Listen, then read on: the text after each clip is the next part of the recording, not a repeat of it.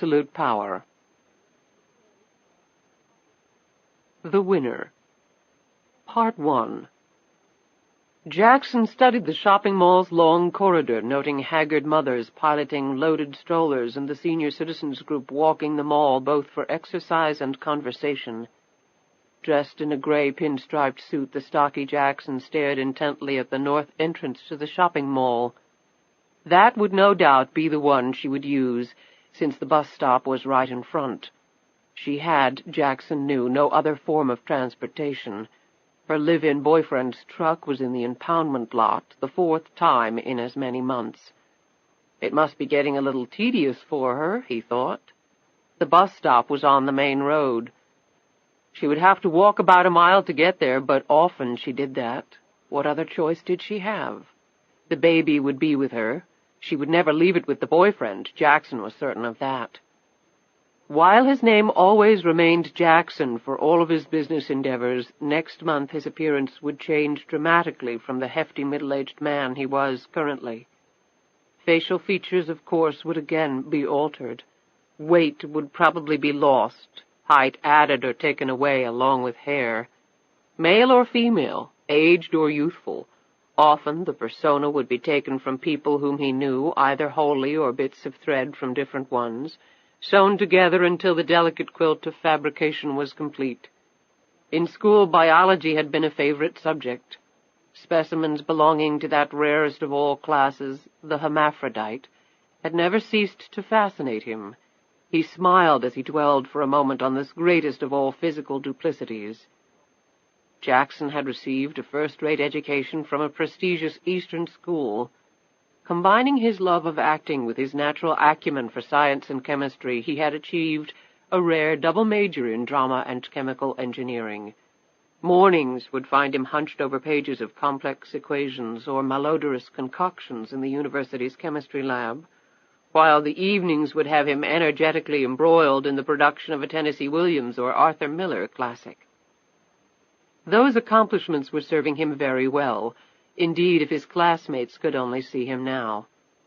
In keeping with today's character, a middle-aged male, overweight and out of shape from leading a sedentary lifestyle, a bead of perspiration suddenly sprouted on Jackson's forehead. His lips curled into a smile.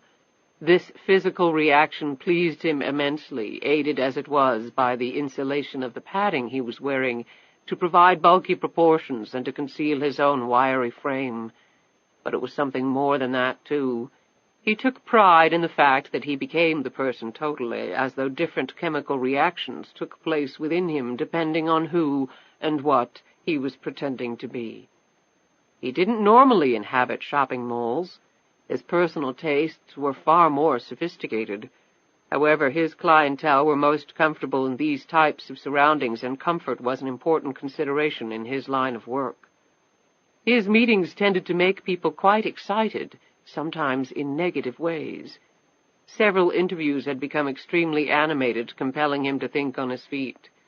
These reminiscences brought another smile to Jackson's lips. You couldn't argue with success, though. He was batting 1,000. However, it only took one to spoil his perfect record. His smile quickly faded. Killing someone was never a pleasant experience. Rarely was it justified, but when it was, one simply had to do it and move on. For several reasons, he hoped the meeting today would not precipitate such an outcome. He carefully dabbed his forehead with his pocket handkerchief and adjusted his shirt cuffs. He smoothed down a barely visible tangle in the synthetic fibers of his neatly groomed wig. His real hair was compressed under a latex skull cap. He pulled open the door to the space he had rented in the mall and went inside. The area was clean and orderly. In fact, too much so, he thought suddenly as he slowly surveyed the interior. It lacked the look of a true working space. The receptionist, seated behind the cheap metal desk in the foyer, looked up at him. In accordance with his earlier instructions, she didn't attempt to speak. She had no idea who he was or why she was here. As soon as Jackson's appointment showed up, the receptionist had been instructed to leave. Very soon she would be on a bus out of town, her purse a little fatter for her minimal troubles. Jackson never looked at her. She was a simple prop in his latest stage production. The phone beside her sat silent, the typewriter next to that unused. Yes, absolutely too well organized, Jackson decided with a frown. He eyed the stack of paper on the receptionist's desk. With a sudden motion, he spread some of the papers around the desk's surface. He then cocked the phone around just so and put a piece of paper in the typewriter, winding it through with several quick spins of the platen knob. Jackson looked around at his handiwork and sighed. You couldn't think of everything all at once. Jackson walked past the small reception area, quickly hitting the end of the shallow space, and then turned right. He opened the door to the tiny interior office, slipped across the room, and sat down behind the scuffed wooden desk. A small TV sat in one corner of the room, its blank screen staring back at him. He pulled a cigarette from his pocket, lit it, and leaned far back in the chair, trying his best to relax despite the constant flow of adrenaline. He stroked his thin, dark mustache. It, too, was made of synthetic fiber, ventilated on a lace foundation and attached to his skin with spirit gum. His nose had been changed considerably as well, a putty base highlighted and shadowed, to make his nose's actual delicate and straight appearance bulky and slightly crooked. The small mole resting next to the altered bridge of his nose was also fake, a concoction of gelatin and alfalfa seeds mixed in hot water. His straight teeth were covered with acrylic caps to give them an uneven and unhealthy appearance. All of these illusions would be remembered by even the most casual observer. Thus, when they were removed, he, in essence, disappeared. What more could someone wholeheartedly engaged in illegal activities want? Soon, if things went according to plan, it would all begin again. Each time was a little different, but that was the exciting part, the not knowing. He checked his watch again. Yes, very soon. He expected to have an extremely productive meeting with her. More to the point, a mutually beneficial meeting. He only had one question to ask LuAnn Tyler, one simple question that carried the potential for very complex repercussions. Based upon his experience, he was reasonably certain of her answer, but one just never knew. He dearly hoped, for her sake, that she would give the right one, for there was only one right answer. If she said no, well, the baby would never have the opportunity to know its mother, because the baby would be an orphan. He smacked the desktop with the palm of his hand. She would say yes. All the others had. Jackson shook his head vigorously as he thought it through. He would make her see, convince her of the inescapable logic of joining with him. How it would change everything for her, more than she could ever imagine, more than she could ever hope for. How could she say no? It was an offer that simply no one could refuse. If she came. Jackson rubbed his cheek with the back of his hand, took a long, slow drag on the cigarette, and stared absently at a nail pop in the wall. But, truth be known, how could she not come? Chapter 2. The brisk wind sailed straight down the narrow dirt road between the compression of thick woods on either side. Suddenly the road curved north, and then just as abruptly dipped to the east. Over a slight rise the view yielded still more trees, some dying, bent into what seemed painful shapes by wind, disease, and weather, but the majority were ramrod straight, with thickening girths and soaring leafy branches. On the left side of the road the more diligent eye could discern a half-circle of open space, consisting of mud, interspersed with patches of new spring grass. Also nestled with nature into this clearing were rusted engine blocks, piles of trash, a small mountain of bone-dry beer cans, discarded furniture, and a litany of other debris that served as visual art objects when covered with snow, and as home to snakes and other creatures when the mercury made its way north. Smack in the middle of that semicircular island rested a short, squat mobile trailer atop a crumbling cinder-block foundation. Seemingly its only touch with the rest of the world were the electrical and telephone lines that ran down from the thick, leaning poles along the road and collided with one side of the trailer.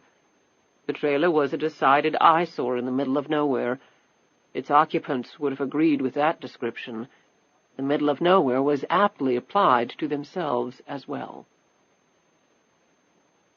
Inside the trailer, LuAnn looked at herself in the small mirror perched atop the leaning chest of drawers. She held her face at an unusual angle, not only because the battered piece of furniture listed to one side with a broken leg, but also because the mirror was shattered. Meandering lines grew outward on the surface of the glass like the slender branches of a sapling, such that if LuAnn had looked head-on into the mirror, she would have seen not one, but 3 faces in the reflection. LuAnn didn't smile as she studied herself. She could never really remember smiling at her appearance. Her looks were her only asset. That had been beaten into her head ever since she could remember, although she could have used some dental work. Growing up on unfluoridated well water and never stepping foot inside a dentist's office had contributed to that situation. No smarts, of course, her father had said over and over. No smarts or no opportunity to use them. She had never broached the subject with Benny Tyler, dead now these past 5 years. Her mother, Joy, who had passed away almost 3 years ago, had never been happier than after her husband died.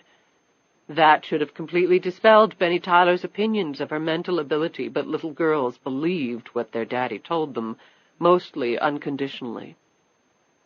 She looked over to the wall where the clock hung. It was the only thing she had of her mother's, a family heirloom of sorts, as it had been given to Joy Tyler by her own mother on the day she married Benny. It had no intrinsic value. You could buy one in any pawn shop for $10. Yet LuAnn treasured it.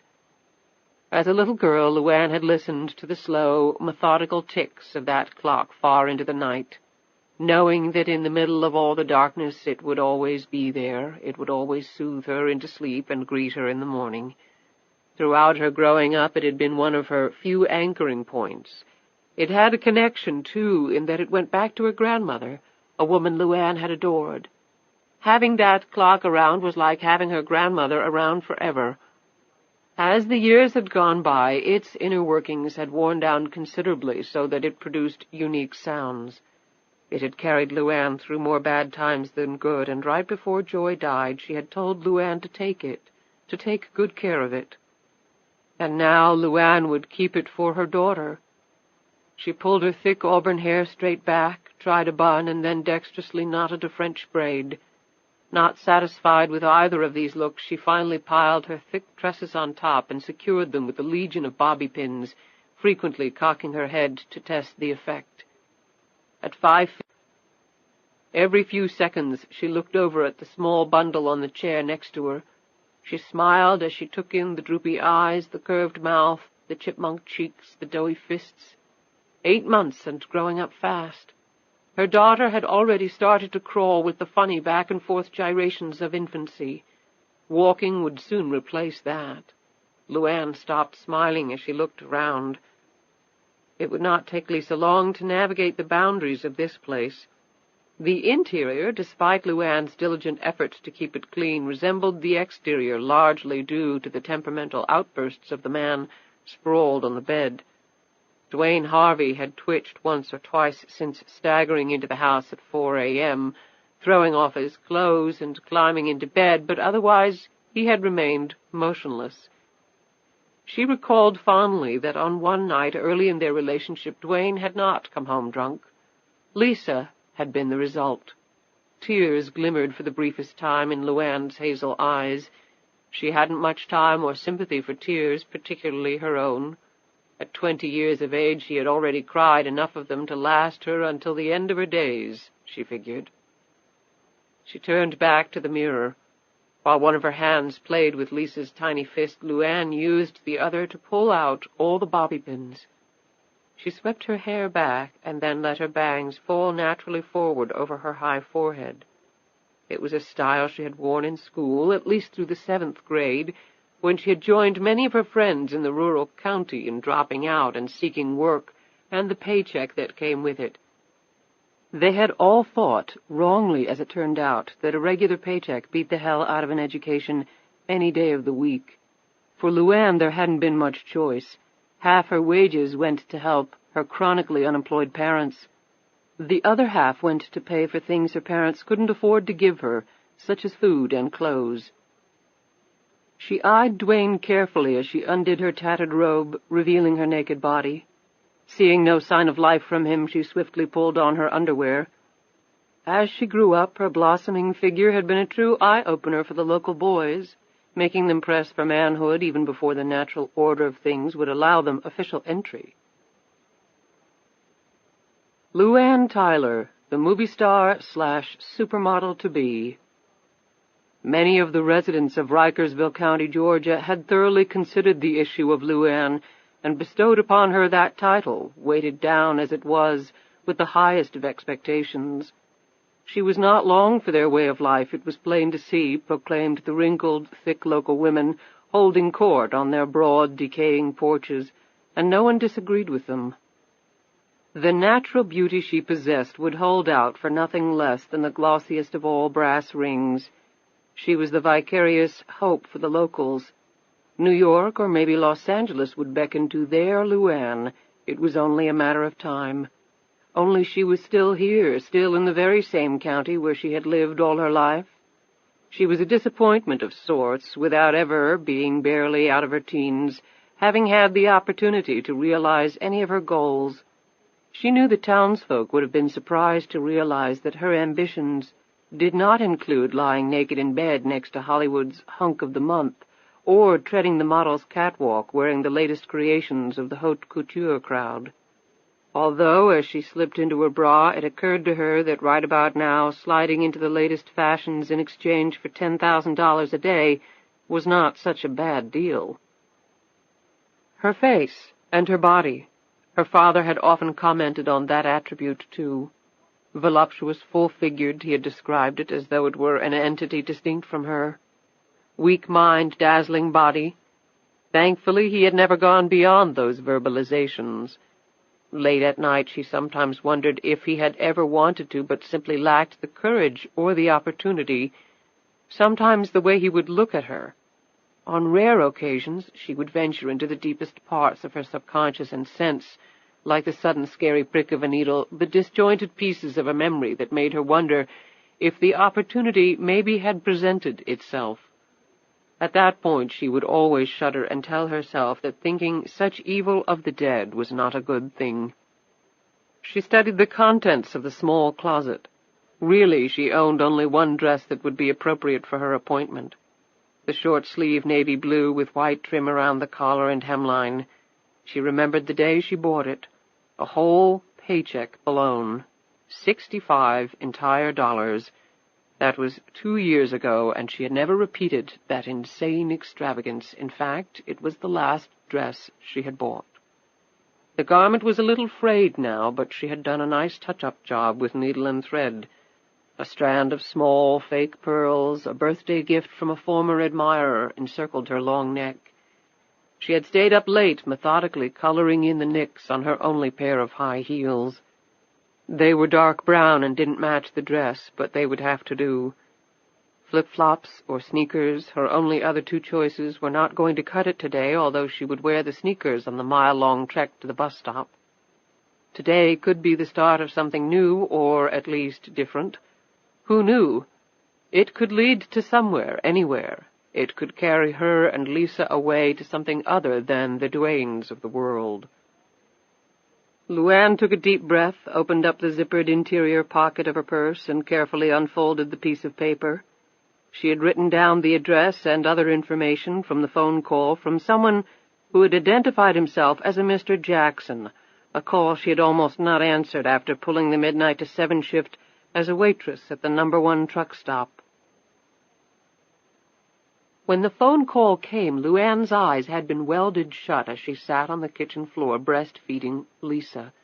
The little girl's teeth were coming in, and LuAnn's nipples felt like they were on fire, but the baby formula was too damn expensive, and they were out of milk. At first, LuAnn had no desire to answer the phone.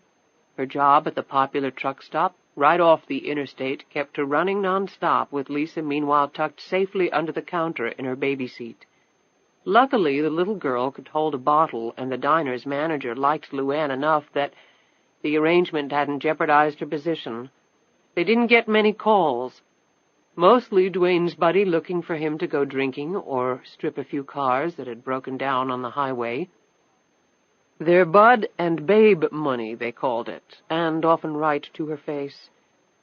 No, it was not Dwayne's boys calling this early. 7 a.m. would find them 3 hours into the deep sleep of another drinking binge. After the third ring, for some reason her hand had reached out and plucked up the phone. The man's voice was crisp and professional. He had sounded as though he were reading from a script, and her sleep-clouded mind had pretty much reasoned that he was trying to sell her something. That was a joke. No charge cards, no checking account, just the little bit of cash hung in a plastic bag inside the hamper she used for Lisa's dirty diapers. It was the only place Dwayne would never search. "Go ahead, mister, you just try to sell me something. Credit card number? Well, let me just make one up right now. Visa, MasterCard, Amex, Platinum.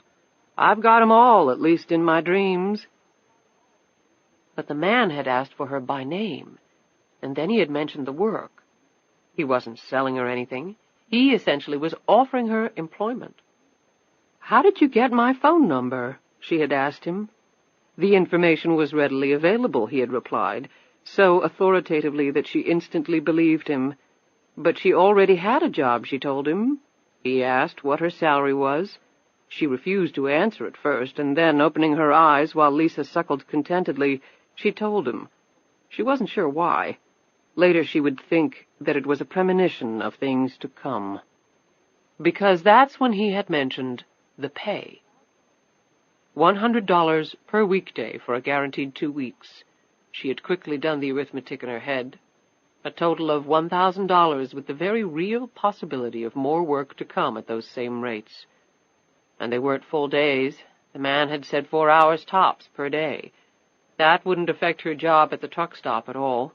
That came to $25 per hour. No one she knew had ever earned such money. Why, at a full year, that was $25,000, and really she would only be working half-time. So the rate was more like $50,000 per year. Doctors, lawyers, and movie stars earned such gigantic sums, not a high school dropout mother residing in the hopeless grip of poverty with someone called Dwayne. As if responding to her unspoken thoughts, Dwayne stirred for an instant, looking at her through brick-red eyes. "Where the hell you going?" Dwayne's voice was thick with the drawl of the area. It seemed that she had heard those same words, that same tone, all her life from a variety of men. In response, she picked up an empty beer can off the chest of drawers. "How about another beer, baby?" She smiled coyly and arched her eyebrows wickedly. Her thick lips dangled each syllable seductively. It had the desired effect. Dwayne groaned at the sight of his malt and aluminum god and slumped back into the grip of his coming hangover. Despite his frequent drinking binges, he could never hold his liquor. In another minute he was asleep once more. The baby doll smile instantly faded, and LuAnn looked at the note again. The work, the man had said, involved trying new products, listening to some ads, getting her opinion on things, sort of like a survey. Demographic analysis, he had termed it, whatever the hell that was. They did it all the time. It was connected to advertising rates and television commercials, things like that. $100 a day for just giving her opinion, something she did for free just about every minute of her life. Too good to be true, really. She had thought that a number of times since his phone call. She was not nearly as dumb as her father had thought. In fact, housed behind her comely face was an intellect far more powerful than the late Benny Tyler could have imagined, and it was coupled with a shrewdness that had allowed her to live by her wits for years now. However, only rarely did anyone go beyond her looks. She often dreamed of an existence where her boobs and butt weren't the first, last, and only thing everyone ever noticed about her, ever commented on. She looked over at Lisa. The little girl was awake now, her eyes darting around the bedroom until they came to rest with much glee upon her mother's face. LuAnn's eyes crinkled back at her little girl. After all, could it be worse than her and Lisa's present reality? She normally held a job for a couple of months, or, if she was really lucky, half a year, and then a layoff came with the promise of a rehire when times got better, which they never seemed to do. Without a high school diploma, she was immediately categorized as stupid. By virtue of living with Duane, she had long ago decided she deserved that label. But he was Lisa's father, even if he had no intention of marrying LuAnn, not that she had pushed him on that. She was not over-eager to take Duane's last name or the man-child that came with it. However, having grown up in something less than the embrace of a happy, caring household, LuAnn was firmly convinced that the family unit was vitally important to a child's well-being. She had read all the magazines and watched numerous talk shows on the subject. In Rikersville, LuAnn was one step ahead of the welfare rolls most of the time. There were about 20 people for every lousy job.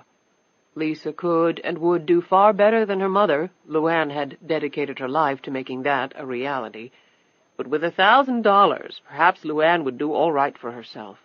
A bus ticket to somewhere else, some money to live off until she could find a job, the little nest egg she had so desperately wanted over the years but had never been able to accumulate.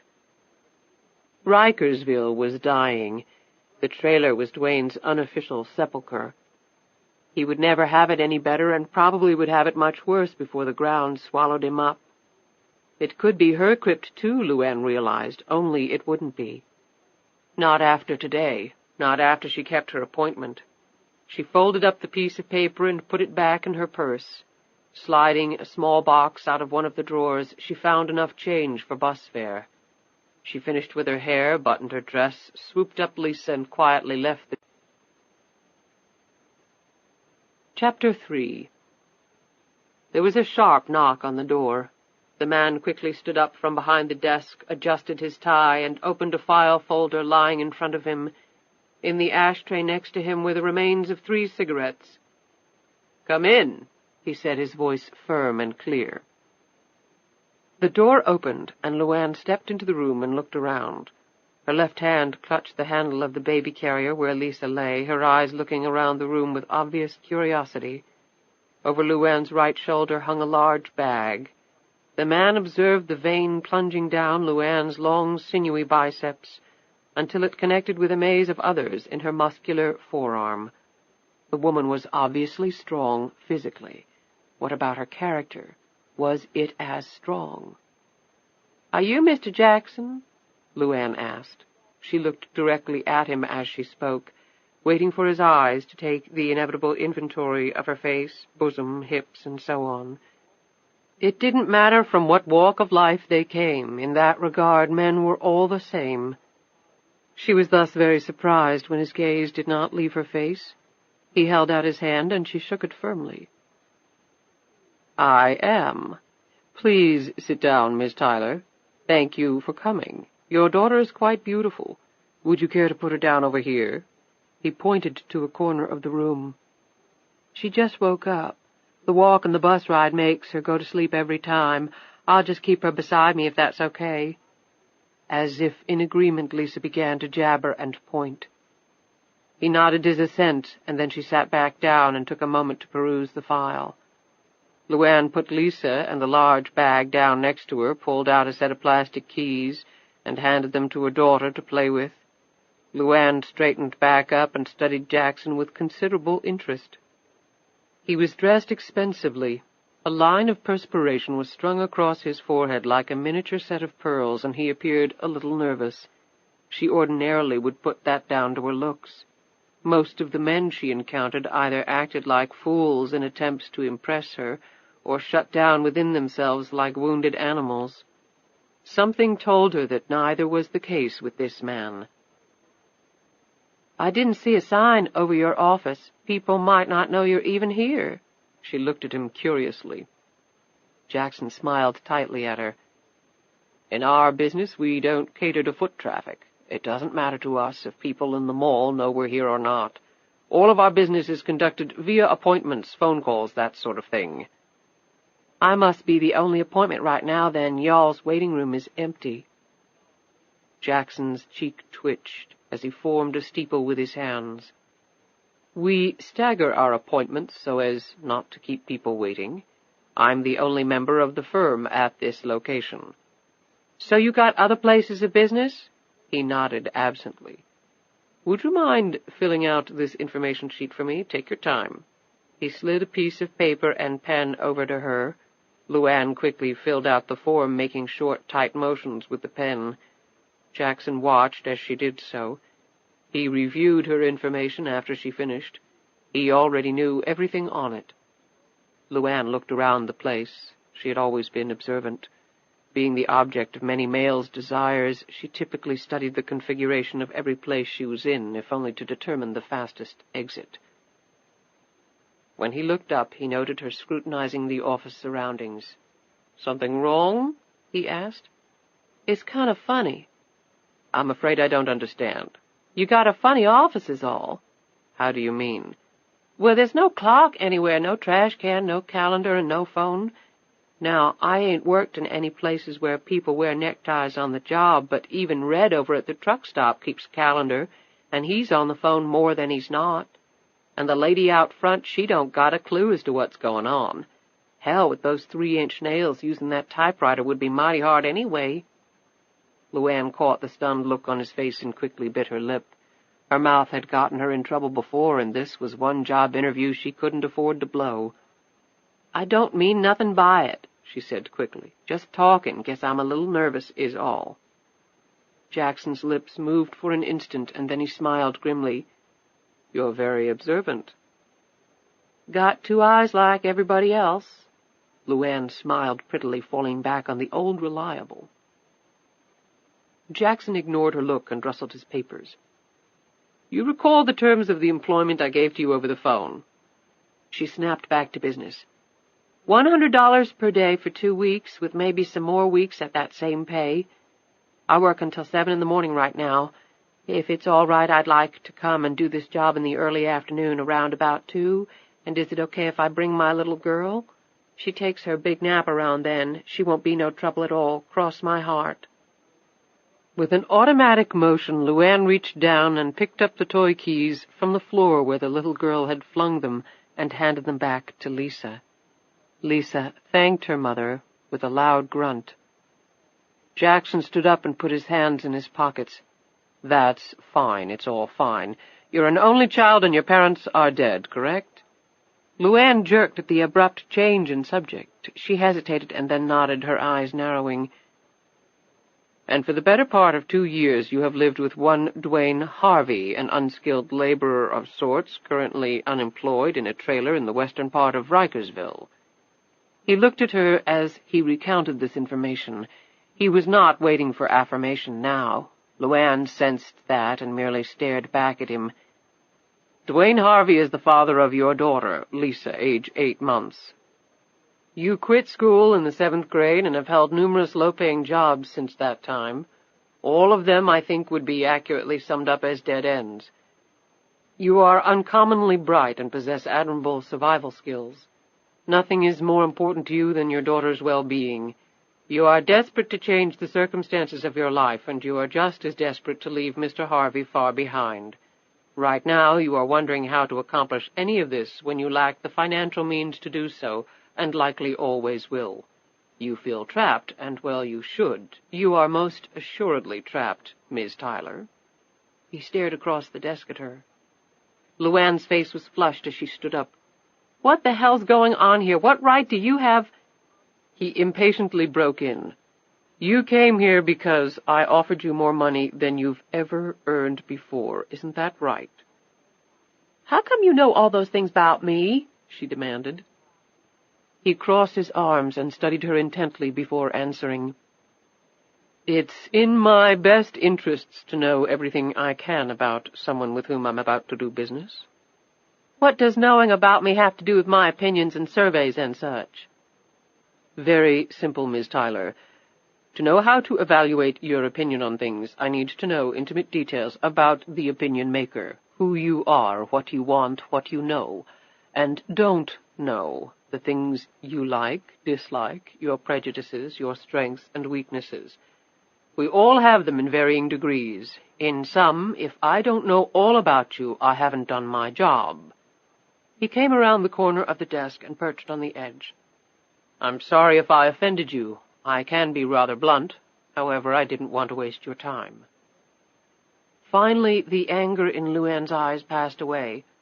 "Well, I guess if you put it that way—" "I do, Miss Tyler. May I call you LuAnn?" "That's my name," she said brusquely. She sat back down. "Well, I don't want to waste your time either, so what about the hours? Is the afternoon okay?" Jackson abruptly returned to his seat and looked down at the desk, rubbing his hands slowly over its cracked surface. When he looked back up at her, his countenance was even more serious than it had been seconds before. "Have you ever dreamed of being rich, LuAnn? I mean, rich beyond all your wildest fantasies? So wealthy, in fact, that you and your daughter could literally do anything in the world you wanted to do when you wanted to do it? Have you ever had that dream?" LuAnn started to laugh until she caught the look in his eyes. There was no humor, no diffidence, no sympathy in their depths, merely an intense desire to hear her answer. "Hell, yes! Who hasn't had that dream?" "Well, those who are already filthy rich rarely do, I can tell you that. However, you're right. Most other people at some point in their lives have that fantasy. Yet virtually no one ever makes that fantasy a reality. The reason is simple. They can't." LuAnn smiled disarmingly. "But $100 a day ain't bad either." Jackson stroked his chin for several seconds, coughed to clear his throat, and then asked a question. "LuAnn, do you ever play the lottery?" She was surprised by the inquiry, but readily replied. "Now and then. Everybody around here does. It can get expensive, though. Dwayne plays every week, sometimes half his paycheck. That is when he pulls a paycheck, which usually ain't the case. He's all fired certain he's going to win, plays the same numbers every time, says he saw them in a dream. I say he's just dumber than dirt. Why?" "Have you ever played the National Lotto?" "You mean the one for the whole country?" Jackson nodded, his eyes fixed on her. "Yes," he said slowly. "That's exactly the one I mean." "Once in a while, but the odds are so big I got a better chance of going for a stroll on the moon than I do of winning that thing." "You're absolutely right. In fact, the odds this month are approximately 1 in 30 million. "That's what I mean.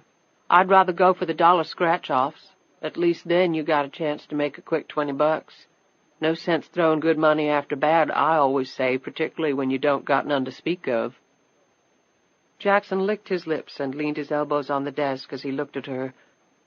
"What would you say if I told you I could drastically better your chances of winning the lottery?" He kept his eyes trained resolutely on her. "Excuse me?" Jackson said nothing. LuAnn looked around the room as if expecting to see a surveillance camera somewhere. "What's this got to do with the job? I didn't come here to play no games, mister."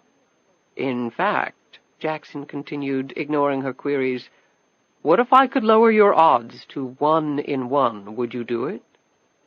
LuAnn exploded. "Is this some kind of a big joke? If I didn't know better, I'd think maybe Dwayne was behind this. You better tell me what the hell's going on before I get really mad." "This is no joke, LuAnn." LuAnn rose out of the chair. "You darn sure got something else on the burner, and I don't want no parts of it. No parts. $100 a day or not," she said with deep disgust, mingled with deeper disappointment, as her plans for the $1,000 payday rapidly faded away. She picked up Lisa and her bag and turned to leave. The quiet tones of Jackson's voice rippled across her back. "I am guaranteeing that you will win the lottery, LuAnn. I am guaranteeing that you will win, at minimum, $50 million. She stopped.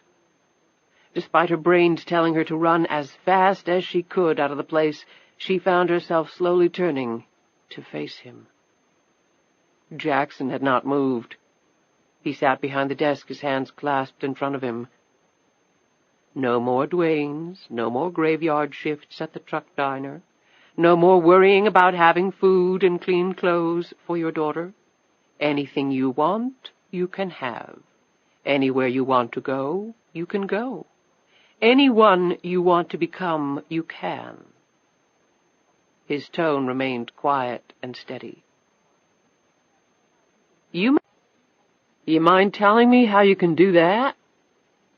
Had he said $50 million? Lord Almighty! She placed one hand against the door to steady herself. I need an answer to my question. What question? Jackson spread his hands. Do you want to be rich? Are you a crazy man or what? I'm as strong as all get out, so if you try anything, I'll kick your little butt all the way down the street and leave you with half the brains you started the day with. Do I take that as a no? He said. LuAnn tossed her hair to one side and switched Lisa's carrier from her right to her left hand. The little girl was looking back and forth at them, as though absorbed in the heated conversation. Look, there is no way in hell that you can guarantee me something like that, so I'm just going to walk out of here and call the nut house to come get you. In response, Jackson looked at his watch and walked over to the TV and turned it on. In 1 minute, the National Daily Drawing will be held. It's only a $1 million payoff. However, it will serve to illustrate a point nonetheless. Understand, I do not profit from this. It is used only for demonstration purposes to quell your quite understandable skepticism. LuAnn turned to look at the screen. She watched as the lottery drawing began and the ball machines fired up. Jackson glanced over at her. The winning numbers will be 8, 4, 7, 11, 9, and 6 in that order. He pulled a pen and paper from his pocket and wrote the numbers down. He handed the paper to LuAnn. She almost laughed, and a loud snort did escape her mouth. It stopped just as quickly when the first number announced was 8. In rapid succession, the 4, 7, 11, 9, and 6 balls were kicked out and announced as the winning combination. Her face pale, LuAnn stared down at the paper and then at the winning numbers on the screen. Jackson turned off the TV. I trust that your doubts about my abilities are now satisfied. Perhaps we can get back to my offer. LuAnn leaned back against the wall. Her skin seemed to be humming against her bones as though a million bees had plunged into her body. She looked at the TV. She saw no special wires or contraptions that could have aided him in predicting the outcome. No VCR. It was just plugged into the wall. She swallowed hard and looked back at him. How the hell did you do that? The words came out in a hushed, fearful tone. You have no possible need to know that information. Just answer my question, please. His voice rose slightly. She took a deep breath, tried to calm her twitching nerves. You're asking me if I want to do something wrong. Then I'm telling you flat out that I won't. I ain't got much, but I'm no criminal. Who says it's anything wrong? Excuse me, but are you saying that guaranteeing to win the lottery ain't wrong? Sure as hell sounds like a fix to me. You think just because I work crap jobs I'm stupid? I actually have a high opinion of your intelligence. That's why you're here. However, someone has to win that money, LuAnn. Why not you? Because it's wrong, that's why. And who exactly are you hurting? Besides, it's not wrong, technically, if no one ever finds out. I know. Jackson sighed. That's very noble. However, do you really want to spend the rest of your life with Dwayne? He has his good points. Really, would you care to enumerate them? Why don't you go straight on to hell? I think my next stop's going to be at the police station. I got a friend who's a cop. I bet you he'll be real interested to hear about all this. LuAnn turned and gripped the doorknob. This was the moment Jackson had been waiting for. His voice continued to rise. So Lisa grows up in a filthy trailer in the woods. Your little girl will be extraordinarily beautiful if she takes after her mother. She reaches a certain age, the young men start to get interested, she drops out of school, a baby perhaps comes along, the cycle starts anew. Like your mother? He paused. Like you? Jackson added very quietly. LuAnn turned slowly around, her eyes wide and glimmering. Jackson eyed her sympathetically. It's inevitable, LuAnn. I'm speaking the truth, you know I am. What future do you and Lisa have with him? And if not him, another Duane, and then another and another. You'll live in poverty, and you'll die in poverty, and your little girl will do the same. There's no changing that. It's not fair, of course, but that doesn't make it any less certain. Oh, people who have never been in your situation would say that you should just pack up and go. Take your daughter and just leave. Only they never tell you how you're supposed to do that. Where will the money for bus fare and motel rooms and food come from? Who'll watch your child first while you look for work, and then when you find it, if you ever do? Jackson shook his head in sympathy and slid the back of one hand under his chin as he eyed her. Of course, you can go to the police if you want, but by the time you get back there will be no one here. And do you think they'll really believe you? An expression of condescension played across his features. And then what will you have accomplished? You'll have missed the opportunity of a lifetime. Your only shot at getting out. Gone. He shook his head sadly at her as if to say, Please don't be that stupid. LuAnn tightened her grip on the baby carrier. An agitated Lisa was starting to struggle to get out, and her mother automatically started rocking the little girl back and forth. You talking about dreams, Mr. Jackson? I got me my own dreams. Big ones. Damn big ones. Her voice was trembling, though. LuAnn Tyler had a very tough exterior built up over long, hard years of scrapping for an existence and never getting anywhere. However, Jackson's words had hurt LuAnn, or rather, the truth in those words. I know you do. I said you were right, and you've done nothing at this meeting but reinforce that opinion. You deserve far better than what you have now. However, rarely do people get what they deserve in life. I'm offering you a way to achieve your big dreams. He abruptly snapped his fingers for effect. Like that. She suddenly looked wary. How do I know you're not the police trying to set me up? I ain't going to no prison over money. Because it would be a clear case of entrapment, that's why. It would never hold up in court. And why in the world would the police target you for such an elaborate scheme? LuAnn leaned up against the door. Under her dress, she felt her heart beating erratically between her breasts. Jackson stood up. I know you don't know me, but I take my business very, very seriously. I never do anything without a very good reason. I would not be here wasting your time with some joke, and I most certainly never waste my time. Jackson's voice carried an unmistakable ring of authority, and his eyes bored into LuAnn with an intensity that was impossible to ignore. Why me? Out of all the people in the whole friggin' world, why'd you come knocking on my door? She was almost pleading. Fair question.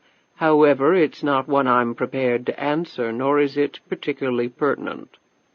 How can you know I'm going to win? He looked at the TV. Unless you think I was incredibly lucky with that drawing, then you shouldn't doubt the outcome. Huh. Right now I doubt everything I'm hearing. So what if I play along and I still don't win? Then what have you lost? The $2 it cost to play, that's what. It might not sound like much money to you, but that's bus fare for almost a whole week. Jackson pulled 4 singles from his pocket and handed them to her. Then consider that risk eliminated and 100% return on top of it. She rubbed the money between her fingers. I want to know what's in it for you. I'm a little too old to believe in good fairies and wishes on a star. LuAnn's eyes were clear and focused now. Again, a good question, but one that only becomes applicable if and when you agree to participate. You're right, however. I'm not doing this out of the goodness of my heart. A tiny smile escaped his lips. It's a business transaction, and in all good business transactions both sides benefit. However, I think you'll be pleased at how generous the terms will be. LuAnn slid the money into her bag. If you need my answer right this very minute, it's going to be a big, fat no. I realize that my proposition has certain complexities. Therefore, I will give you some time to think about it. He wrote a toll-free number down on a piece of paper and held it out to her. But not too much time. The monthly lottery drawing takes place in 4 days. I have to have your answer by 10 a.m. the day after tomorrow. This number will reach me anywhere. She looked at the paper in his hand. And if I still say no in 2 days, which I probably will—" Jackson shrugged. "Then someone else will win the lottery, LuAnn. Someone else will be at least $50 million richer, and they certainly won't waste any time feeling guilty about it. I can assure you." He smiled pleasantly. "Believe me when I tell you that a lot of people would gladly take your place. Gladly." He put the paper in her hand and closed her fist around it. "Remember, 1 minute past 10 a.m. and the offer to you is gone. Forever." Jackson, of course, did not mention the fact that if LuAnn said no, he would have her immediately killed. His tone was almost harsh, but then he quickly smiled again and opened the door for her, glancing at Lisa as he did so. The little girl stopped thrashing and stared wide-eyed at him. "She looks just like you. I hope she's got your brains as well." As she passed through the doorway, he added, "Thank you for coming, LuAnn, and have a nice day." "What makes me think your name ain't Jackson?" she said, giving him a piercing stare. "I sincerely hope to hear from you soon, LuAnn. I like to see good things happen to deserving people, don't you?" He shut the door softly behind her. Chapter 4. On the bus ride home, LuAnn clutched both Lisa and the piece of paper bearing the phone number with equal tenacity. She had the very uncomfortable feeling that everyone on the bus was acutely aware of what had just happened to her and was judging her harshly as a result. An old woman wearing a battered coat and droopy, torn knee-high stockings gripped her plastic shopping bags and glared at LuAnn. Whether she was really privy to LuAnn's interview or simply resented her youth, looks, and beautiful baby girl, LuAnn couldn't be sure. She sat back in her seat and let her mind race ahead to examine her life if she said yes or no to the proposal. While declining the offer seemed to carry with it certain consequences, all of them emblazoned with Dwayne-like features, acceptance seemed to bear its own problems. If she actually won the lottery and came into incalculable wealth, the man had said she could have anything she wanted, anything, go anywhere, do anything. God, the thought of such unbridled freedom only a phone call and 4 days away made her want to run screaming with joy through the bus's narrow aisle. She had put aside the notion that it was all a hoax or some bizarre scheme. Jackson had asked for no money, not that she had any to give. He had also given no indication that he desired any sexual favors from her, although the full terms had not, as yet, been disclosed. However, Jackson did not strike her as being interested in her sexually. He had not tried to touch her, had not commented on her features, at least not directly, and seemed in every way professional and sincere. He could be a nut, but if he was, he certainly had done an admirable job of feigning sanity in front of her. Plus, it had cost money to rent the space, hire the receptionist, and so forth. If Jackson was certifiable, he definitely had his normal moments. She shook her head, and he had called every number correctly on the daily drawing before the damn machines had even kicked them out. She couldn't deny that. So if he was telling the truth, then the only catch was that his business proposal resonated with illegality, with fraud, with more bad things than she cared to think about. That was a big catch. And what if she went along and then was caught somehow, the whole truth coming out? She could go to prison, maybe for the rest of her life. What would happen to Lisa? She suddenly felt miserable. Like most people, she had dreamt often of the pot of gold. It was a vision that had carried her through many a hopeless time when self-pity threatened to overtake her. In her dreams, though, the pot of gold had not been attached to a ball and chain. "Damn," she said under her breath. A clear choice between heaven and hell? And what were Jackson's conditions? She was sure the man would exact a very high price in exchange. So, if she accepted and actually won, what would she do? The potential of such freedom was easy to see, taste, hear, feel. The actual implementation of it was something altogether different. Travel the world? She had never been outside Rikersville, which was best known for its annual fair and reeking slaughterhouses. She could count the times on one hand that she had ridden in an elevator. She had never owned a house or a car, In fact, she had never really owned anything. No bank account had ever borne her name. She could read, write, and speak the king's English passably, but she certainly wasn't social register material. Jackson said she could have anything. But could she really? Could you really pluck a toad from the mud in some backwater and deposit it in a castle in France, and really believe it could actually work? But she didn't need to do it at all, change her life so dramatically, become something in someone that she decidedly wasn't. She shuddered. That was the thing, though. She flipped her long hair out of her face, leaned against Lisa, and played her fingers over her daughter's forehead, where the golden hairs drifted across. LuAnn took a deep breath, filling her lungs with the sweet spring air from the open bus window. The thing was, she wanted desperately to be someone else, anyone other than who she was. Most of her life she had felt, believed, and hoped that one day she would do something about it. With each passing year, however, that hope grew more and more hollow, more and more like a dream that one day would break completely free from her and drift away, until finally, when she was the shrunken, wrinkled owner of a quickly fading, unremarkable life, she would no longer remember she had ever possessed such dreams. Every day her bleak future became more and more graphic, like a TV with an antenna finely attached. Now things had abruptly changed. She stared down at the phone number as the bus rolled down the bumpy street, carrying her and Lisa back to the dirt road that would lead to the dirtier trailer where Dwayne Harvey lurked, awaiting their return in what she was certain would be a foul temper. He would want beer money, but she brightened as she recalled she had 2 extra singles riding in her pocket. Mr. Jackson had already provided her with some benefit. Having Dwayne out of the way so she could think things through would be a start. Tonight was dollar pitcher night at the Squat and Gobble, his favorite hangout. With $2, Dwayne would happily drink himself into oblivion. She looked out the window at the world awakening from winter. Spring was here, a new beginning, perhaps for her as well, to occur at or before 10 a.m. 2 days from now.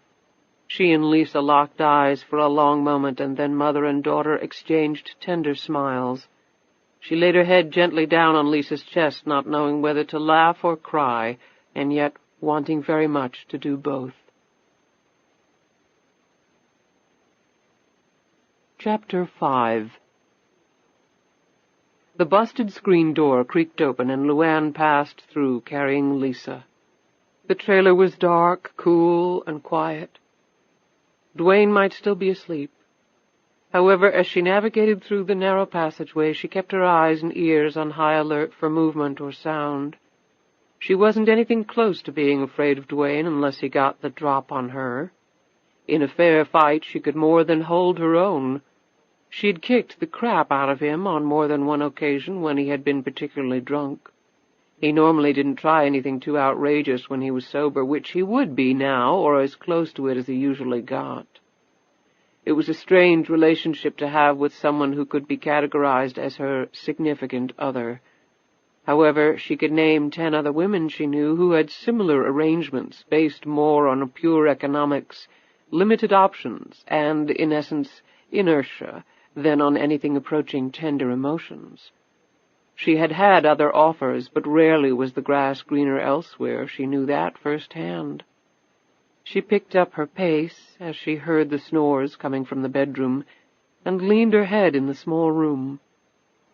She sucked in her breath as she eyed the twin figures lying under the sheets. Dwayne's head was visible on the right. The other person was completely covered by the sheet. However, the twin humps in the chest region suggested it was not one of Dwayne's male drinking buddies sleeping it off. LuAnn quietly stepped down the hallway and placed an anxious-looking Lisa and her carrier down in the bathroom, then closed the door. LuAnn didn't want her little girl to be disturbed by what was about to happen. When she again opened the bedroom door, Dwayne was still snoring loudly. However, the body beside him had moved, and the dark red hair was clearly visible now. It took only a second for LuAnn to clamp a hand around the thick mane, and then she pulled with all her immense strength, and the unfortunate owner of those long locks was hauled out of the bed to crash buck naked against the far wall. "Shit!" the woman bellowed as she landed on her butt and was immediately pulled across the rough, ragged carpet by a grim-looking LuAnn. "Damn it, LuAnn, let go!" LuAnn looked back at her for a split second. "Shirley, you slut around here again, and I swear to God I'll break your neck." "Dwayne, help me, for Christ's sake! She's crazy!" Shirley wailed, pulling and clawing at her hair in a futile effort to make LuAnn let go. Shirley was short and about 20 pounds overweight. Her chubby legs and full, wobbly breasts slapped back and forth against each other as the two women made their way to the bedroom door. Dwayne stirred as LuAnn passed by. "What's going on here?" he said sleepily. "Shut up," LuAnn snapped back.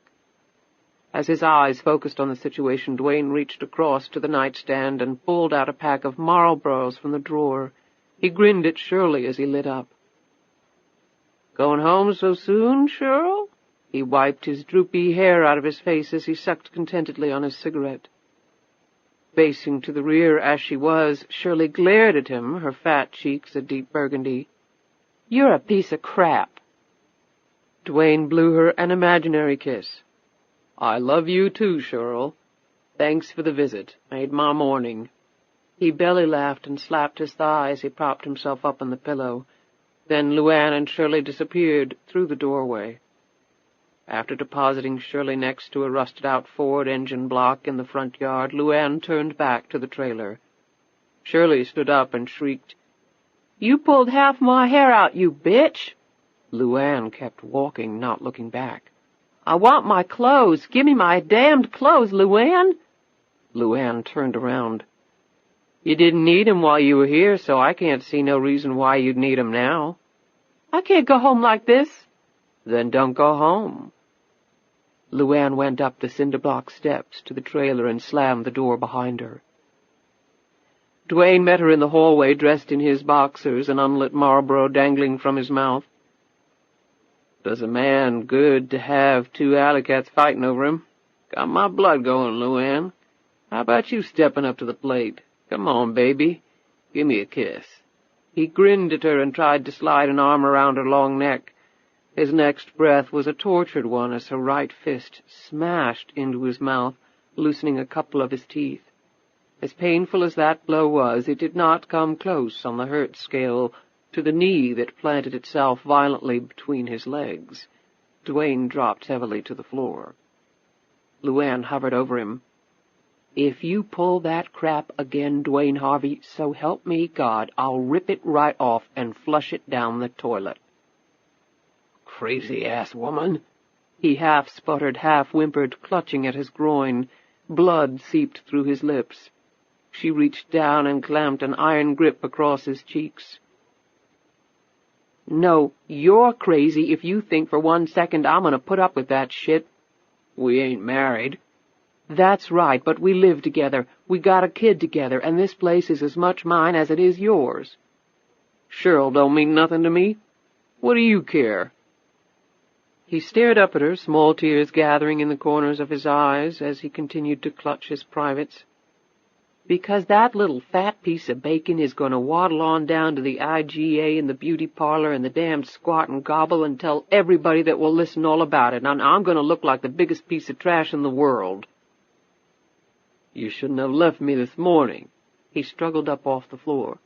"See, this here's all your fault. She came by to see you about something. What was I supposed to do?" "I don't know, Dwayne. How about giving her a cup of coffee instead of your dick?"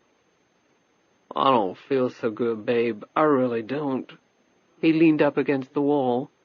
She roughly pushed past him on her way to check on Lisa. "Best news I've heard all day." A minute later she marched past him again and entered the bedroom, where she proceeded to rip the sheets off the bed. Dwayne sulkily watched her from the doorway. "Go ahead and throw 'em away. I don't give a crap. You bought 'em." She didn't look at him as she answered. "I'm taking 'em over to Wanda's to wash. If you're going to sleep around with sluts, it ain't going to cost me nothing." As she lifted the mattress, a flash of green caught her eye. She shoved the mattress off the bed frame and then looked over at Dwayne. "What the hell is this?" she demanded. Duane looked at her coldly.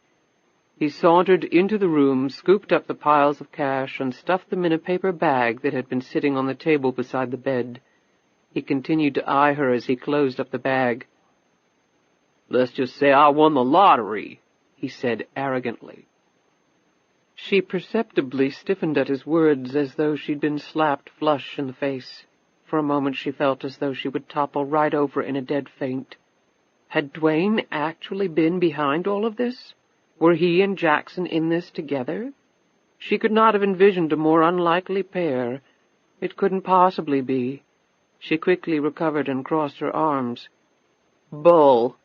Where'd you get it, Duane? Let's just say it's a real good reason to be nice to me and to keep your mouth shut." Angrily pushing him from the room, she locked the door. She changed into jeans, sneakers, and a sweatshirt, and then quickly packed an overnight bag. When she unlocked and threw open the door, Duane hadn't budged. The bag was still clutched in his hand. She moved quickly past him, opened the door to the bathroom, and scooped up a wriggling Lisa in one arm. The dirty linen and overnight bag in her other hand, she headed for the front door. "Where you going, LuAnn?" "None of your damned business." "How long you going to be pissed about this? I didn't get mad at you for kicking me in the balls, did I? I done already forgot about it, in fact." She whirled around for a second. "Duane, you have got to be the dumbest person on the face of this earth." "Is that right? Well, who do you think you are, Princess Di? Well, if it weren't for me, you and Lisa wouldn't even have a damned place to stay. I took you in, or you wouldn't have nothing." He lit up another cigarette, but warily kept out of range of her fist. He scrunched the match out on the tattered carpet. "So maybe instead of bitching all the time, you ought to try being nice to me." He held up the paper bag stuffed with cash. "There's plenty more where this came from, too, little girl. I ain't gonna be living in this crap hole much longer. You best think about it. You best think real good about that. I ain't taking crap from you or anybody else any more. You hear me?" She opened the front door. "Duane, I'll start being nice to you right now. You know how? I'm gonna leave before I kill you." Lisa started to cry at her mother's angry tones as though she thought they were directed at her. LuAnn kissed the little girl and cooed in her ear to calm her down. Duane watched LuAnn march across the muddy yard, admiring her soft behind and the tight jeans. For a moment he looked around for Shirley, but she had evidently already made a run for it, naked and all. "I love you, babe," he yelled after LuAnn, grinning. "Go to hell, Duane." Chapter 6. The mall was far busier than it had been during her visit the day before. LuAnn was grateful for the crowds as she made a wide berth around the office she had visited earlier, though she did glance in its direction as she passed by. Through the glass panes on either side of the door it seemed dark inside. She supposed if she tried the door it would be locked. She didn't imagine that Jackson would have hung around long after she had left, and she assumed she had been his sole client. She had called in sick to work and spent a sleepless night at a friend's house, alternating between staring at a full moon and Lisa's tiny mouth, as it randomly produced smiles, grimaces, and every expression in between while the little girl slept heavily. She had finally decided not to make a decision on Jackson's proposal until she had some more information. One conclusion had come fairly rapidly. She would not go to the police. She could prove nothing, and who would believe her? There was no upside potential to such a move, and at least 50 million reasons against it. For all her sense of right and wrong, she could not get past that one inescapable temptation. Incredible, sudden wealth was perhaps staring her in the face. However, her latest episode with Duane had only reinforced to her that Lisa could not be allowed to grow up in such an environment. Something had to give. The mall office was at the end of a corridor on the south side of the building. LuAnn swung open the door and went in. "LuAnn?" LuAnn stared at the source of this exclamation. Behind the counter the young man was dressed neatly in a short-sleeved shirt, necktie, and black slacks. In his excitement, he repeatedly clicked a pen in his right hand. LuAnn stared at him, but no recognition was forthcoming. The young man almost vaulted over the counter. "I didn't expect you to remember me.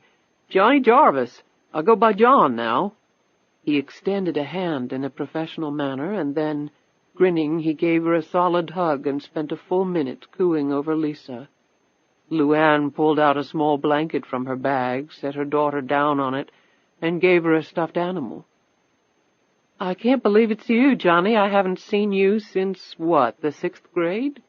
You were in the 7th. I was in the 9th. You look good, real good. How long you been working here?" Jarvis grinned proudly. "After high school, I went on to the community college and got my A.S. That stands for Associate Degree in Science. Been at the mall for 2 years now. Started out as a data inputter, but now I've moved up to sort of the assistant manager of mall operations." "Congratulations. That's wonderful, Johnny. I mean, John." "Oh, hell, you can call me Johnny. I can't believe you just walked on in that door. When I saw you, I thought I was going to fall over and die. I never thought I'd see you again.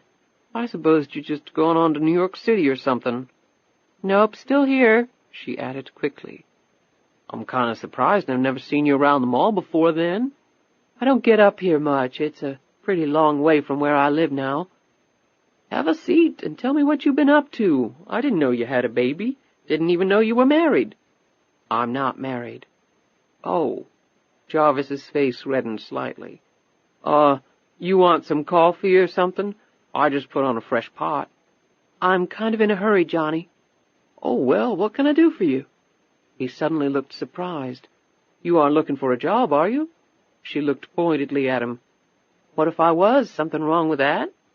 "No, I mean, course not. I just meant, I never expected you to hang around here working in no mall, that's all." He smiled. "A job's a job, ain't it? You work here.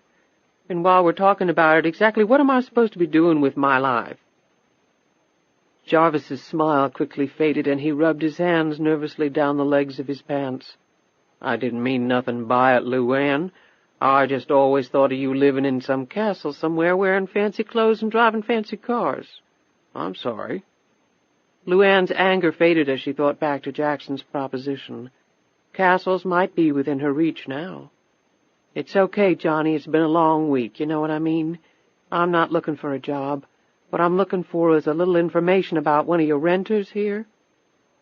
Jarvis glanced over his shoulder at the rear office, where the sounds of phones and clattering keyboards could be heard, mixed with short bursts of conversation, and then he turned back to her. "Information?" "Yeah, I came by here yesterday morning, had an appointment." "With who?" "That's what I want you to tell me." "It was that business on the right as you come in the mall next to the bus stop. It ain't got no sign or anything, but it's next to the ice cream place." Jarvis looked puzzled for a second. "I thought that space was still vacant. We got a lot of that. This mall isn't exactly in the middle of a booming area." "Well, it wasn't vacant yesterday." Jarvis walked over to the computer on the counter and started punching buttons. "What was the appointment for?"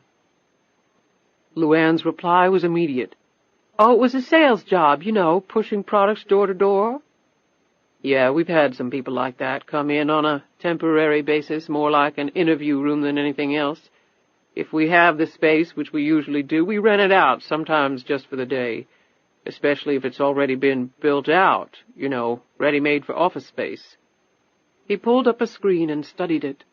As voices continued to filter in from the back office, he went over and shut the door.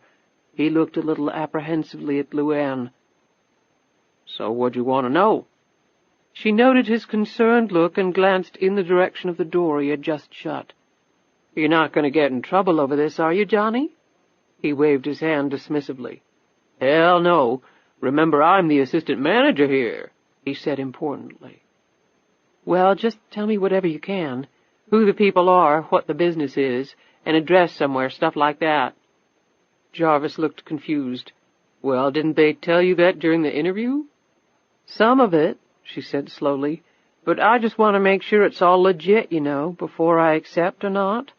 I gotta buy some nicer clothes and maybe get me a car." I don't want to do that if it's not on the up and up. Jarvis snorted. Well, you're smart to do that. I mean, just because we rent space to these people, it don't mean they're shooting straight with you. He added anxiously, They didn't ask for money from you, did they? No, as a matter of fact, the money they were talking about me getting was pretty unbelievable. Probably too good to be true, then. That's what I'm afraid of. She watched his fingers sail across the computer keyboard. Where'd you learn to do that stuff? She said with admiration. What, this? That's when I was at the community college. They got programs over there that teach you just about anything. Computers are cool. I wouldn't mind going back to school one day. You were always real smart in school, LuAnn. I bet you'd pick it up like nobody's business. She gave him a pretty look. Maybe one day. Now what you got for me? Jarvis studied the screen again. Company's name is Associates, Inc. At least that's what they put on the rental agreement. They leased for a week, starting yesterday, in fact, paid in cash. Didn't give any other address. When they pay in cash, we don't really care. There ain't nobody there now. Jarvis nodded absently as he tabbed down the screen. Guy named Jackson signed the lease agreement, he said. About my height with black hair, sort of fat? That's right. I remember him now. He seemed very professional. Anything out of the way happened during your interview? Depends on what you call out of the way. But he was real professional to me, too. Anything else you can tell me? Jarvis studied the screen again, hoping to find a few more kernels of information with which to entice LuAnn. Finally, strong disappointment etched across his features. He looked at her and sighed. Not really, I guess. LuAnn hoisted up Lisa and then eyed a stack of steno pads and a cup of pens on the counter. Could I have one of those pads and a pen, Johnny? I could pay you something for them. You kidding? Good golly, take all you want. One of each is all I need, thanks. She put the pad and pen in her handbag. No problem at all, we got tons of that stuff. Well, I appreciate what you told me, I really do, and it was real nice seeing you, Johnny. Hell, you made my whole year walking in the door like that. He took a peek at his watch. I take my lunch break in about 10 minutes. They got a nice Chinese place down at the food court. You have time? My treat. We could talk some more, catch up. Maybe another time. Like I said, I'm kind of in a hurry. LuAnn observed Jarvis's disappointment and felt a little guilty. She put Lisa down and gave him a big hug. She smiled as she listened to him breathe deeply into her freshly washed hair, as he pressed his hands against the small of her back, and the warmth and softness of her chest spread over his. Jarvis's spirits were instantly rekindled. You've done real well for yourself, Johnny, LuAnn said as she stepped back. Always knew you'd do just fine. Things might have been different, she thought, if she had come across Johnny a while back. Jarvis was now treading across fine white clouds. You did? I'm kind of surprised you even thought about me at all. There you go, I'm just full of surprises. Take care of yourself, maybe I'll see you around. She picked up Lisa, who was rubbing the stuffed animal against her mother's cheek and jabbering happily, and headed for the door. Hey, LuAnn? She turned back around. You going to take that job? She considered the question for a moment. I don't know yet, but I expect you'll probably hear about it if I do. LuAnn's next stop was the public library, a place she had frequented when in school, but it had been years since she had last been there. The librarian was very pleasant and complimented LuAnn on her daughter. Lisa snuggled against her mother while she looked around at all the books. Ooh. She likes books, said LuAnn. I read to her every day. She's got your eyes, the woman said, looking back and forth between mother and child. LuAnn's hand gently slid against Lisa's cheek. The woman's smile faded when she saw no ring on LuAnn's finger. LuAnn noted the look. Best thing I've ever done. I ain't got much, but this little girl's never going to be hurtin' for love.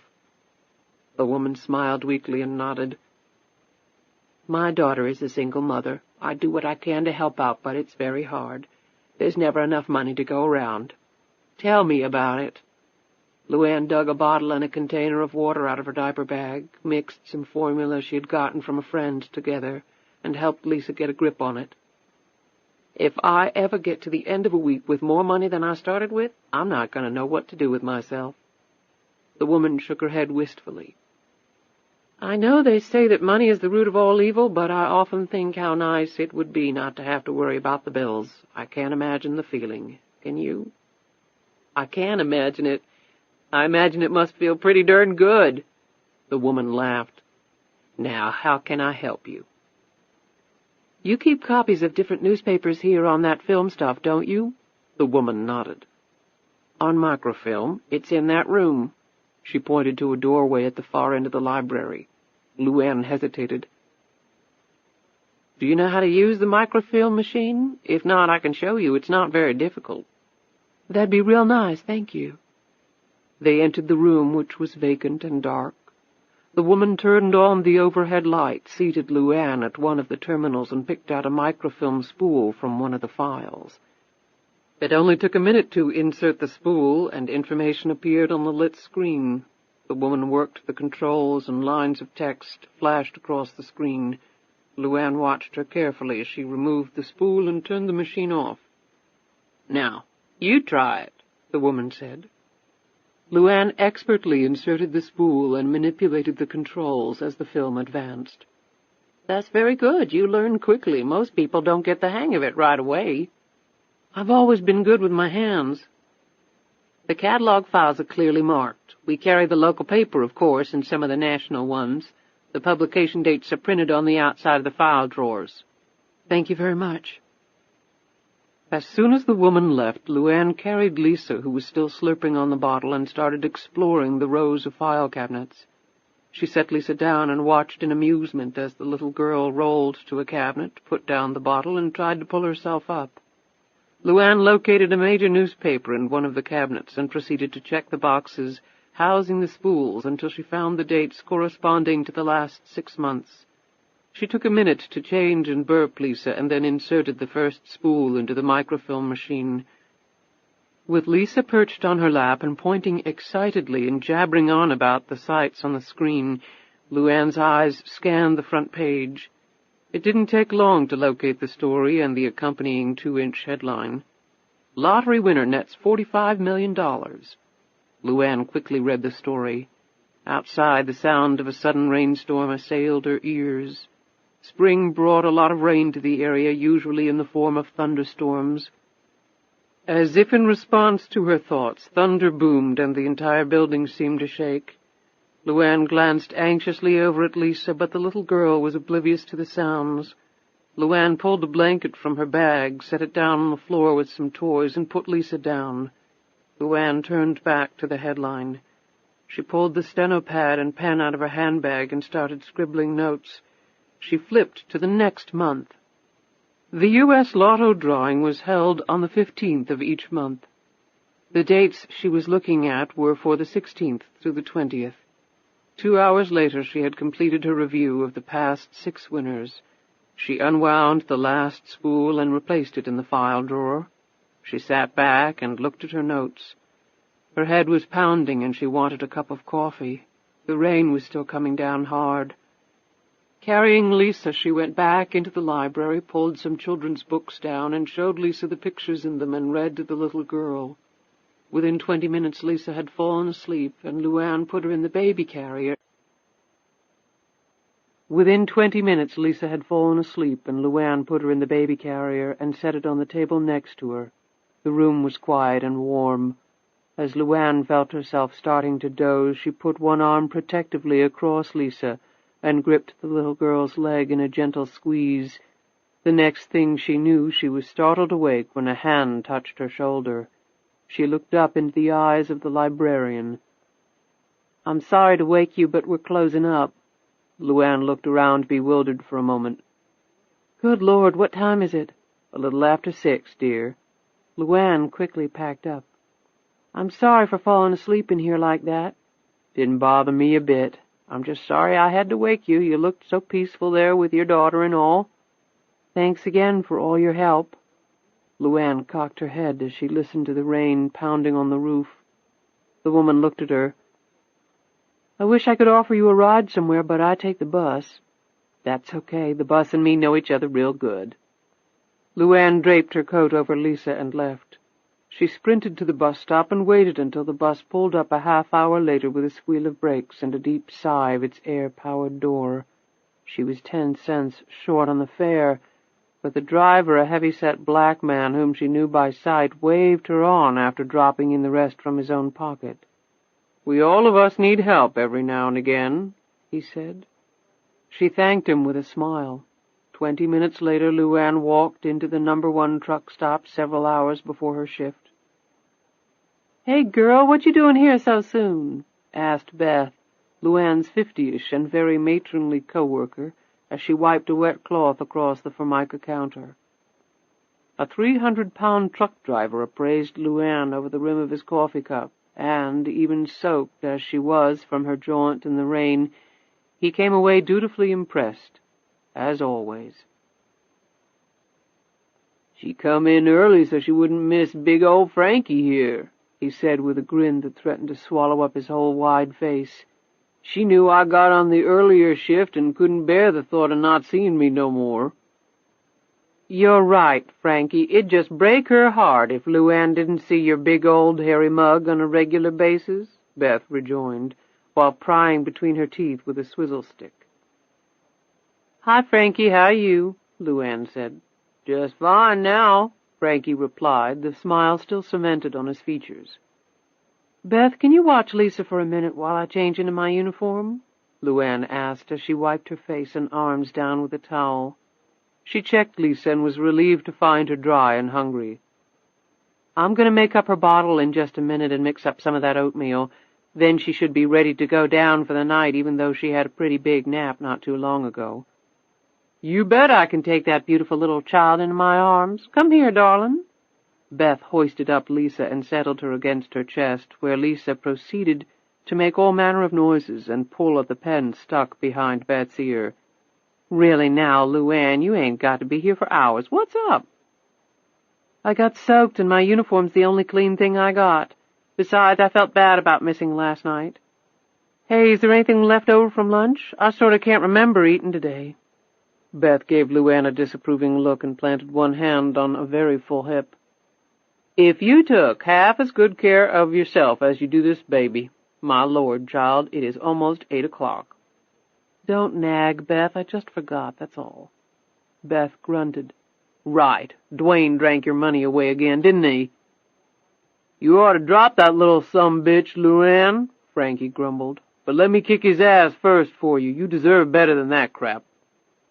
Beth raised an eyebrow that clearly signaled her agreement with Frankie. LuAnn scowled at them. "Thank you both for your vote on my life. Now, if you'll excuse me." Later that evening, LuAnn sat at the far corner booth, finishing a plate of food Beth had rounded up for her. She finally pushed the dinner away and sipped a cup of fresh coffee. The rain had started again, and the clattering sound against the diner's tin roof was comforting. She pulled a thin sweater tighter around her shoulders and checked the clock behind the counter. She still had 2 hours before she went on duty. Normally, when she got to the diner early, she'd try to catch a little overtime, but the manager wasn't letting her do that any more. Hurt the bottom line, he had told LuAnn. "Well, you don't want to know about my bottom line," she had told him right back, but to no avail. But that was okay. He let her bring Lisa in. Without that, there'd be no way she could work at all.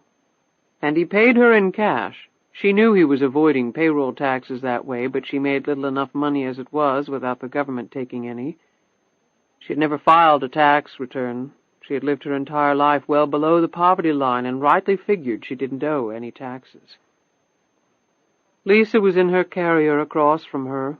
LuAnn tucked the blanket more snugly around her sleeping daughter. LuAnn had fed Lisa parts of her meal. Her daughter was taking to solid food real well, but she hadn't made it through the mushed carrots before falling asleep again. LuAnn worried that her daughter wasn't getting the right kind of sleep. And she wondered, was putting her baby under the counter of a noisy, smoky truck stop every night going to mess up Lisa's head for years from now? Lower her self-esteem and do other damage LuAnn had read about in the magazines or seen on TV. That nightmarish thought had cost LuAnn more sleep than she could remember, and that wasn't all. When Lisa turned to solid food for good, would there always be enough? Not having a car, always scrounging change for the bus, walking or running through the rain. What if Lisa caught something? What if LuAnn did? What if she were laid up for a while? Who would take care of Lisa? She had no insurance. She took Lisa to the free county clinic for her shots and checkups, but LuAnn hadn't been to a doctor in over 10 years. She was young, strong, and healthy, but that could change quickly. You never knew. She almost laughed when she thought of Duane trying to navigate the endless details of Lisa's daily requirements. The boy would run screaming into the woods after a few minutes, but it really wasn't a laughing matter. While she looked at the tiny mouth opening and closing, LuAnn's heart suddenly felt as heavy as the semis parked in the diner's parking lot. Her daughter depended on her for everything, and the truth was LuAnn had nothing. One step from the edge every day of her life and getting closer all the time. A fall was inevitable. It was only a matter of time. She thought back to Jackson's words. A cycle. Her mother, then LuAnn. Duane resembled Benny Tyler in more ways than she cared to think about. Next up was Lisa, her darling little girl for whom she would kill or be killed, whatever it took to protect her. America was full of opportunity, everybody said. You just had to unlock it. Only they forgot to give out keys for LuAnn's kind. Or maybe they didn't forget at all. Maybe it was unintentional. At least that's how she usually saw things when she was more than a little depressed, like now. She shook her head clear and squeezed her hands together. That kind of thinking wasn't going to help her now. LuAnn pulled her handbag over and slid out the steno pad. What she had found at the library had greatly intrigued her. 6 lottery winners. She had started with the ones last fall and continued up to the present. She had written down their names and backgrounds. The articles had carried a photo of each winner. Their smiles had seemed to stretch across the width of the page. In reverse order of winning they were: Judy Davis, age 27, a welfare mother with 3 young children; Herman Rudy, age 58, a former truck driver on disability with massive medical bills from an injury on the job; Wanda Tripp, 66, widowed and subsisting on Social Security's safety net of $400 a month; Randy Stith, 31, a recent widower with a young child, who had recently been laid off from his assembly line job; Bobby Joe Reynolds, 33, a waitress in New York, who, after winning, the article said had given up her dream of starring on Broadway to take up painting in the south of France. Finally, there was Raymond Powell, 44, a recent bankrupt who had moved into a homeless shelter. LuAnn slumped back in her seat. And LuAnn Tyler, 20 years old, single mother, dirt poor, uneducated, no prospects, no future. She would fit in perfectly with this desperate group. She had only gone back 6 months. How many more of them were there? It made for great stories, she had to admit. People in dire straits hit the jackpot. Old people with newfound wealth. Young children with a suddenly bright future. All their dreams coming true. Jackson's face appeared in her thoughts. Someone has to win. Why not you, LuAnn? His calm, cool tones beckoned to her. In fact, those 2 sentences reverberated over and over in her head. She felt herself beginning to slide over the top of an imaginary dam. What was awaiting her in the deep waters below, she was not sure. The unknown both scared her and drew her fiercely. She looked at Lisa. She could not shake the image of her little girl growing into a woman in a trailer with no way to escape, while the young wolves circled. "What you doing, sweetie?" LuAnn jerked around and stared into Beth's face. The older woman expertly juggled plates full of food in both hands. "Nothing much, just counting up all my fortune," LuAnn said. Beth grinned and looked at the steno pad, which LuAnn quickly closed. "Well, don't forget the little people when you hit the big time, Miss LuAnn Tyler." Beth cackled and then carried the food orders to the waiting customers. LuAnn smiled uneasily. "I won't, Beth. I swear," she said quietly. Chapter 7.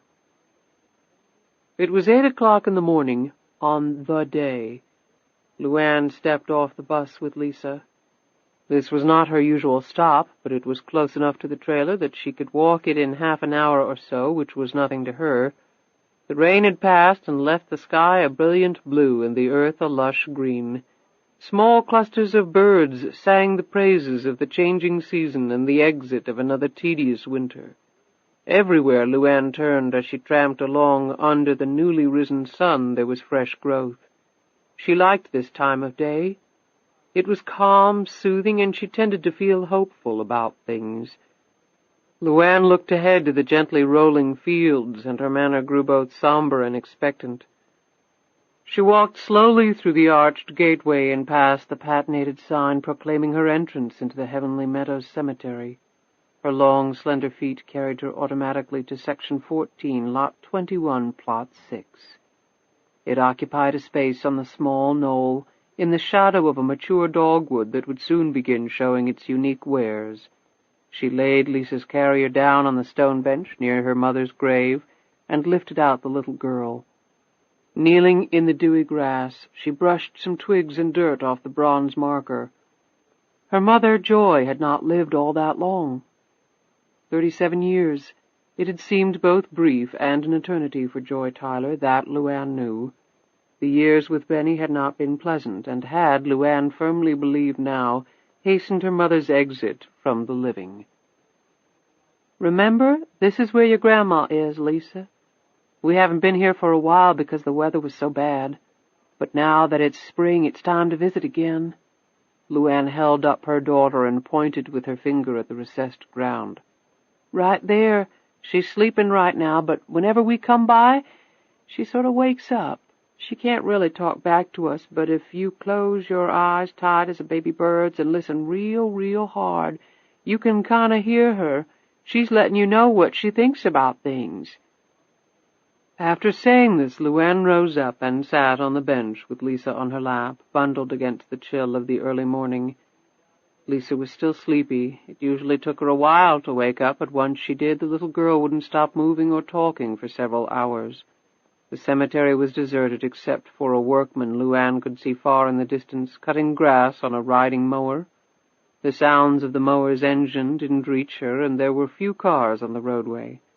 The silence was peaceful, and she closed her eyes tight as a baby bird's and listened as hard as she could.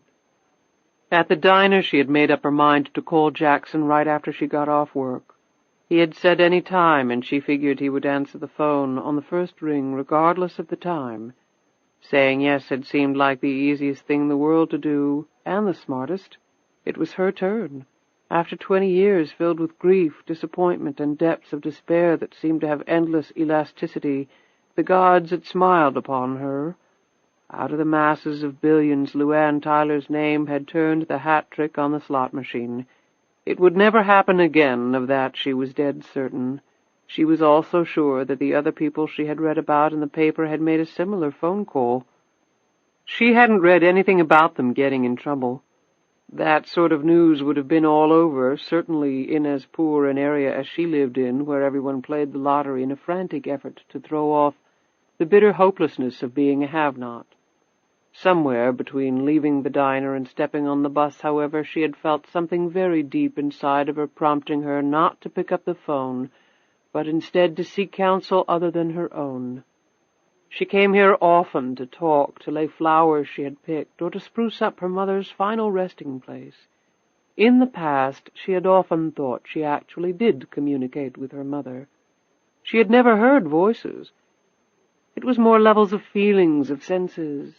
Euphoria or deep sadness sometimes overtook her here, and she had finally put it down to her mother reaching out to her, letting her opinion on things having to do with LuAnn seep into her child's body, into her mind.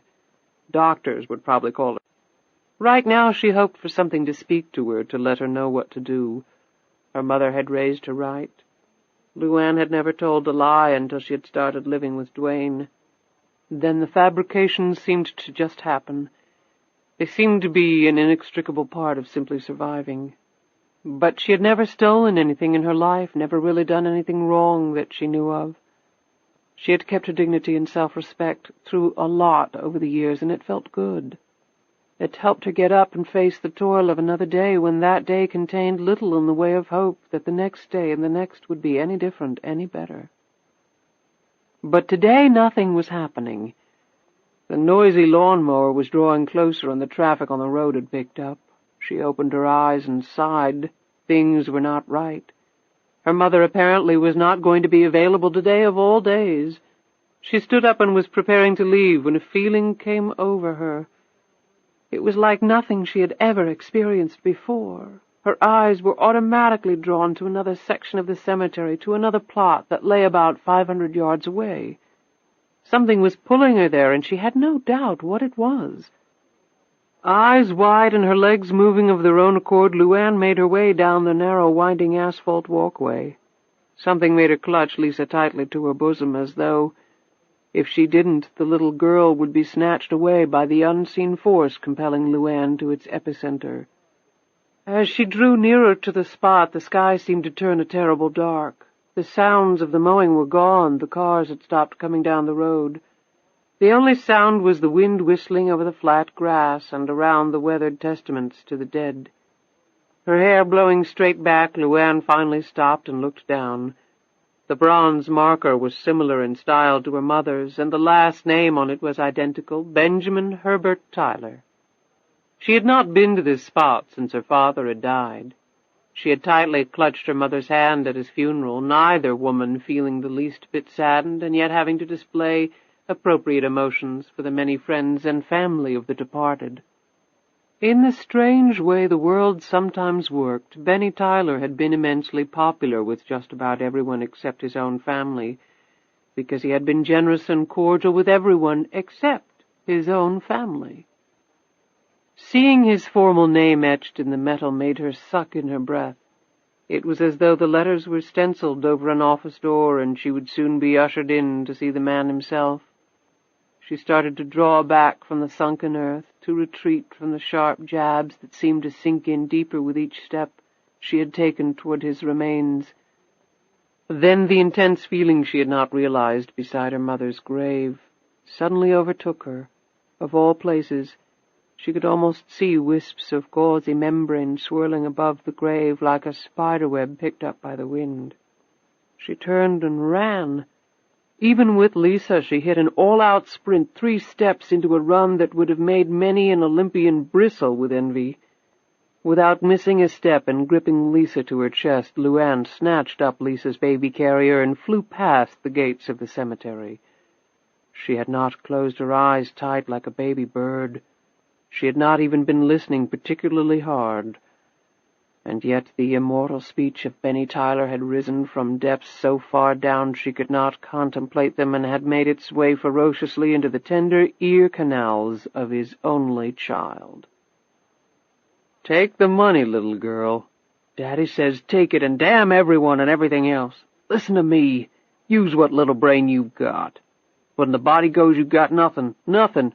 When did I ever lie to you, baby doll? Take it, damn it. Take it, you dumb bitch. Daddy loves you. Do it for Big Daddy. You know you want to." The man on the mower paused to watch her race away under a sky of pristine blue that begged to be photographed. The traffic on the road had picked up considerably. All the sounds of life which had disappeared so inexplicably for LuAnn during those few moments had once again reappeared. The man looked over at the grave from which LuAnn had fled. Some people just got spooked in a graveyard, he figured, even in broad daylight. He went back to his mowing. LuAnn was already out of sight. The wind chased the pair down the long dirt road. Sweat drenched LuAnn's face as the sun bore down on her from gaps in the foliage.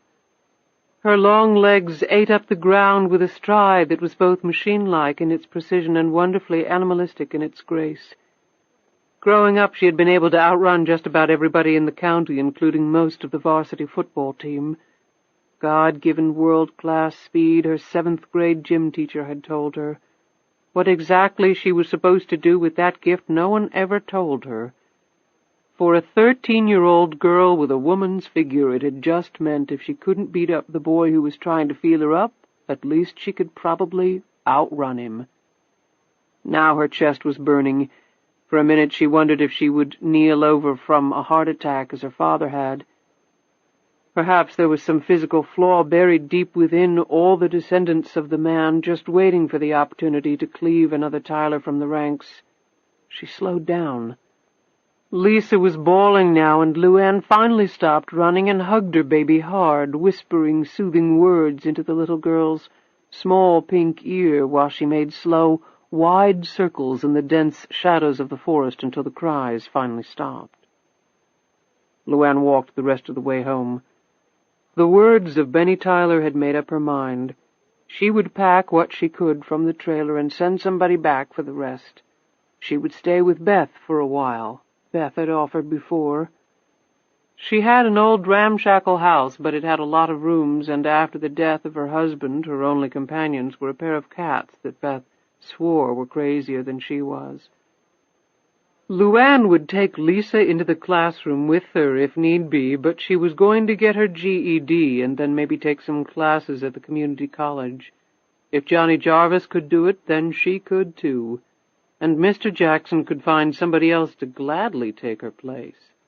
All these answers to her life's dilemmas had come roaring in upon her so fast she could barely keep her head from exploding off her shoulders with relief. Her mother had spoken to her, in a roundabout manner perhaps, but the magic had been worked.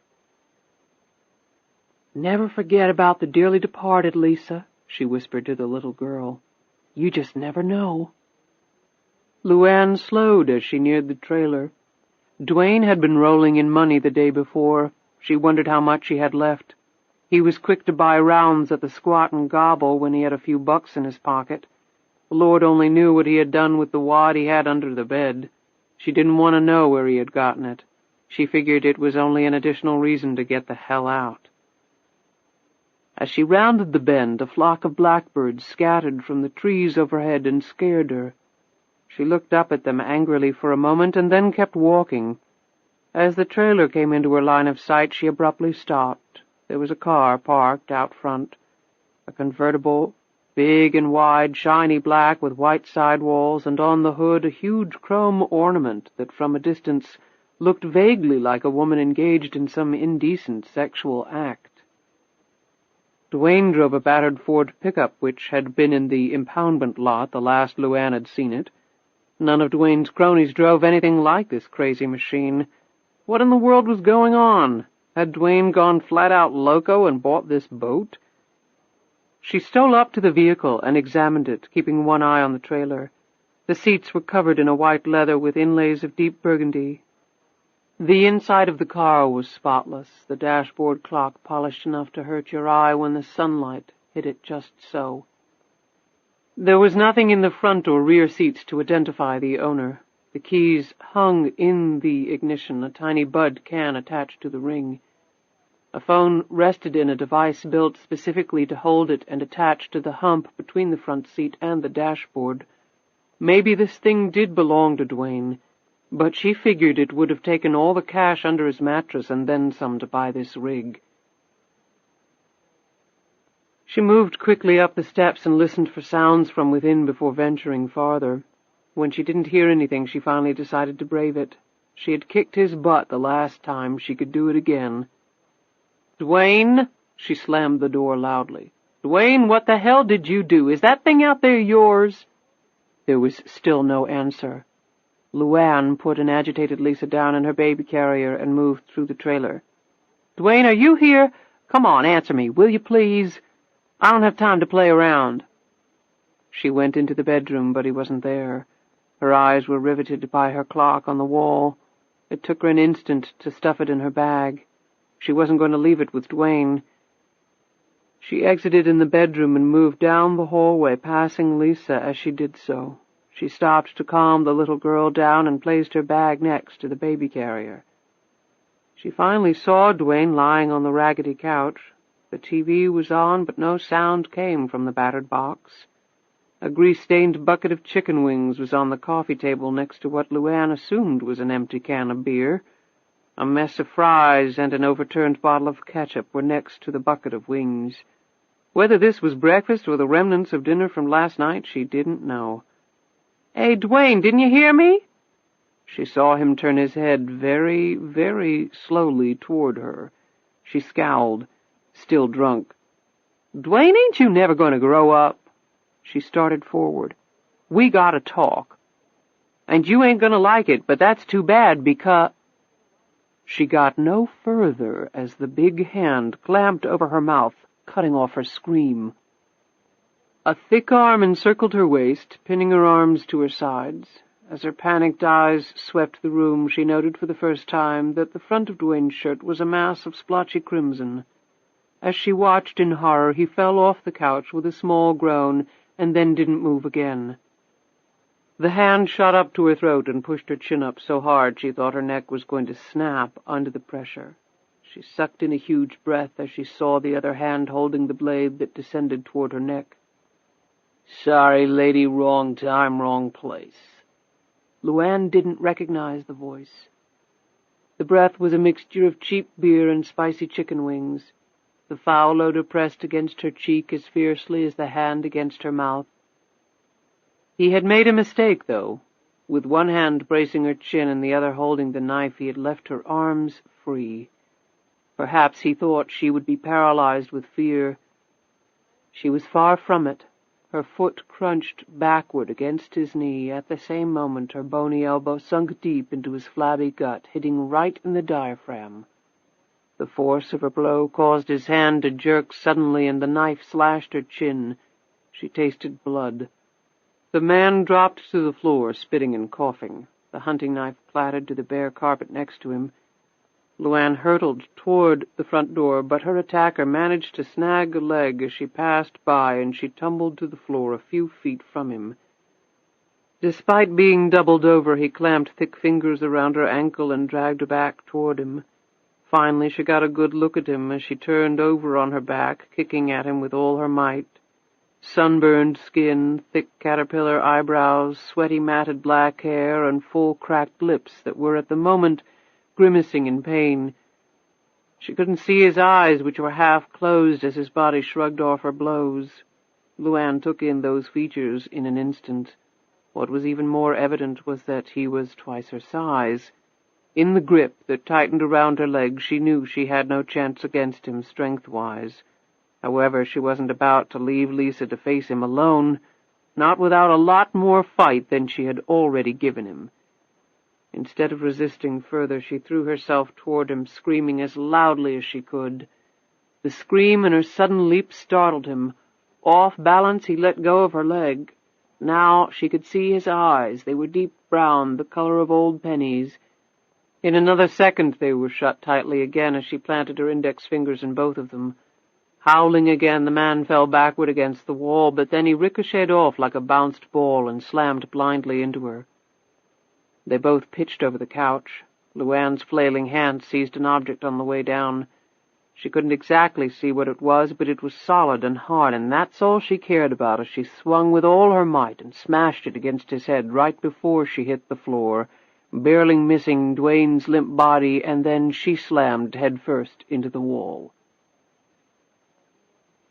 The telephone had shattered into pieces upon impact with the man's thick skull. Seemingly unconscious, her attacker lay face down on the floor. The dark hair was now a mass of red as the blood poured from the head wound. LuAnn lay on the floor for a moment and then sat up. Her arm tingled where she had hit the coffee table, and then it went numb on her. Her buttocks ached where she had slammed into the floor. Her head pounded where it had struck the wall. "Damn," she said as she struggled to regain her equilibrium. She had to get out of here, she told herself. Grab Lisa and keep running until her legs or lungs gave out. Her vision blurred for an instant and her eyes rolled up into her head. "Oh, Lord," she moaned as she felt it coming. Her lips parted and she sank back. Chapter 8. LuAnn had no idea how long she had been out. The blood that had poured out of the wound on her chin hadn't yet hardened against her skin, so it couldn't have been all that long. Her shirt was ripped and bloody. One breast hung loose from her bra. She slowly sat up and rearranged herself with her good arm. She wiped her chin and touched the cut. It was jagged and painful. She slowly lifted herself up. She could not seem to catch her breath as lingering terror and physical trauma battered her from within and without. The two men lay side by side. The big man was clearly still breathing. The expansions and contractions of his huge gut were easy to see.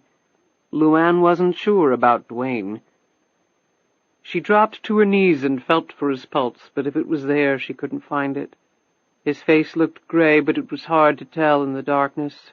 She jumped up and flipped on a light, but the illumination was still poor. She knelt down beside him again and touched his chest gingerly. Then she lifted his shirt. She quickly pulled it back down, nauseated at the sight of all the blood there. "Oh, Lord, Dwayne, what have you gone and done? Dwayne, can you hear me? Dwayne!" In the dim light she was able to see that no more blood was flowing from his wounds, a sign that his heart was probably no longer beating. She felt his arm. It was still warm to the touch, but she felt his fingers, and they were already beginning to curl and grow cold. She eyed the remnants of the phone. There was no way to call the ambulance now, although it didn't look like Dwayne was going to need one.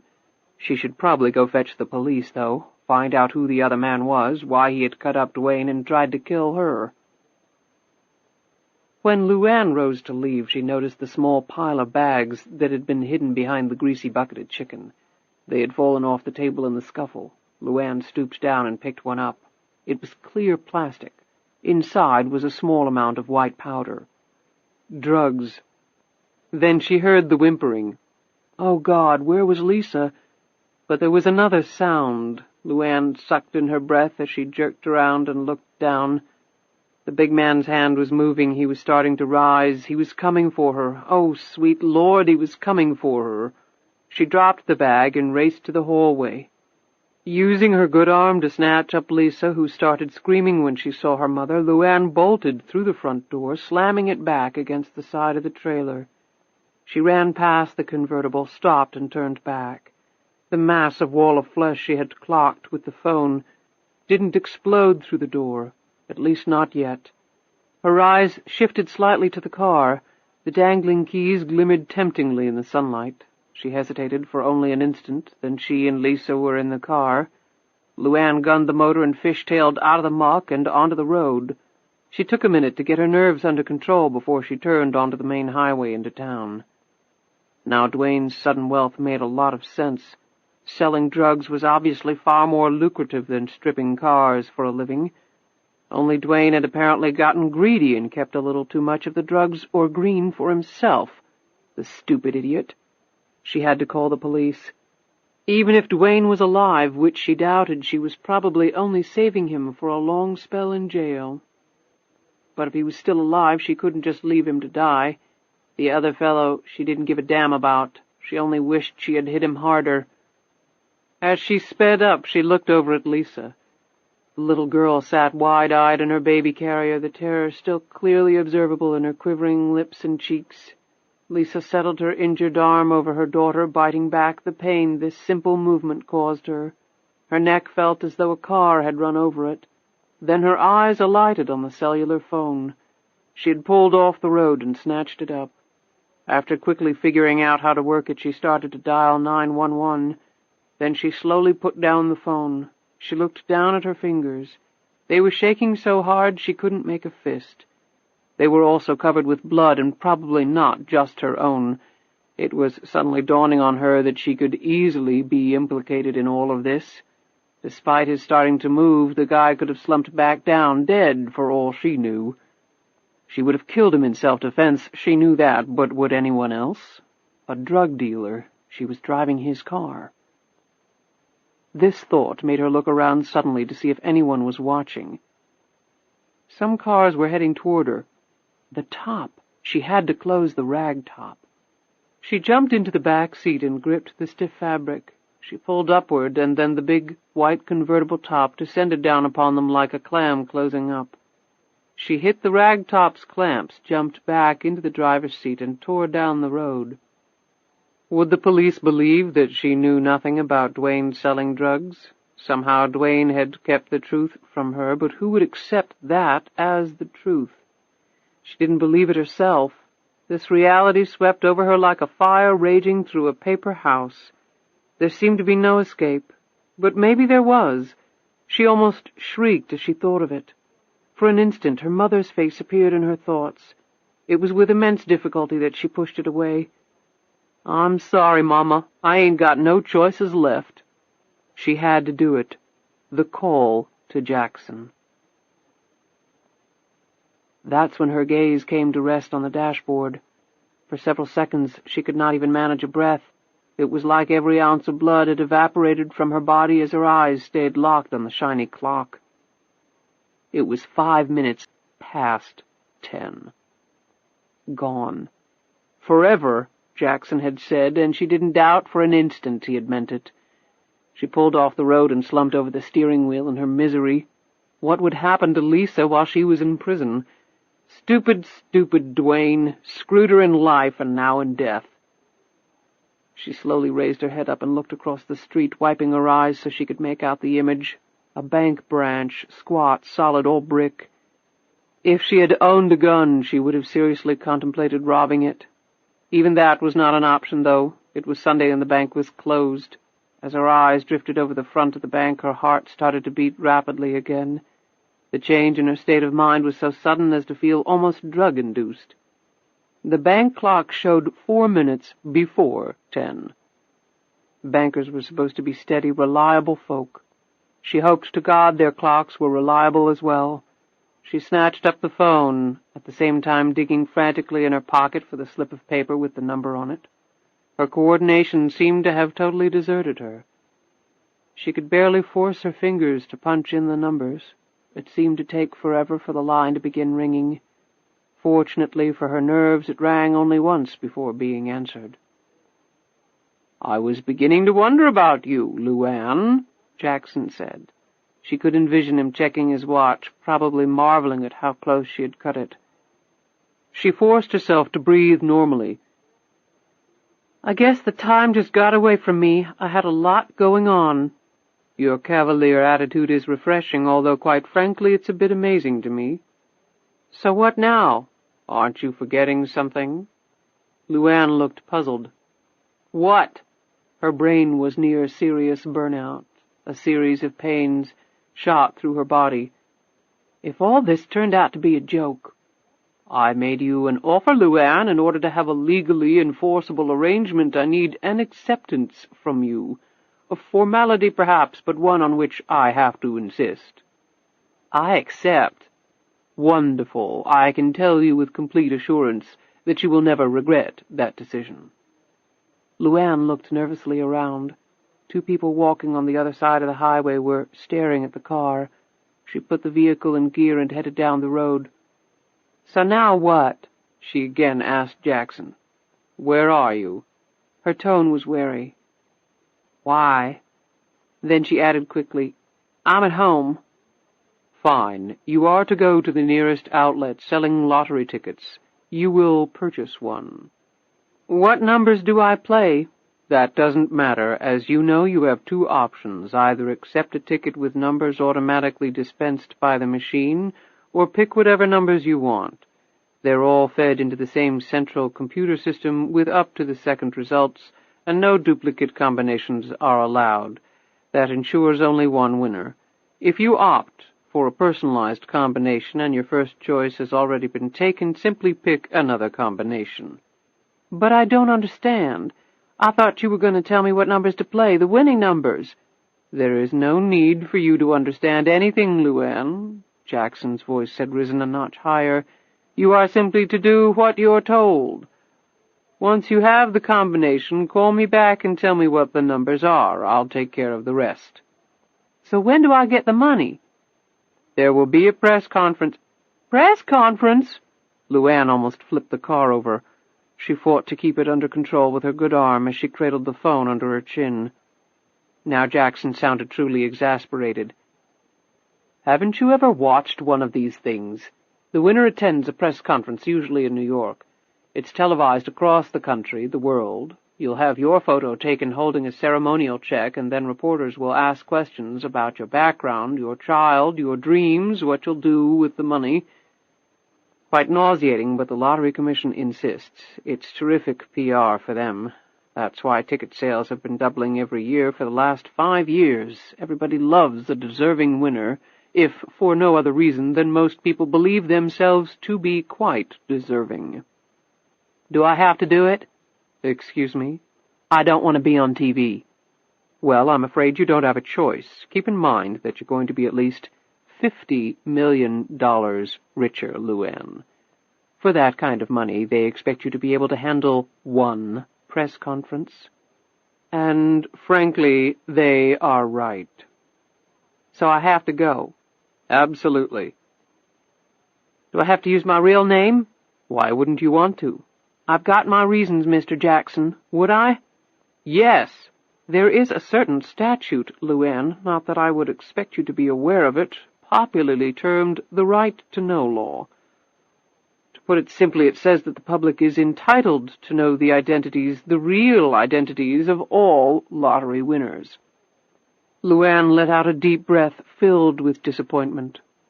Okay, so when do I get the money? Now Jackson discernibly paused. The hair on the back of LuAnn's neck started to bristle. Listen, don't try pulling no crap on me here. What about the damn money? There's no cause to get testy, LuAnn. I was merely pondering how to explain it to you in the simplest terms possible. The money will be transferred into an account of your designation. But I don't have any account. I've never had enough money to open a damn account. Calm down, LuAnn. I'll take care of all that. You don't have to worry about it. The only thing you have to do is win. Jackson's voice tried to sound upbeat. Go to New York with Lisa, hold that big check, smile, wave, say nice, humble things, and then spend the rest of your life on the beach. How do I get to New York? Good question. However, one for which I have already prepared. There's no airport near where you live, but there is a bus station. You'll take a bus to the train station in Atlanta. That's on Amtrak's Crescent Line. The Gainesville station is closer to you, but they don't sell tickets there. It's a long ride, about 18 hours or so, with numerous stops. However, a good part of it will be while you're sleeping.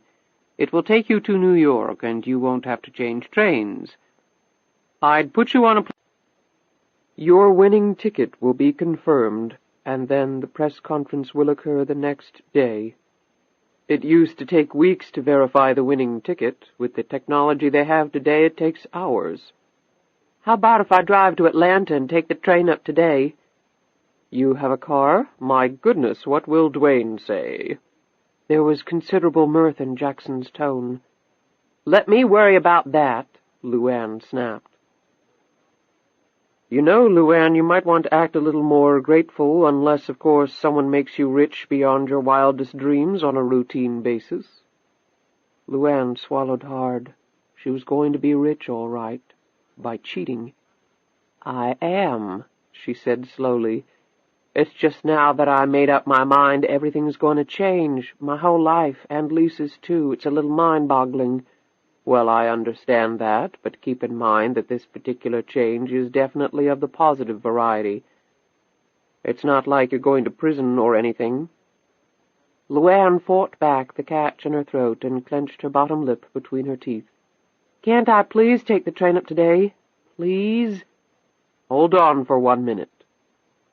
He clicked off. LuAnn looked up ahead. A police cruiser sat on the side of the road, a radar gun perched on the door.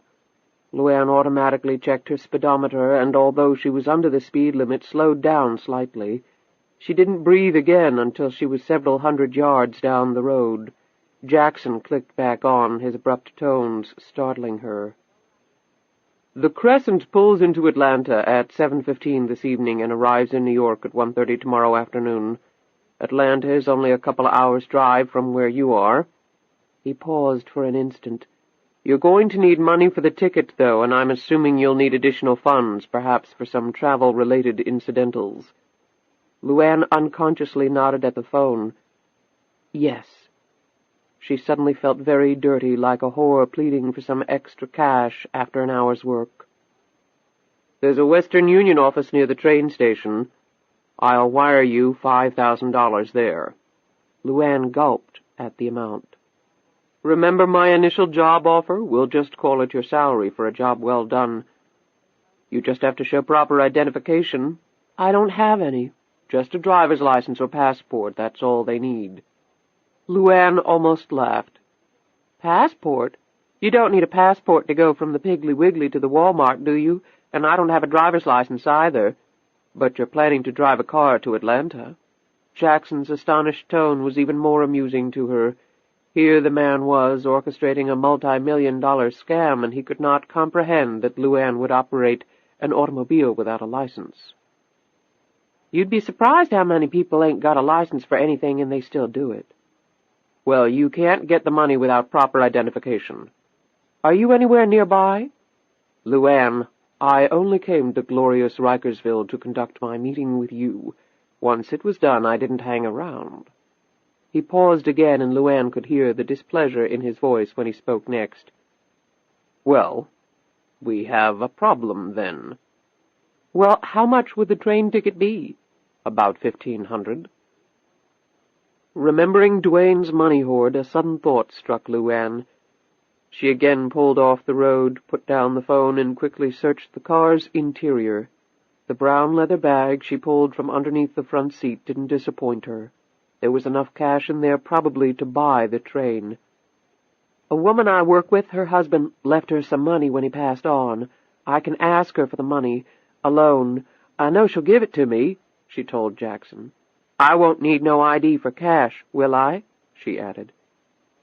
Money is king, LuAnn. I'm sure Amtrak will accommodate you. Just don't use your real name, of course. Use something simple but not too phony-sounding. Now, go buy the lottery ticket and then call me back immediately. Do you know how to get to Atlanta? It's a big place, or so I've heard. I'll find it. Wear something to hide your face. The last thing we need is for you to be recognized. I understand, Mr. Jackson. You're almost there, LuAnn. Congratulations. I don't feel much like celebrating. Not to worry, you have the rest of your life to do that.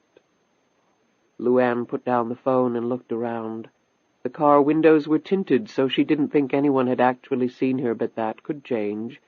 She had to ditch the car as fast as possible. The only question was where. She didn't want to be seen getting out of the car. It would be pretty hard to miss a tall, blood-caked woman hauling a baby out of a car with tinted windows and a chrome figure doing nasty things on the vehicle's hood. An idea finally hit her. A little dangerous, perhaps, but right now she didn't have much alternative. She did a U-turn and headed in the opposite direction. Within 20 minutes she was pulling slowly down the dirt road and straining to see ahead as she drew nearer to her destination. The trailer finally came into view. She saw no other vehicles, no movement. As she pulled in front of the trailer, cold dread poured over her as she once again felt the man's hands around her throat, as she watched the blade swooping toward her. You see that man coming out of that house? LuAnn said aloud to herself. You're going to run right over his butt, let his lips kiss the oil pan on this thing. She rolled down the passenger window so she could check for sounds coming from within, but heard nothing. She pulled a diaper wipe out of Lisa's bag and methodically rubbed down all of the car's surfaces that she had touched. She had watched a few episodes of America's Most Wanted. If it hadn't been too dangerous, she would have gone back inside the trailer and wiped down the telephone. But she had lived there for almost 2 years. Her fingerprints would be all over the place anyway. She climbed out of the car, stuffing as much cash from the bag as she could under the liner of Lisa's baby seat. She pulled her torn shirt together as best she could. She noiselessly closed the car door, and holding Lisa with her good arm, she quickly made her way back down the dirt road. From within the trailer, the pair of dark eyes watched LuAnn's hasty departure, taking in every detail. When she suddenly glanced around, the man stepped back into the shadow of the trailer's interior. LuAnn didn't know him, but he wasn't taking any chances at being observed. His dark leather jacket was zipped halfway up the front, the butt of a 9mm visible, sticking out of the inside pocket. He stepped quickly over the 2 men lying on the floor, careful to avoid the pools of blood. He had happened along at an opportune time. He was left with the spoils of a battle he had not even had to fight. What could be better? He scooped the drug packets off both the coffee table and the floor and deposited them in a plastic bag that the man pulled from his jacket. After thinking about it for a moment, he put half the stash back where he had found it. No sense being greedy, and if the organization these boys worked for got wind that no drugs had been discovered by the police in the trailer, they might start looking for who took it. If only part of the stash was missing, they'd probably assume the cops had sticky fingers. He eyed the fight scene and then noted the torn fabric on the floor. Recognition spread across his features. It was from the woman's shirt. He put it in his pocket. She owed him now. He looked at the remnants of the phone, the position of each man's body, the knife and the dents in the wall. She must have walked right into the middle of this, he deduced. Fat man got the little man, and LuAnn somehow got the fat man. His admiration for her increased as he noted the man's bulk. As if he sensed this observation, the fat man started to stir again, slowly. Not waiting for the fat man to recover further, the other man stooped down, used a cloth to snatch up the knife, and then plunged it repeatedly into the man's side. The dying man grew momentarily stiff, his fingers digging into the threadbare carpet, hanging on to the last seconds of his life, desperately unwilling to let go.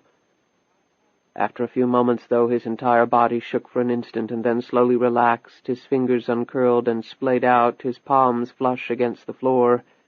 His face was turned to the side. One lifeless, blood-filled eye stared up at his killer. Next, he roughly flipped over Duane, squinting in the dim light as he tried to determine if the chest was moving up or down. Just to be safe, he used several carefully aimed thrusts to make certain Duane Harvey joined the fat man in the hereafter. He tossed the knife down.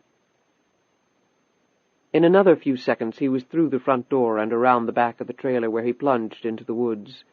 His car was parked off a little used dirt trail that snaked through the heavy woods. It was windy and rough, but it would deliver him onto the main road in plenty of time to take up his real task, following LuAnn Tyler. When he climbed into his car phone was ringing. He picked it up. "Your duties are at an end," Jackson said. "The hunt has officially been called off. The balance of your payment will be sent to you via the usual channels. I thank you for your work, and I'll keep you in mind for future employment." Anthony Romanello gripped the phone hard. He debated whether to tell Jackson about the two bodies in the trailer, and then decided not to. He might have stumbled onto something really interesting. "I saw the little lady tearing out of here on foot, but she doesn't look like she has the resources to go very far," Romanello said. Jackson chuckled. "I think money will be the least of her worries." Then the line went dead. Romanello clicked off his phone and pondered the matter for a moment. Technically, he had been called off. His work was at an end, and he could just return home and wait for the rest of his money. But there was something screwy going on here. Everything about the job was somehow off. Sending him down here to the sticks to kill some hick chick, and then being told not to. And there was Jackson's passing reference to money. Dollars were something that always held Romanello's interest. He made up his mind and put the car in gear. He was going to follow LuAnn Tyler. Chapter 9. LuAnn stopped at a gas station restroom and cleaned up as best she could. She cleaned the wound on her jaw, pulled a Band-Aid out of Lisa's diaper bag, and covered the cut with it. While Lisa slurped contentedly on a bottle, LuAnn bought her lottery ticket and some ointment and gauze at the local 7-Eleven. As part of the 10 numbers she picked, she used her own and Lisa's birthdays. "People been coming in here like damn cattle," said the clerk, who was a friend of hers named Bobby. "What happened there?" he asked, pointing to the large Band-Aid on her face. "Fell and cut myself," she said quickly. "So what's the jackpot up to?" LuAnn asked. "A cool 65 mil and counting." Bobby's eyes gleamed with anticipation. "I got a dozen tickets myself. I'm feeling good about this one, LuAnn. Hey, you know that movie where the cop gives the waitress half his lottery winnings? LuAnn, tell you what, darling, I win this thing, I'll give half to you, cross my heart." I appreciate that, Bobby, but what exactly do I have to do for the money? Why, marry me, of course. Bobby grinned as he handed her the ticket she had purchased. So what do you say? How about half of yours if you win? We'll still get hitched. I think I'll just play this one all by myself. Besides, I thought you were engaged to Mary Ann Simmons. I was, but that was last week. Bobby looked her up and down in obvious admiration. Dwayne is dumb as dirt. LuAnn jammed the ticket far down into her jeans. You been seeing much of him lately? Bobby shook his head. Nah, he's been keeping to himself lately. I heard he's been spending a lot of time over Gwinnett County way. Got some business over there or something. What kind of business? Bobby shrugged. Don't know. Don't want to know. Got better things to do with my time than worry about the likes of him. Dwayne come into some money that you know of? Come to think of it, he was flashing some cash around the other night. I thought maybe he won the lottery. If he did, I think I'll just go kill myself right now. Damn, she looks just like you. Bobby gave Lisa's cheek a gentle rub. You change your mind about splitting the pot or marrying me, you just let me know, sweet cheeks. I get off at 7. I'll see you around, Bobby. At a nearby payphone, LuAnn dialed the number again, and once again Jackson picked it up on the first ring. She gave him the 10 digits from her ticket, and she could hear him rustling the paper on the other end of the line as he wrote them down. "Read them to me once more, slowly," he said. "As you can understand, we can't have any mistakes now." She read them again, and he read them back to her. "Good," he said. "Very good. Well, now the hard part is over. Get on the train, do your little press conference, and sail away into the sunset." "I'm going to the train station right now." "Someone will meet you at Penn Station and take you to your hotel." "I thought I was going to New York." "That's the name of the train station in New York, LuAnn," Jackson said impatiently. "The person meeting you will have a description of you and Lisa." He paused. "I'm assuming you're bringing her? She don't go, I don't go." "That's not what I meant, LuAnn. Of course you can bring her. However, I trust you did not include Dwayne in the travel plans." LuAnn swallowed hard as she thought back to the bloodstains on Dwayne's shirt. "Dwayne won't be coming," she said. "Excellent," Jackson said. "Enjoy your trip." The bus dropped off LuAnn and Lisa at the train station in Atlanta. After her phone call with Jackson, she had stopped at the Walmart and purchased some essentials for herself and Lisa, which were in a bag slung over her shoulder. Her own torn shirt had been replaced with a new one. A cowboy hat and a pair of sunglasses hid her face. She had thoroughly cleaned and dressed the knife wound in the restroom. It felt a lot better. She went to the ticket counter to purchase her train ticket to New York, and that's when LuAnn made a big mistake. "Name, please," the agent said. LuAnn was fiddling with a fussing Lisa and thus answered automatically, "LuAnn Tyler." She caught her breath as soon as she said it. She looked at the clerk who was busily typing the information into her computer. LuAnn couldn't change it now. That would obviously make the woman suspicious. She swallowed hard and hoped to God the slip would not come back to haunt her. The woman recommended the deluxe sleeping car accommodations since LuAnn was traveling with a baby. "There's one available, and it has a private shower and all," the woman said. LuAnn quickly agreed. While the ticket was being processed, the sales agent raised an eyebrow when LuAnn pulled some bills from under Lisa's baby seat to pay for the ticket, stuffing the rest in her pocket. LuAnn observed the woman's look, thought quickly, and smiled at her. "My rainy day money. Figured I might as well use it while the weather's nice. Go up to New York and see the sights." "Well, enjoy yourself," the woman said. "But be careful. You shouldn't be carrying a lot of cash up there. My husband and I made that mistake when we went years ago. We weren't 5 minutes out of the train station when we got robbed. Had to call my mother to send us some money so we could come home." "Thanks, I'll be real careful." The woman looked behind LuAnn. "Where's your luggage?" "Oh, I like to travel light. Besides, we got family up there. Thanks again." LuAnn turned and walked toward the departure area. The woman stared after her and then turned back and was startled by the person who had seemingly appeared from nowhere and was now standing in front of her window. The man in the dark leather jacket put his hands on the counter. "One-way ticket to New York City, please," Anthony Romanello said politely, and then stole a sideways glance in LuAnn's direction.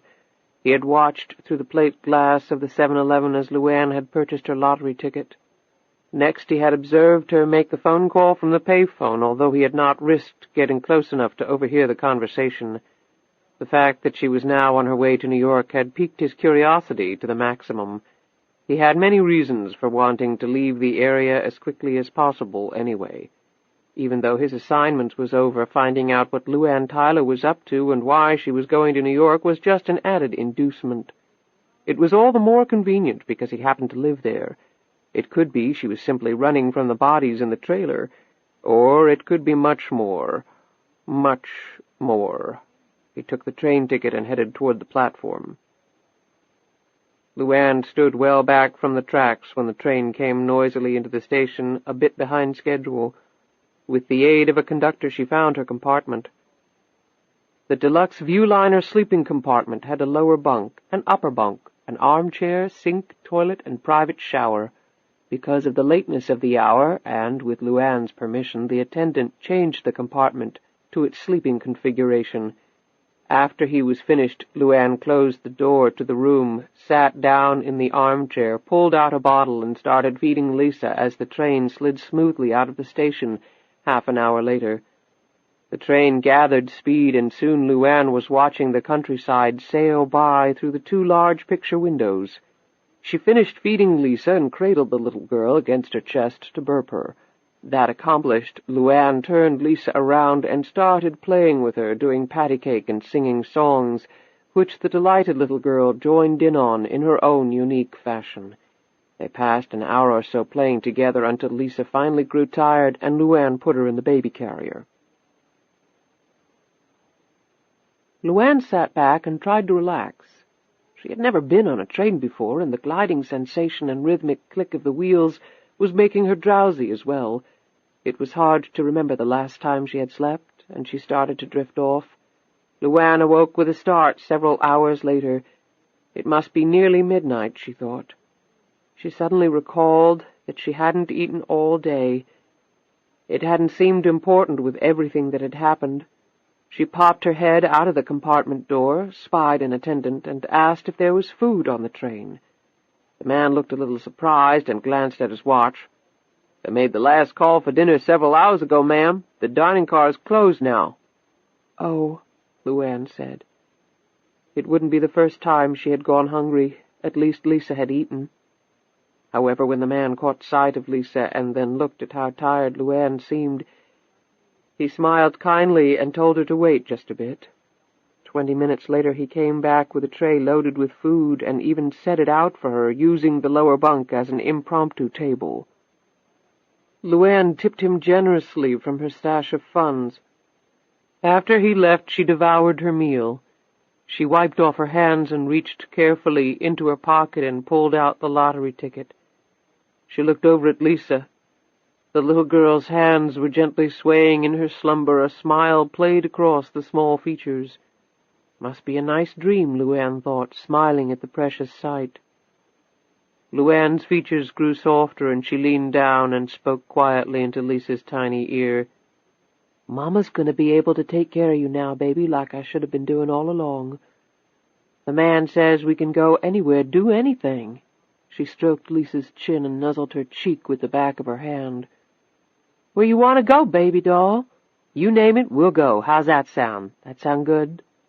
LuAnn locked the door and laid Lisa down on the bed, checking to make sure the straps on the baby seat were tight. LuAnn lay back on the bed and curled her body protectively around her daughter. While the train made its way to New York City, she stared out the window into the darkness, wondering mightily about what was going to come next. Chapter 10. The train had been delayed at several points along the route, and it was nearly 3:30 in the afternoon when LuAnn and Lisa emerged into the frenzy of Penn Station. LuAnn had never seen this many people in one place in all her life. She looked around, dazed, as people and luggage flew past her like sprays of buckshot. She tightened her grip on Lisa's carrier as the train ticket agent's warning came back to her. Her arm was still throbbing painfully, but she figured she could still deck just about anybody who tried something. She looked down at Lisa.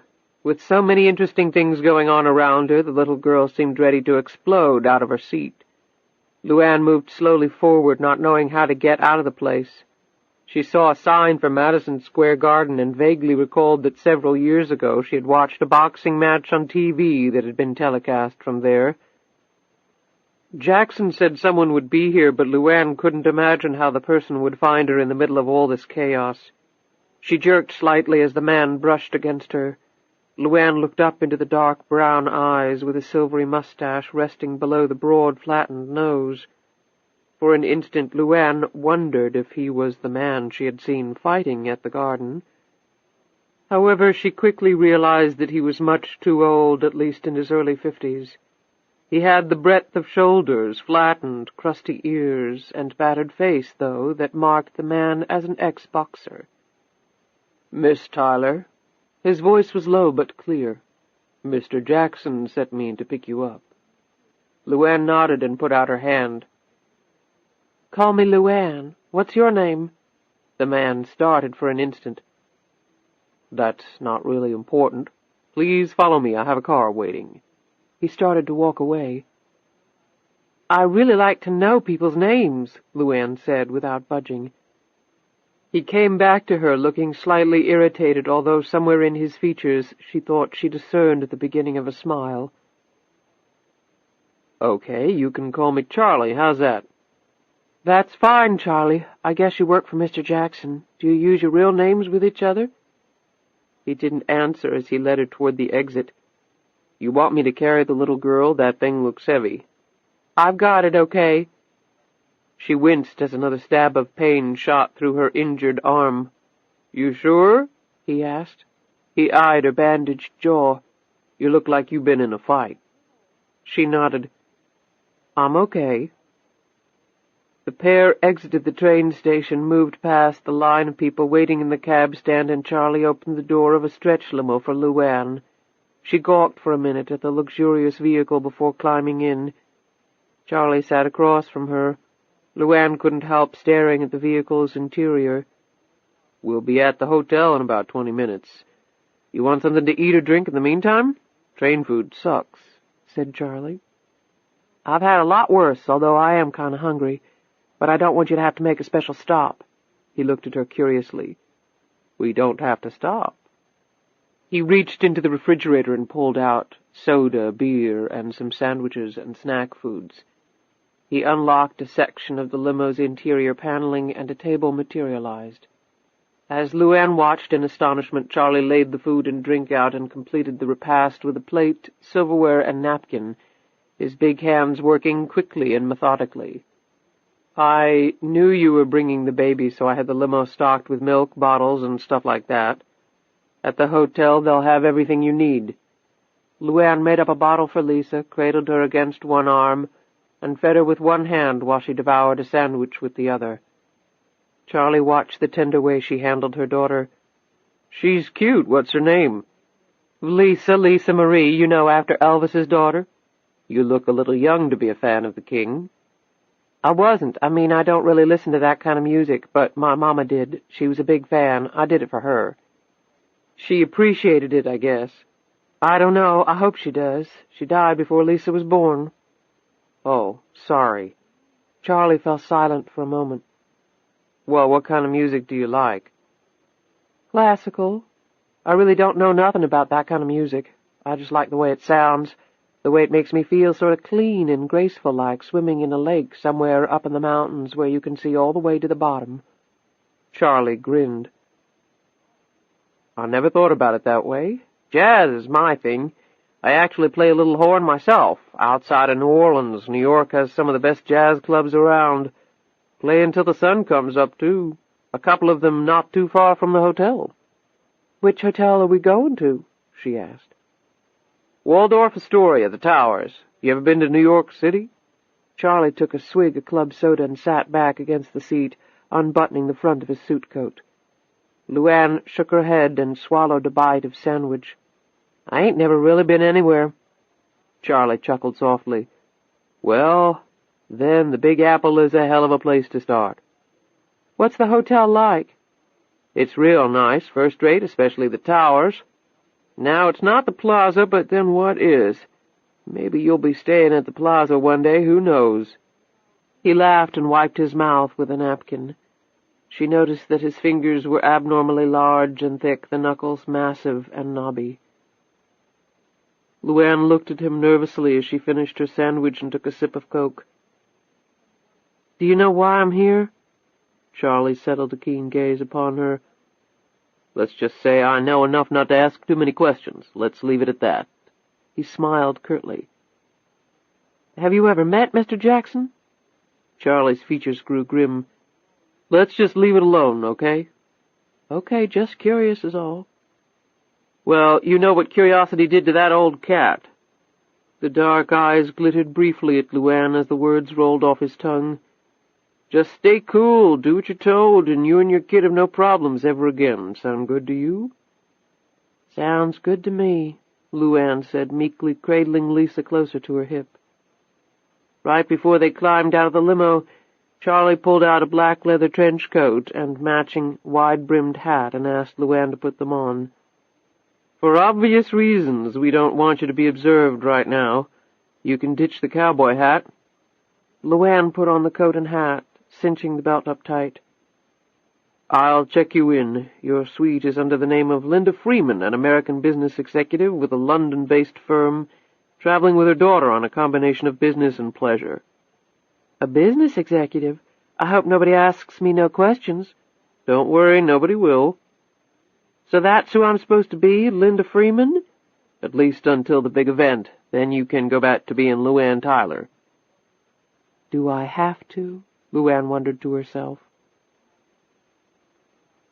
The suite Charlie escorted her to after he checked her in was on the 32nd floor and was mammoth in size. It had a large sitting room and a separate bedroom. LuAnn looked around in wonderment at the elegant furnishings. "You get to wear these robes?" She fingered the soft cotton. "You can have it if you want. For $75 or so, a pop, that is," Charlie replied. She walked over to the window and partially drew back the curtains. A goodly slice of the New York City skyline confronted her. The sky was overcast, and it was already growing dark. "I ain't never seen so many buildings in all my life.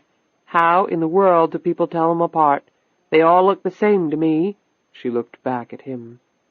Charlie shook his head. "You know, you're real funny. If I didn't know better, I think you were the biggest hick in the world." LuAnn looked down. "I am the biggest hick in the world. At least the biggest one you'll probably ever see." He caught her look. "Hey, I didn't mean anything by it. You grow up here, you get an attitude about things, you know what I mean?" He paused for a minute while he watched LuAnn go over and stroke Lisa's face. "Look, here's the refreshment bar," he finally said. He showed her how it worked. Next, he opened the thick closet door. "Over here is the safe." He indicated the heavy metal door inserted into the wall. He punched in a code, and the cylinders whirled into place. "It's a real good idea to keep your valuables in there." "I don't think I have anything worth putting in there." "How about that lottery ticket?" LuAnn gulped, dug into her pocket, and produced the lottery ticket. "So you know that much, huh?" Charlie didn't answer her. He took the ticket, barely glancing at it before thrusting it in the safe. "Pick a combo. Nothing obvious like birthdays or stuff like that. But choose something you'll remember off the top of your head. You don't want to be writing the numbers down anywhere. Got that?" He opened the safe again. LuAnn nodded and input her own code and waited until the safe was in the lock mode before shutting the closet door. Charlie headed to the door. "I'll be back tomorrow morning about 9. In the meantime, you get hungry or anything, just order up room service. Don't let the waiter get a good look at your face, though. Put your hair up in a bun or wear the shower cap like you're about to jump in the tub. Open the door, sign the bill as Linda Freeman, and then go into the bedroom. Leave some tip money on the table. Here." Charlie took a wad of bills from his pocket and handed them to her. Generally keep a low profile. Don't go walking around the hotel or stuff like that. Don't worry, I know I don't sound like no executive person. LuAnn pulled her hair out of her eyes and tried to sound flippant, although her low self-esteem was as plain as the hurt tones in Charlie's response. Well, that's not it, LuAnn. I didn't mean... He finally shrugged. Look, I barely finished high school. I never went to college, and I did okay for myself. So neither one of us could pass as a Harvard grad, so who the hell cares? He touched her lightly on the shoulder. Get a good night's sleep. When I come back tomorrow, we can go out and see some of the sights, and you can talk your head off. How about that? She brightened. Going out would be nice. It's supposed to be chilly tomorrow, so dress warmly. LuAnn suddenly looked down at her wrinkled shirt and jeans. These are all the clothes I have. I left home kind of quick. She looked embarrassed. Charlie said kindly, That's all right. No luggage, no problem. He sized her up quickly. What, you're about 5'10", right? Size 8? LuAnn nodded and blushed slightly. Maybe a little bigger on top than that. Charlie's eyes hovered over her chest area for a moment. Right, he said. I'll bring some clothes with me tomorrow. I'll get some things for Lisa, too. I'll need a little extra time, though. I'll be here around noon. I can take Lisa with us, right? Absolutely, the kid comes with us. Thanks, Charlie, I really appreciate it. I wouldn't have the nerve to go out on my own, but I'm kind of itching to, if you know what I mean. I've never seen a place this big in my whole life. I bet you there's probably more people in this one hotel than in my whole hometown. Charlie laughed. Yeah, I guess being from here, I kind of take it for granted. But I see what you mean. I see it exactly. After he left, LuAnn gently lifted Lisa out of her carrier, and laid her in the middle of the king-size bed, stroking her hair as she did so. She quickly undressed her, gave her a bath in the oversized tub, and dressed Lisa in her pajamas. After laying the little girl back down on the bed, covering her with a blanket and propping big pillows on either side of her so she wouldn't roll off, LuAnn debated whether to venture into the bathroom and perhaps give the tub a try as well to work the pains out of her body. That's when the phone rang. She hesitated for an instant, feeling guilty and trapped at the same time. She picked it up. Hello?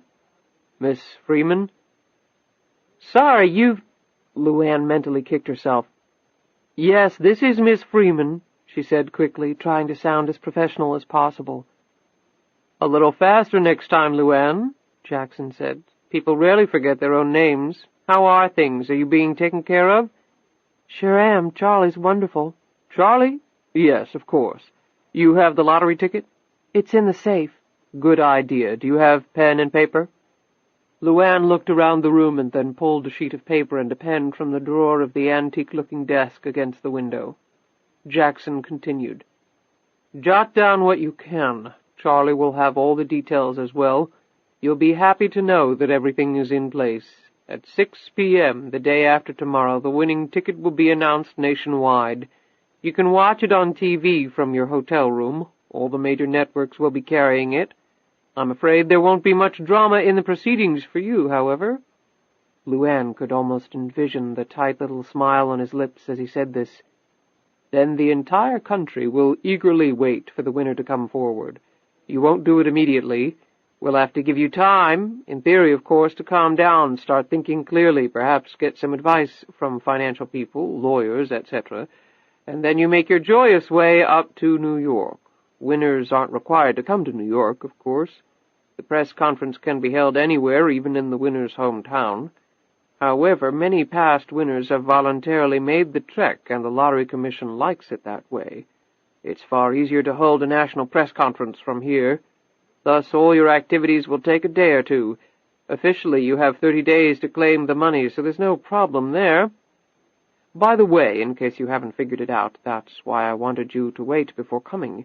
It would not look good if people were aware you arrived in New York before the winning number was announced. You'll have to remain incognito until we're ready to present you as the winner. He sounded upset that his plans had been altered. LuAnn scribbled down notes as fast as she could. I'm sorry, but I really couldn't wait, Mr. Jackson, LuAnn said hurriedly. I told you what it would be like back home. It's such a small place and everything. people would know I'd got the winning ticket, they just would. All right, fine, there's no sense wasting time discussing it now, he said brusquely. The point is we have to keep you under cover until a day or so after the lottery drawing. You took the bus to Atlanta, correct? Yes, and you took suitable precautions to disguise your appearance. Big hat and glasses. I didn't see anybody I knew. And you, of course, didn't use your real name when buying your ticket? Of course not, LuAnn lied. Good. I think your tracks have been effectively erased. I hope so. It won't matter, LuAnn, it really won't. In a few days you'll be much farther away than New York. Where exactly will I be? As I said before, you tell me. Europe, Asia, South America, just name it. And I'll make all the arrangements. LuAnn thought for a moment. Do I have to decide now? Of course not, but if you want to leave immediately after the press conference, the sooner you let me know, the better. I've been known to work miracles with travel arrangements, but I'm not a magician, particularly since you don't have a passport or any other identification documents. He sounded incredulous as he said this. Those will have to be prepared as well. Can you get them made up? Even like a Social Security card? You don't have a Social Security number, that's impossible. It ain't if your parents never filled out the paperwork for one, she fired back. I thought the hospital wouldn't let a baby leave without that paperwork having been completed. LuAnn almost laughed.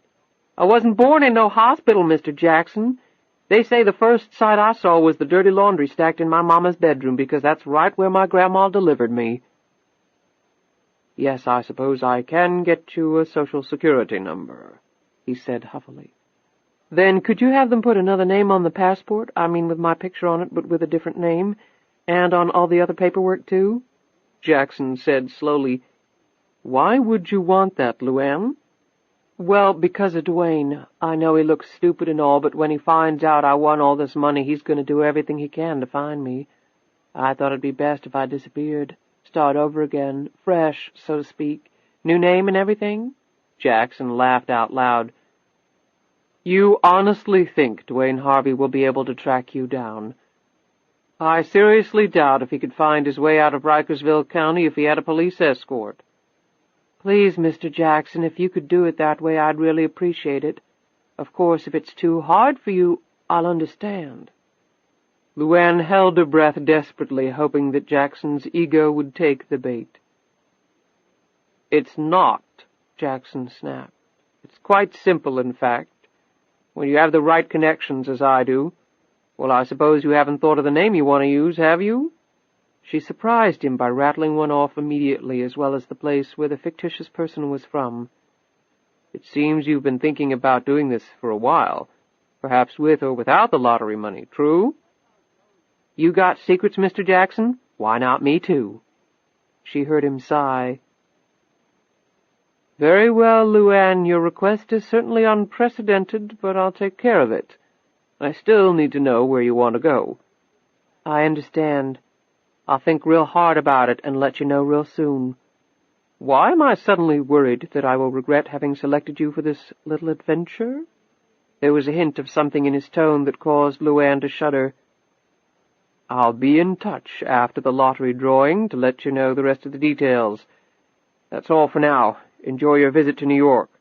If you need anything, just tell... Charlie. Charlie, right. Jackson hung up. LuAnn went immediately to the wet bar and uncapped a bottle of beer. Lisa started to make noise, and LuAnn let her down on the floor. LuAnn watched with a big smile on her face as Lisa moved around the room.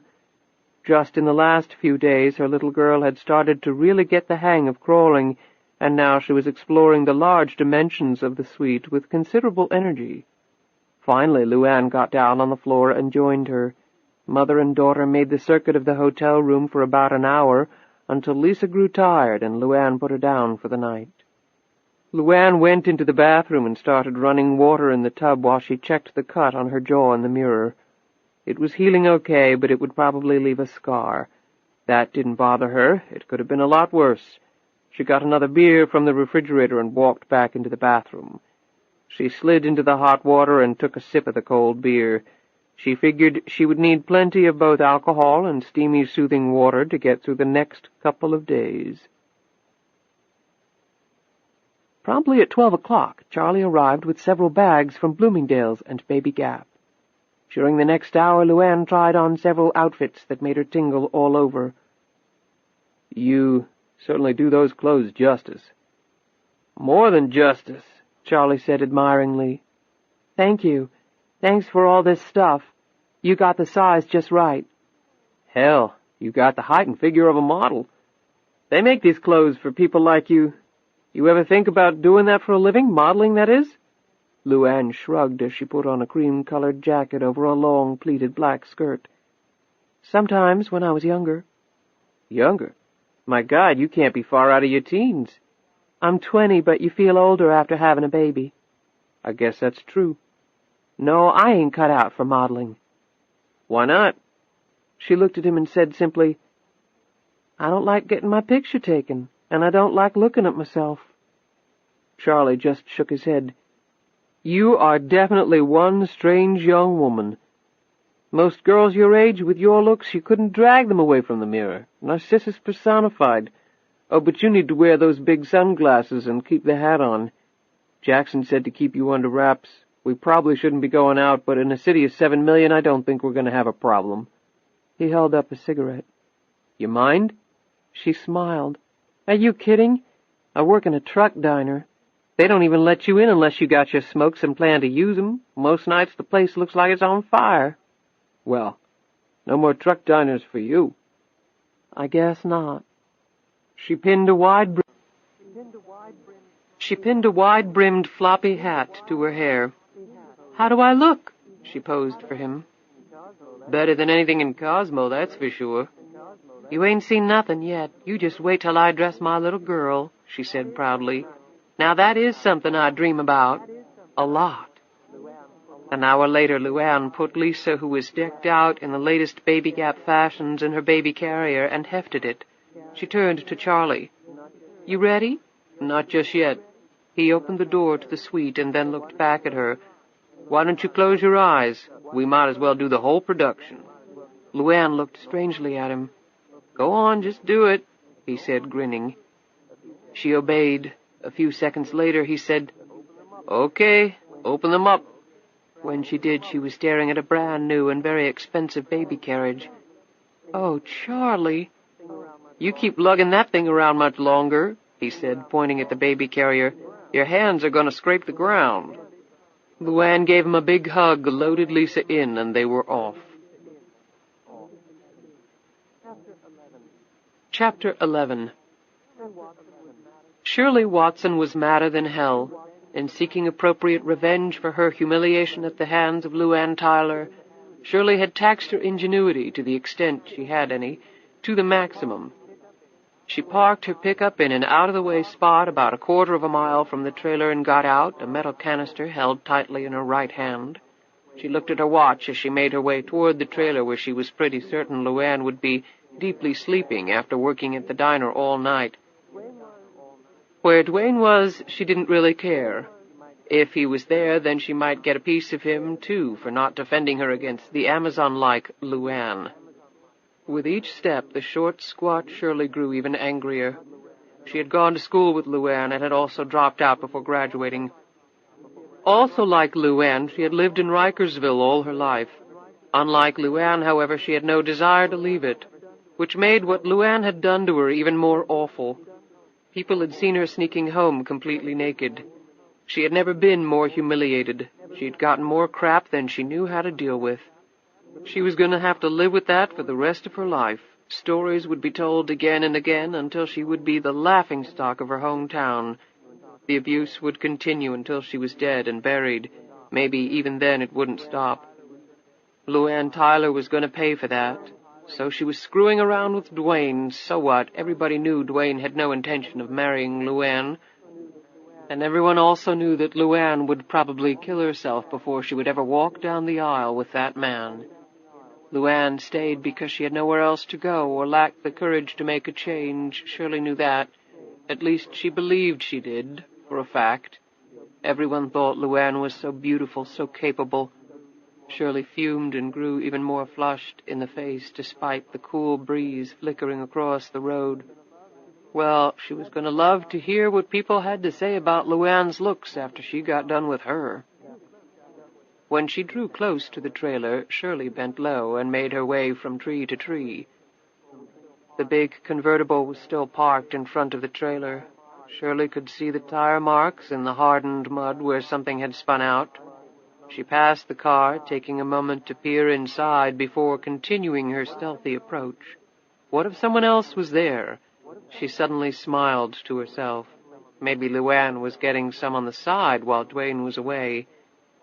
Then she could pay LuAnn back, even Stephen. She smiled even more broadly as she envisioned a naked LuAnn running screaming from the trailer. Suddenly everything became very quiet, very still. As if on cue, even the breeze stopped. Shirley's smile disappeared, and she looked around nervously. She gripped the canister even more firmly and reached in her jacket pocket and pulled out the hunting knife. If she missed with the battery acid she was carrying in the canister, then she most assuredly wouldn't miss with the knife. She had been cleaning game and fish most of her life and could wield a blade with the best of them. LuAnn's face would get the benefit of that expertise, at least in the areas the acid missed. "Damn," she said as she moved up to the front steps, and the smell hit her right in the face. She looked around again. She hadn't experienced such an odor even when working a brief stint at the local landfill. She slipped the knife back in her pocket, unscrewed the top to the canister, and then took a moment to cover her nose with a handkerchief. She had come too far to turn back now, smell or not. She silently moved into the trailer and made her way down to the bedroom. Edging open the door, she looked in. Empty. She closed the door softly and turned to head down the other way. Maybe LuAnn and her beau were asleep on the couch there. The hallway was dark, and she felt her way along the wall. As she drew closer, Shirley steeled herself to strike. She lurched forward and instead stumbled over something and fell to the floor, coming face to face with the decaying source of the stench. Her scream could be heard almost to the main road. "You sure didn't buy much, LuAnn." Charlie surveyed the few bags on the chaise longue in her hotel room. LuAnn came out of the bathroom where she had changed into a pair of jeans and a white sweater, her hair done up in a French braid. "I just like looking. That was fun enough. Besides, I flat out can't believe the prices up here. Good God." "But I would have paid for it," Charlie protested. "I told you that 100 times. I don't want you spending money on me, Charlie." Charlie sat down in a chair and stared at her. "LuAnn, it's not my money. I told you that, too. I'm on an expense account. Whatever you wanted, you could have." "Is that what Mr. Jackson said?" "Something like that. Let's just call it an advance on your future winnings." He grinned. LuAnn sat down on the bed and played with her hands, a deep frown on her face. Lisa was still in her baby carriage, playing with some toys Charlie had bought her. Her happy sounds filled the room. "Here." Charlie handed LuAnn a package of photos from their day in New York. "For the memory book." LuAnn looked at the photos and her eyes crinkled. "I never thought I'd see a horse and buggy in this city. It was lots of fun riding around that big old park, smack dab in the middle of all them buildings, too." "Come on, you never heard of Central Park?"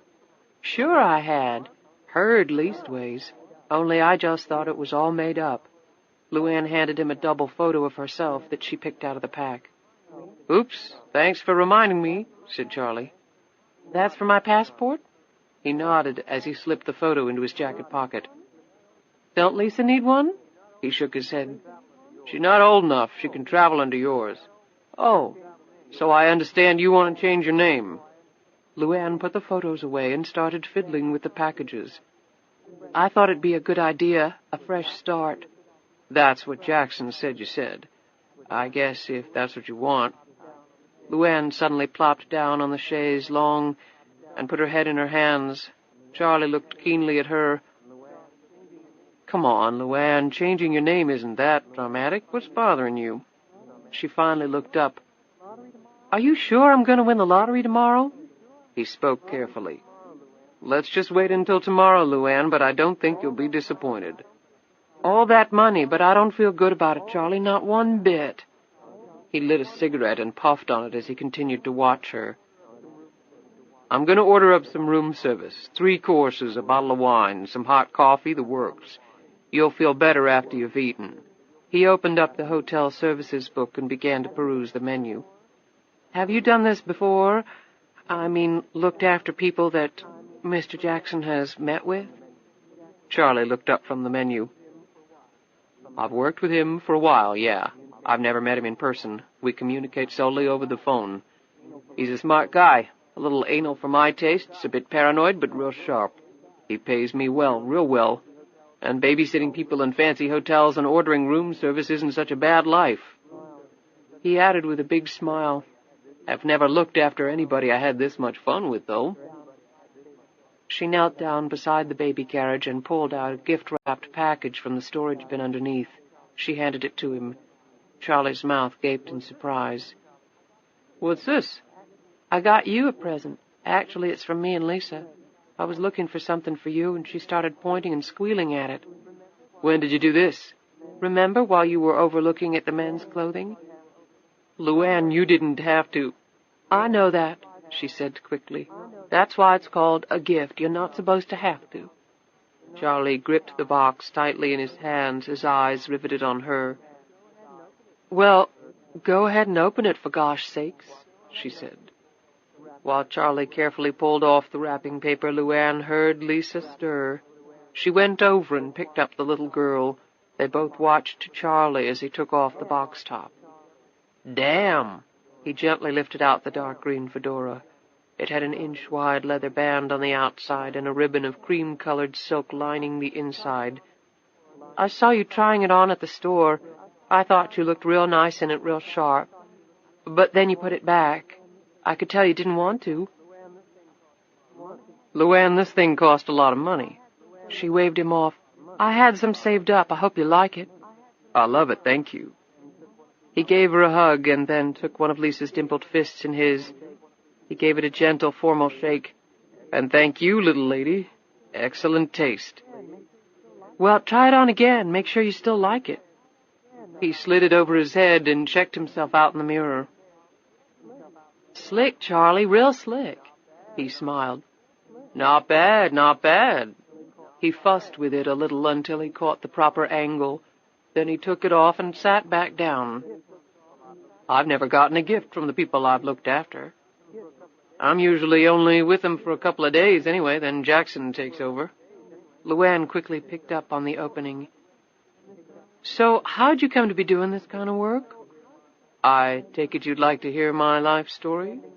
Sure. I've been bending your ear enough.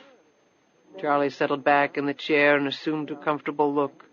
He pointed to his face. Bet you didn't guess I used to ply my skills in the boxing ring. He grinned. Mostly I was a sparring partner, a punching bag for up-and-comers.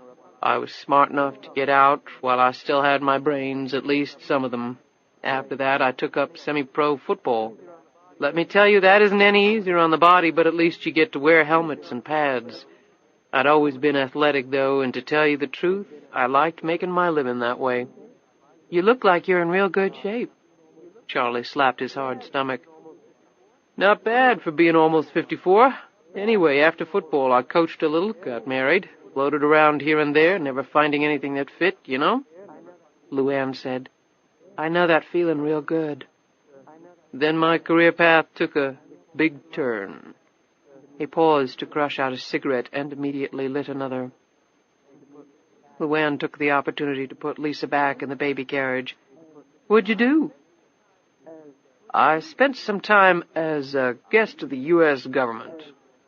LuAnn looked at him curiously, not getting his meaning. I was in a federal prison, LuAnn. She looked astonished. You don't look the type, Charlie. He laughed. I don't know about that. Besides, there are lots of different types doing time, LuAnn, let me tell you. So what'd you do? Income tax evasion, or fraud, I guess they'd call it. At least the prosecutor did, and he was right. I guess I just got tired of paying it. Never seemed like there was enough to live on, let alone giving a chunk to the government. He brushed his hair back. That little mistake cost me 3 years and my marriage.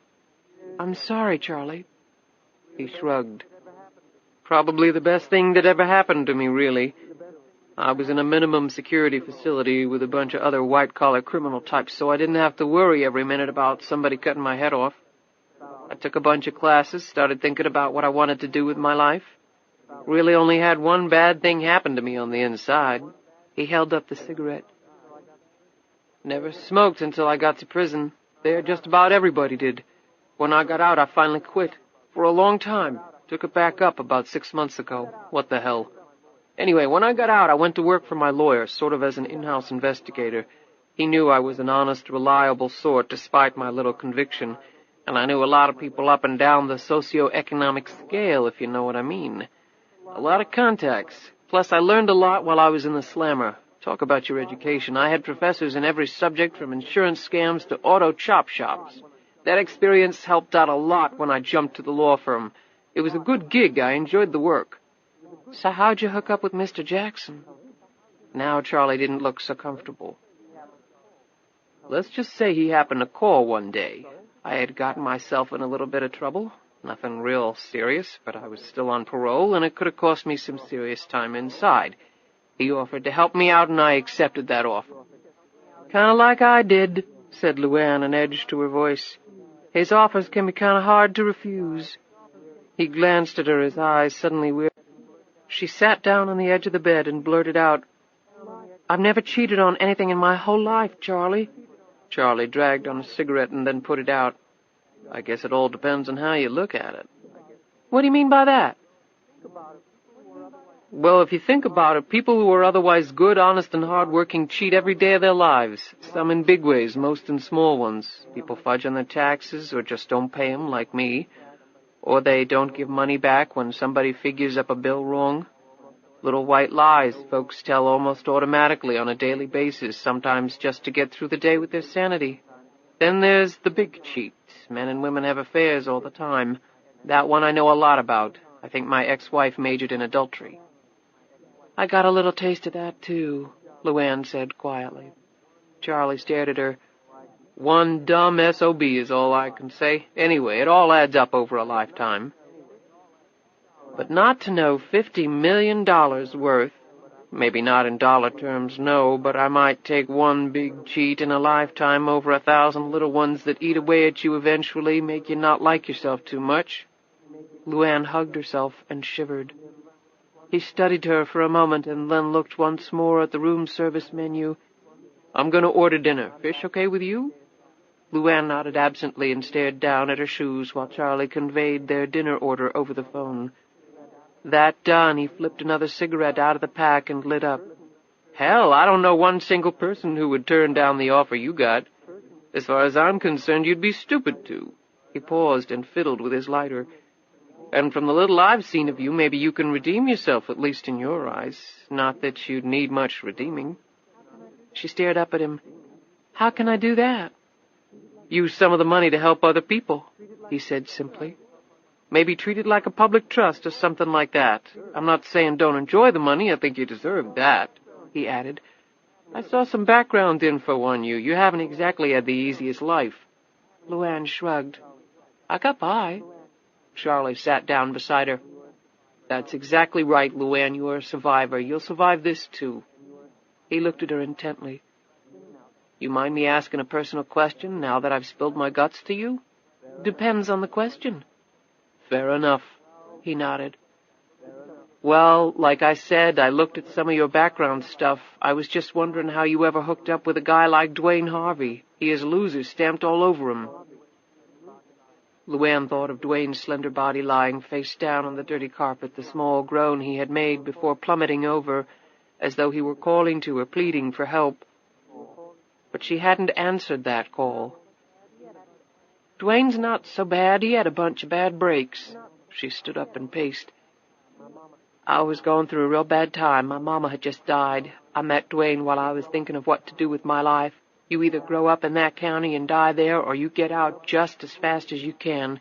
Ain't nobody ever moved into Rikersville County. Least not that I ever heard of." She took a deep breath and continued. "Dwayne had just moved into this trailer he had found. He had a job then. He treated me nice. We talked some about getting married. He was just different." "You wanted to be one of the ones who was born and died there?" She looked at him shocked. "Hell no. We were going to get out. I wanted to, and that's what Dwayne wanted. At least, that's what he said." She stopped pacing and looked over at Charlie. "Then we had Lisa," she said simply. "That kind of changed things for Dwayne. I don't think having a kid was part of his plan. But we did, and it's the best thing that ever happened to me. But after that, I knew things weren't going to work out between us. I knew I had to leave. I was just trying to figure out how when Mr. Jackson called." LuAnn looked out the window at the twinkling lights etched against the darkness. "Jackson said there were some conditions with all this, with the money. I know he's not doing this because he loves me." She looked over her shoulder at Charlie. Charlie grunted. "No, you're absolutely right about that." "You got any idea what the conditions are?" Charlie was shaking his head before she finished asking the question. "I do know that you'll have more money than you'll know what to do with." "And I can use that money any way I want, right?" "That's right. It's yours, free and clear. You can clean out Saks Fifth Avenue in Tiffany or build a hospital in Harlem. It's up to you." LuAnn looked back out the window, and her eyes began to shine as the thoughts plowing through her head seemed to dwarf the skyline staring back at her. Right that very instant, everything seemed to click. Even the massive number of buildings in New York City seemed far too small to hold the things she wanted to do with her life, with all that money.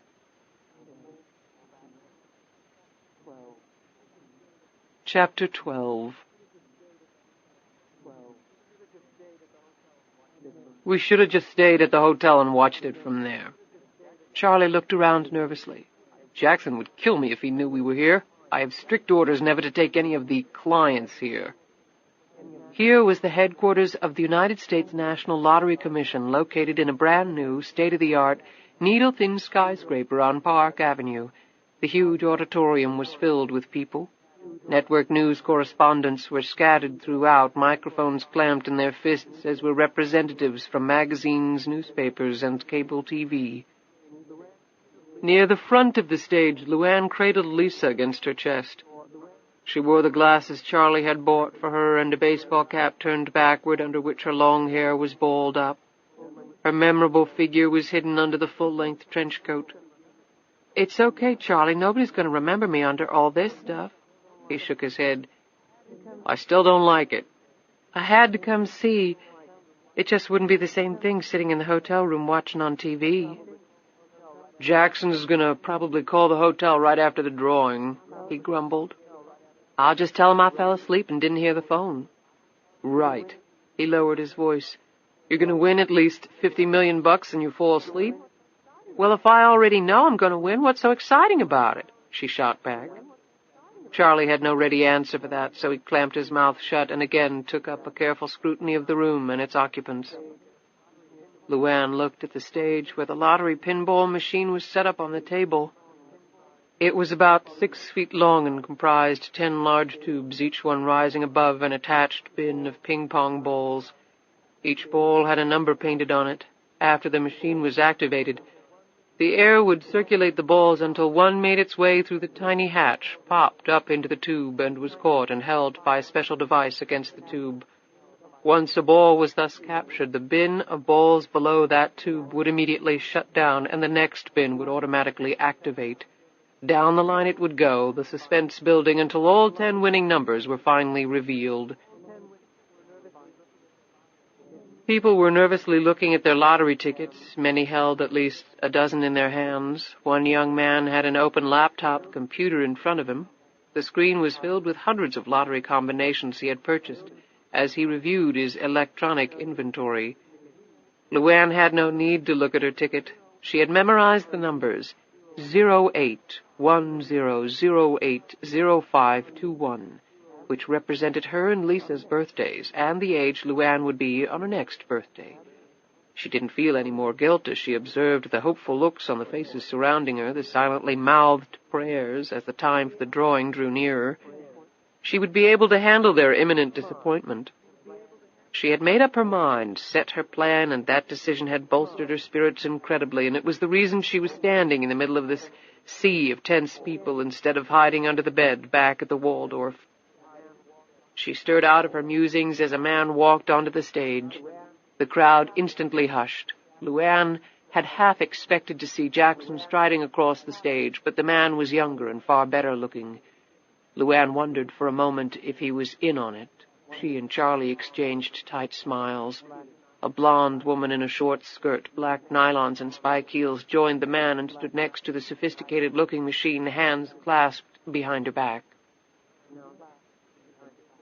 The man's announcement was brief and clear as the TV cameras focused on his handsome features. He welcomed everyone to the drawing, and then he paused, stared dramatically out at the crowd, and delivered the real news of the evening. The official jackpot, based upon ticket sales up to the very last minute, was a record-setting $100 million. A collective gasp went up from the crowd at the mention of the gigantic sum. Even LuAnn's mouth dropped open. Charlie looked over at her, shook his head slightly, and a small grin escaped his lips. He playfully elbowed her, leaned close, and whispered into her ear, "Hell, you can clean out Zach's and Tiffany and still build that hospital just with the friggin' interest." It was indeed the largest jackpot ever, and one incredibly fortunate person was about to win it, the lottery man declared with a beaming smile and a ton of showmanship. The crowd cheered wildly. The man gestured dramatically to the woman who hit the power switch on the side of the machine. LuAnn watched as the balls in the first bin started bouncing around. When the balls started attacking the narrow pathway into the tubes, LuAnn felt her heart race and her breathing constrict. Despite the presence of Charlie beside her, the calm, authoritative manner of Mr. Jackson, his correct predicting of the daily lottery, and all the other things she had been through in the last several days, she suddenly felt that her being here was totally crazy. How could Jackson or anyone else control what those gyrating balls would do? It occurred to her that what she was witnessing resembled sperm dive-bombing an egg, something she had once seen on a TV program. What were the chances of correctly picking the one that would break through and impregnate? Her spirits plummeted as she confronted a very distinct set of options. Travel back home and somehow explain the deaths of 2 men in a drug-filled trailer she happened to call home, or seek the hospitality of the nearest homeless shelter here in the city and contemplate what to do with the wrecked state of her life. She clutched Lisa even more tightly, and one of her hands drifted over and clasped Charlie's thick fingers. A ball squirted through the opening and was caught on the first tube. It was the number 0. It was shown on a large screen suspended over the stage. As soon as this occurred, the second bin of balls started popping.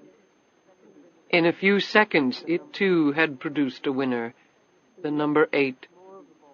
In quick succession, 6 more of the balls popped through into their respective tubes and were caught. The tally now stood as follows: 08100805. LuAnn mouthed the familiar numbers silently. Sweat appeared on her forehead, and she felt her legs begin to give way. "Oh, my God," she whispered to herself. "It's really gonna happen." Jackson had done it. Somehow, someway, the uppity, anal little man had done it. She heard many moans and groans next to her as lottery tickets were torn up and thrown to the floor as the numbers stared back at the crowd from the stage. LuAnn watched, completely mesmerized, as the 9th bin of balls started bouncing. The entire process now seemed to be occurring in the slowest of slow motion. Finally, the number 2 ball kicked out and held in tube number 9. There were no hopeful faces left in the crowd, except for one. The last bin fired up, and the number 1 ball quickly fought its way right against the hatch of the last tube and appeared to be ready to shoot through to victory at any moment. LuAnn's grip on Charlie's fingers began to loosen. Then, like a pricked balloon hemorrhaging air, the number 1 ball suddenly slid back down to the bottom and was replaced, near the hatch, by a suddenly energetic and determined number 4 ball. With sharp, jerky motions, it grew closer and closer to the open pathway leading into the number 10 and final tube, although it appeared to be repeatedly repelled from the opening. The blood slowly drained from LuAnn's face, and for a moment she thought she would end up on the floor.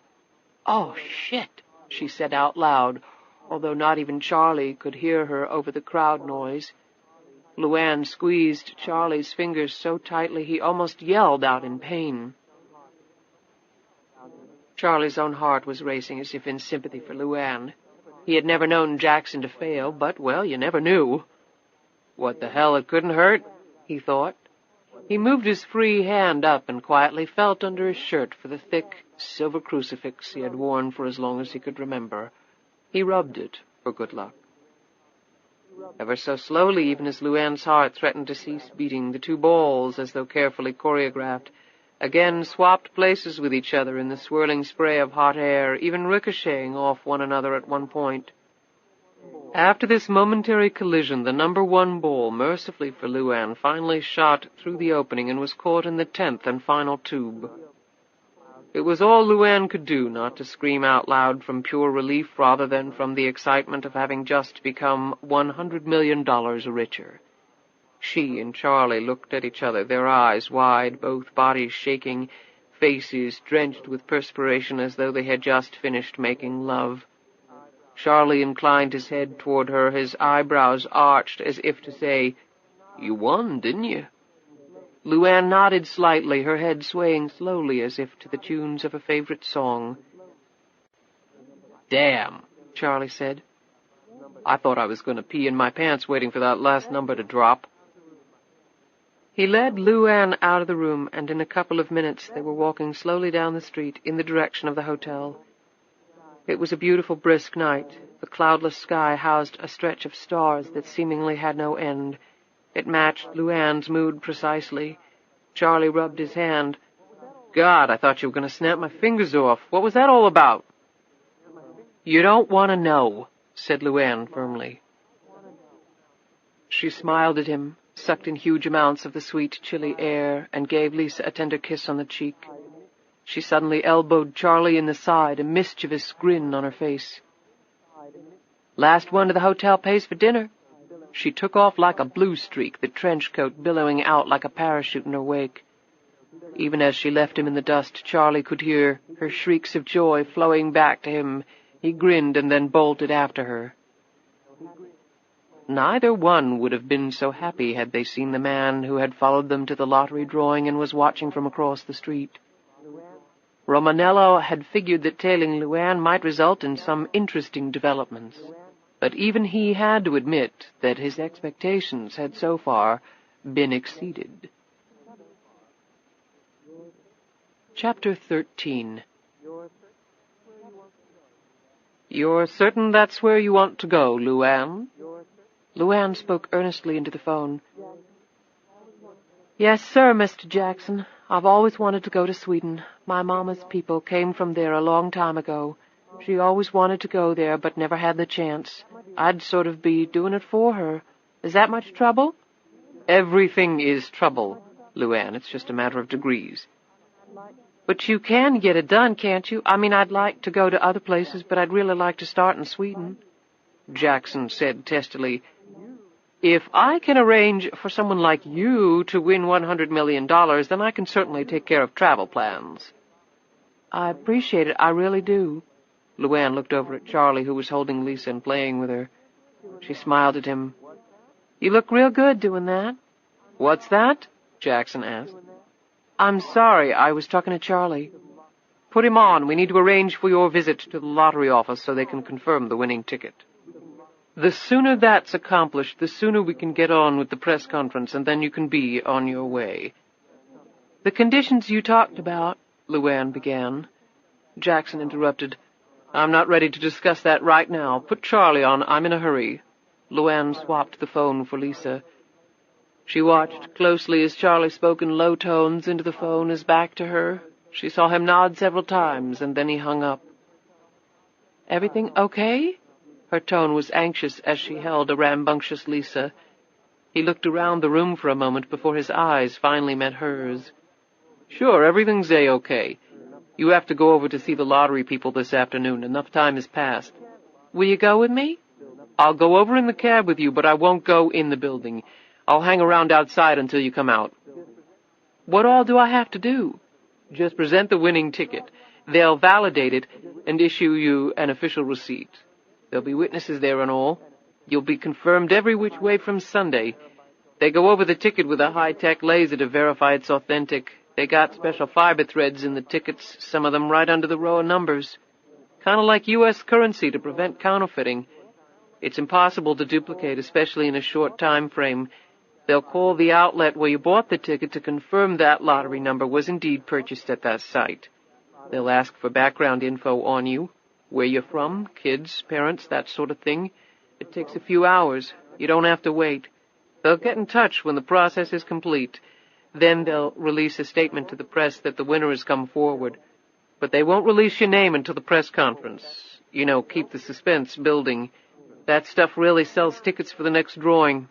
You don't have to hang around for that either. The actual press conference will be the next day. Do we come back here? Actually, Linda Freeman is checking out today. We'll go to another hotel where you can check in as LuAnn Tyler, one of the richest people in the country, fresh in town and ready to take on the world. You ever been to one of these press conferences before? He nodded. A few. They can be a little crazy, especially when the winners bring family with them. Money can do strange things to people, but it doesn't last too long. You get asked a bunch of questions and then off you go. He paused and then added, "That's nice what you're doing, going to Sweden for your mom like that." LuAnn looked down as she played with Lisa's feet. I hope so. It's sure going to be different. Well, it sounds like you can use a little different. I don't know how long I'll stay. Stay as long as you want. Hell, you can stay forever if you want to. I'm not sure I can do that. I don't think I'd fit in. He gripped her shoulders and looked her in the face. Listen, LuAnn, give yourself some credit. Okay, so you don't have a bunch of fancy degrees, but you're sharp, you take great care of your kid, and you got a good heart. In my book, that puts you ahead of about 90% of the population. I don't know how good I'd be doing right now if you weren't here helping me out. He shrugged. Hey, like I said, it's part of the job. He let go of her shoulders and fished a cigarette out of his pack. Why don't we have some quick lunch, and then you go claim your prize? What do you say? You ready to be filthy rich, lady? LuAnn took a deep breath before answering, I'm ready. LuAnn emerged from the Lottery Commission building, walked down the street, and turned a corner where she met Charlie at a prearranged spot. He had kept Lisa for her while she had gone in. She's been watching everything going by. She's a real alert kid, he said. Won't be long before I'm running every which way after her. She was doing her best to get down and crawl off, swear to God. Charlie smiled and put a very exuberant Lisa back in her carriage. So how'd it go? They were real friendly, treated me real special. You want coffee, Miss Tyler? You want a phone to make calls? One woman asked me if I wanted to hire her as my personal assistant. She laughed. You better get used to that. You have the receipt? Yep, in my purse. What time is the press conference? Tomorrow at 6 o'clock, they said. She eyed him.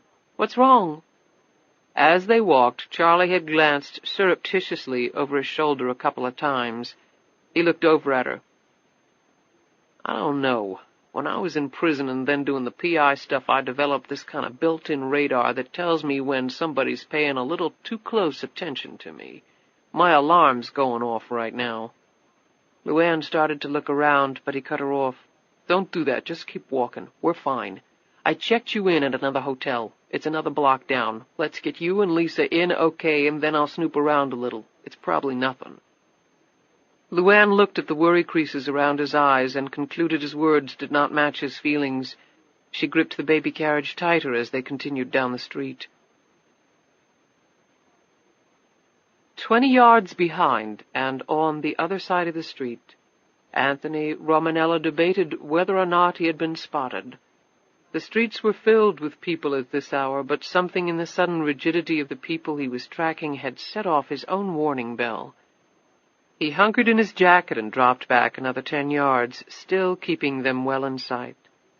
He kept a constant lookout for the closest taxi in case they decided to snare one. He had the advantage, though, in that it would take some time to load the baby carriage and baby in. He would have plenty of opportunity to hail a cab in that time, but they continued on foot until they reached their destination. Romanello waited outside the hotel for a moment, looked up and down the street, and then went in. "When did you get these?" LuAnn stared at the new set of luggage stacked in a corner of the hotel suite. Charlie grinned.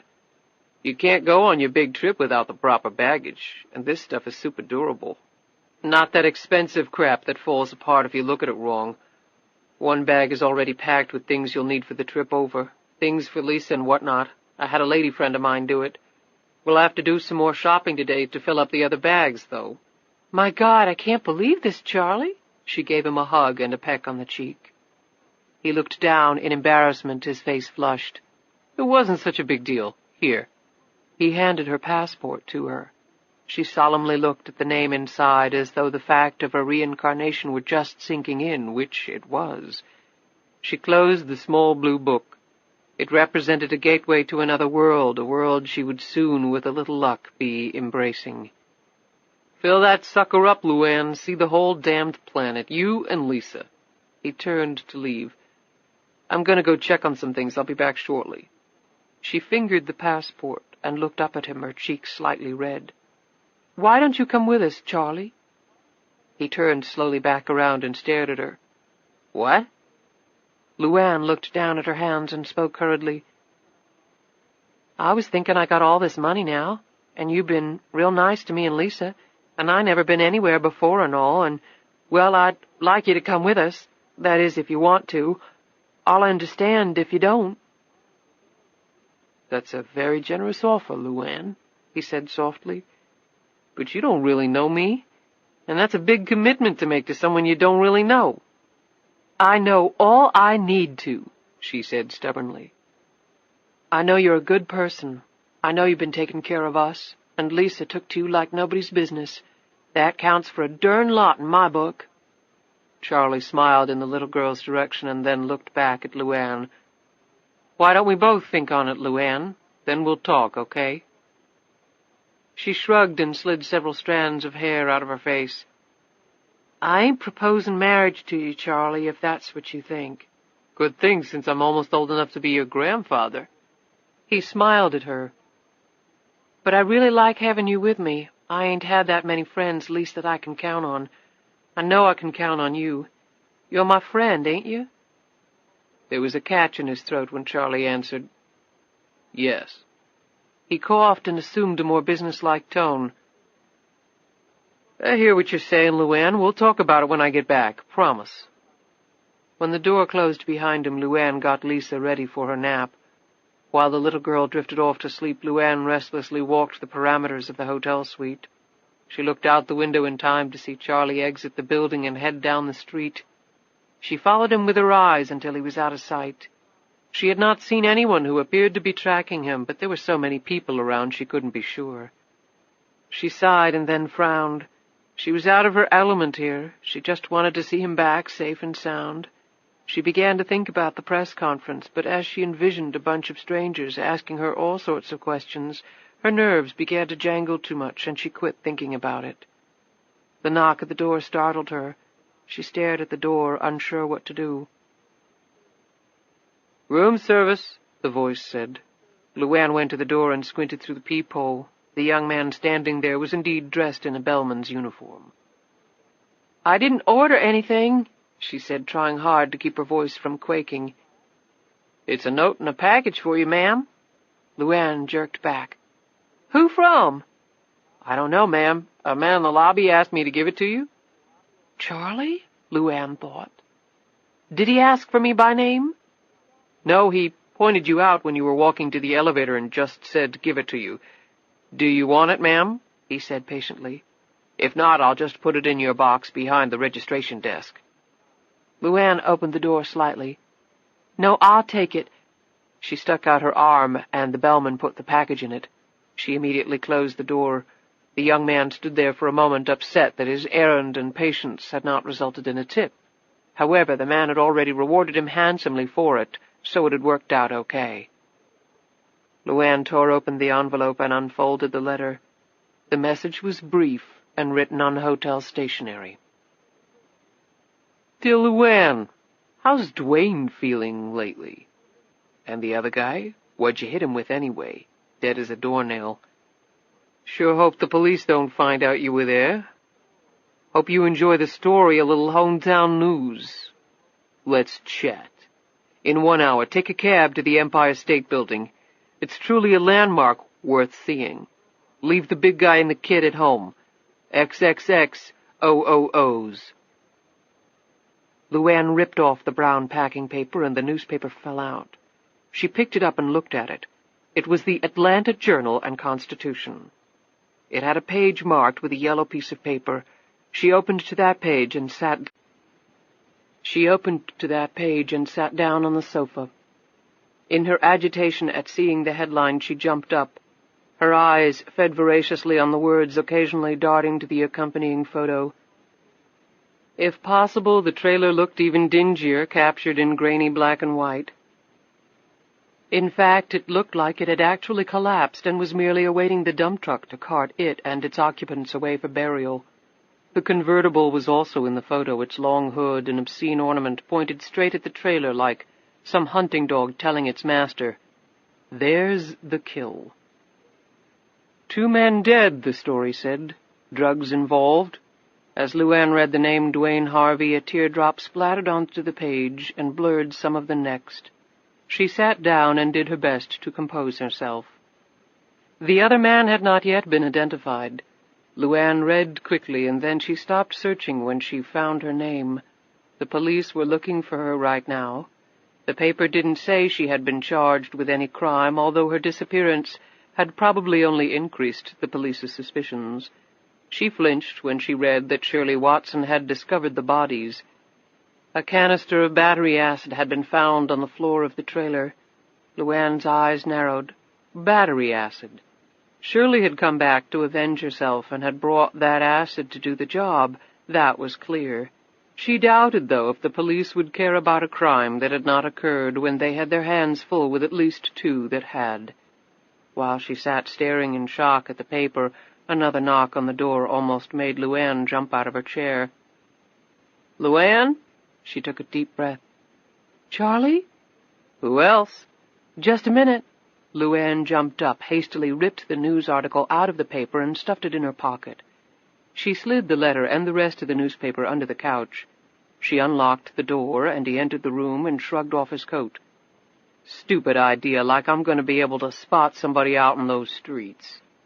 He slid a cigarette from its pack and lit up, thoughtfully staring out the window. "Still can't shake the feeling that somebody was tailing us, though." "It could have been just somebody looking to rob us, Charlie. You got a lot of that up here, don't you?" He shook his head. "Crooks have gotten more daring lately, but if that was the case, they would have hit us and run. Grabbed your purse and disappeared. It's not like they were going to pull a gun and stick us up in the middle of 1,000,000 people. I had the sense whoever it was tracking us for a while." He turned to stare at her. "Nothing unusual happened to you on the way up, did it?" LuAnn shook her head, staring back at him with wide eyes, afraid to speak. "Nobody followed you up to New York that you know of, did they?" "I didn't see anybody, Charlie. I swear I didn't." LuAnn started to shake. "I'm scared." He put a big arm around her. "Hey, it's okay. Probably just paranoid Charlie going off on nothing, but sometimes it pays to be paranoid.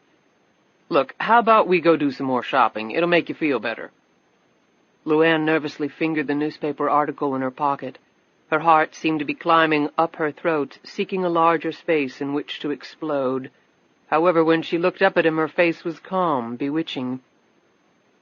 "You know what I really want to do?" "What's that? Name it and it's done." "I want to get my hair done, and maybe my nails. They both look kind of crappy, and with the press conference going on across the whole country and all, I'd like to look good." "Damn, why didn't I think of that? Well, let's just look up the fanciest beauty parlor in the phone book." "There's one in the lobby," LuAnn said hurriedly. "I saw it coming in. They do hair and nails and feet and facials, stuff like that. It looked real nice, real nice." Even better, then. Could you watch Lisa for me? We can come down and hang out with you. Charlie, I swear, don't you know nothing? What'd I say? Men don't come down to the beauty parlor and watch the goings-on. That's for us females to keep secret. If you knew how much trouble it takes to get us all pretty, it wouldn't be nearly as special, but you got a job to do. What's that? You can ooh and ah when I get back and tell me how beautiful I look. Charlie grinned. I think I can handle that one. I don't know how long I'll be. I might not be able to get in right away. There's a bottle ready in the refrigerator for Lisa for when she gets hungry. She's going to want to play for a while, and then you can put her down for a nap. Take your time. I've got nothing else on the agenda. A beer and cable TV. He went over and lifted Lisa out of the baby carriage. And the company of this little lady, and I'm a happy man. LuAnn picked up her coat. Charlie said, What do you need that for? I need to buy some personal things. There's a drugstore across the street.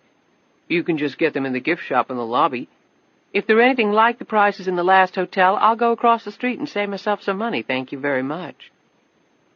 LuAnn, you're one of the richest women in the world. You could buy the whole damned hotel if you wanted. Charlie, I've been scraping pennies all my life. I can't change overnight. She opened the door and glanced back at him, trying her best to hide the rising anxiety she was experiencing. I'll be back as soon as I can. Charlie moved over to the door. I don't like it. If you go out, I'm supposed to go with you. Charlie, I'm a grown woman. I can take care of myself. Besides, Lisa's going to have to take a nap soon, and we can't leave her here all by herself, can we? Well, no, but... LuAnn slid an arm across his shoulder. You look after Lisa, and I'll be back as soon as I can. She gave Lisa a kiss on the cheek and Charlie a gentle squeeze on the arm. After she left, Charlie grabbed a beer from the wet bar and settled into his chair with Lisa on his lap and the TV remote in his hand. He suddenly paused and looked over at the doorway, a frown appearing on his features as he did so. Then he turned back and did his best to interest Lisa in channel surfing. Chapter 14. When LuAnn stepped from the cab, she looked up at the towering presence of the Empire State Building. She didn't have long to dwell upon the architecture, though, as she felt the arm slide around hers. This way we can talk. The voice was smooth, comforting, and it made every hair on her neck stiffen. She pulled her arm free and looked at him. Very tall and broad-shouldered, his face was clean-shaven, the hair thick and dark, matching the eyebrows. The eyes were big and luminous. What do you want? Now that she could actually see the man behind the note, LuAnn's fear quickly receded. Romanello looked around. You know, even in New York, we're bound to attract attention if we conduct this investigation out in the open. There's a deli across the street. I suggest we continue our chat there. Why should I? He crossed his arms and smiled at her. You read my note in the news article, obviously, or you wouldn't be here. I read it, LuAnn said, keeping her voice level. Then I think it's clear we have some things to discuss. What the hell do you have to do with it? Were you involved in that drug dealing? The smile faded from the man's lips, and he stepped back for a moment. Look, I didn't kill nobody, she said fiercely. Romanello looked around nervously. Do you want everybody here to know our business? LuAnn looked around at the passers-by and then stalked toward the deli with Romanello right behind. Inside they found an isolated booth far in the back. Romanello ordered coffee and then looked at LuAnn. Anything interest you on the menu? He asked pleasantly. Nothing, she glared back at him. After the waitress departed, he looked at her. Since I can understand you're not wanting to prolong this discussion, let's get to the heart of it. What's your name? He looked startled. Why? Just make one up. That's what everybody else seems to be doing. What are you talking? He stopped and considered for a moment. All right, call me Rainbow. Rainbow, huh? That's a different one. You don't look like no rainbow I've ever seen.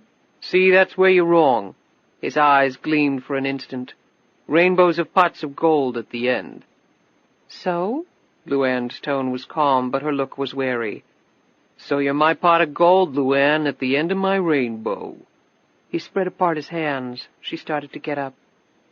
Sit down. The words shot out of his mouth. LuAnn stopped in mid-rise, staring at the man. "Sit down unless you want to spend the rest of your life in prison instead of paradise." The calm returned to his manner, and he politely gestured for her to resume her seat. She did so, slowly, her eyes squarely on his. "I ain't never been real good at games, Mr. Rainbow, so why don't you say whatever the hell it is you want to say, and let's be done with it." Romanello waited for a moment as the waitress returned with his coffee. "You sure you don't want some? It's quite chilly outside." The chill in LuAnn's eyes compelled him to move on. He waited until the waitress had set the coffee and cream down and asked if they wanted anything else. After she left, he leaned across the table, his eyes bare inches from LuAnn's. "I was at your trailer, LuAnn. I saw the bodies." She flinched for an instant. "What were you doing there?" He sat back. "Just happened by." "You're full of crap, and you know it." "Maybe. The point is, I saw you drive up to the trailer in that car, the same one in the newspaper photo. I saw you pull a wad of cash out of your baby's kid's seat at the train station. I saw you make a number of phone calls." "So what, I'm not allowed to make phone calls?" "The trailer had 2 dead bodies and a shitload of drugs in it, LuAnn. That was your trailer." LuAnn's eyes narrowed. Was Rainbow a policeman sent to get her to confess? She fidgeted in her seat. "I don't know what you're talking about. I never seen no bodies. You must have seen somebody else get out of that car. And who says I can't keep my money wherever the hell I want to keep it?" She dug her hand into her pocket and pulled out the newspaper article. "Here, why don't you take this back and go try scaring somebody else?" Romanello picked up the piece of paper, glanced at it, and put it in his pocket.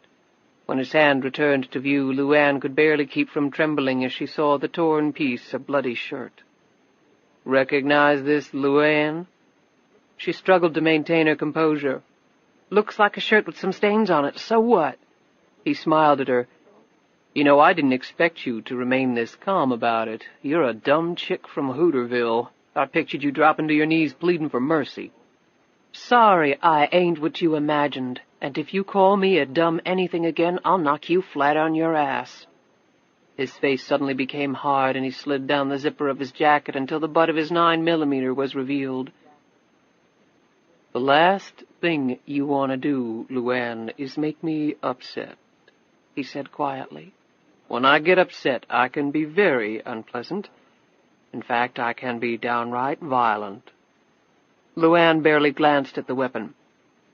"What do you want from me?" He zipped the jacket back up. "Like I said, you're my pot of gold." "I ain't got any money," she said quickly. He almost laughed. "Why are you in New York, LuAnn? I bet you've never been out of that God-forsaken county before. Why, of all places, did you take off with the Big Apple?" He cocked his head at her, waiting for an answer. LuAnn rubbed her hands nervously across the uneven surface of the table. She didn't look at him when she finally spoke. "Okay, maybe I knew what happened in that trailer. But I didn't do nothing wrong. I had to get out, though, because I knew it might look real bad for me. New York seemed as good as any place." She looked up to test his reaction to her explanation. The mirth was still there. "What are you going to do with all the money, LuAnn?" She nearly crossed her eyes. "What are you talking about? What money? In the baby seat?" "I would hope you weren't going to try and stuff $100 million in a baby seat." He eyed her chest. "Or, despite its obvious capacity, your bra." She just stared at him, her mouth open a notch. "Let's see," he continued. "What's the going price for blackmail these days? 10%, 20%, 50%? I mean, even at half, you're still talking millions in your bank account. That'll keep you and the kid in jeans and sneakers for life, right?" He took a sip of his coffee and sat back, idly fingering the edges of his napkin while he watched her. LuAnn clamped a fist around the fork in front of her. For a moment she thought about attacking him, but that impulse subsided. "You're crazy, mister, you really are." "The press conference is tomorrow, LuAnn." "What press conference?" "You know that's where you're going to hold that big old check and smile and wave to the disappointed masses?" "I've got to go." His right hand shot across and gripped her arm. "I don't think you can spend that money from a prison cell." "I said I gotta go." She jerked her hand free and stood up. "Don't be a fool, LuAnn. I saw you buy the lottery ticket. I was at the lottery drawing. I saw the big smile on your face, the way you ran down the street whooping and hollering. And I was inside the lottery building when you went to get your winning ticket validated. So don't try to bullshit with me. You walk out of here, and the first thing I'm going to do is place a call to that podunk county and that podunk sheriff and tell them everything I saw. And then I'm going to send them this piece of shirt. You can't believe the high-tech stuff they've got in the lab these days. They'll start piecing it together. And when I tell them you just won the lottery and maybe they should grab you before you disappear, then you can just kiss your new life goodbye. Although I didn't do nothing wrong. No, what you did was stupid, LuAnn. You ran. And when you run, the cops always figure you're guilty. It's how cops think. They'll believe you were in it up to your pretty little ass. Right now they haven't got around to you, but they will. It's up to you to decide whether they start focusing on you 10 minutes from now or 10 days from now. If it's 10 minutes, you're dead. If it's 10 days, I figure your plan is to disappear forever. Because that's what I intend to do. You pay me only once, that I'll guarantee. I couldn't spend all that money even if I tried, and neither could you. We all win that way. The other way, you lose. Slam dunk. So, what's it gonna be? She stood frozen for a moment, halfway out of her chair. Slowly, inch by inch, she sat back down. Very smart of you, LuAnn. I can't pay you half. His face darkened. Don't be greedy, lady. It's got nothing to do with that. I can pay you, I just don't know how much, but it'll be a lot. Enough for you to do whatever the hell you want to do. I don't understand, he began. LuAnn interrupted, borrowing phraseology from Jackson. You don't have to understand nothing. But if I do this, I want you to answer one question for me, and I want the truth, or you can just go and call the cops. I don't care. He eyed her cautiously. What's the question? LuAnn leaned across the table, her voice low but intense. What were you doing in that trailer? You just didn't happen on by. I know that sure as I'm sitting here. Look, why does it matter why I was there? He threw his arm up in a casual motion. LuAnn reached out as quickly as a striking rattler and grabbed his wrist. He winced as she squeezed it with a strength he had not anticipated. Big and strong as he was, it would have taken all his might to break that grip. I said I wanted an answer, and it better be the right one. I earn my living. He smiled and corrected himself. I used to earn my living by taking care of little problems for people. LuAnn continued to grip the wrist. What problems? Did this have to do with the drugs Dwayne was dealing? Romanello was shaking his head. I didn't know anything about the drugs. Dwayne was already dead. Maybe he was holding out on his supply, or maybe skimming off the top and the other guy cut him up. Who knows? Who cares? What happened to the other guy? You were the one who hit him, weren't you? Like I said in the note, dead as a doornail. LuAnn didn't answer. He paused and took a breath. You can let go of my wrist any time now. You haven't answered my question, and unless you answer it, you could just go and call the sheriff, because you ain't getting 1 red cent from me. Romanello hesitated, but then his greed won out over his better judgment. I went there to kill you, he said simply.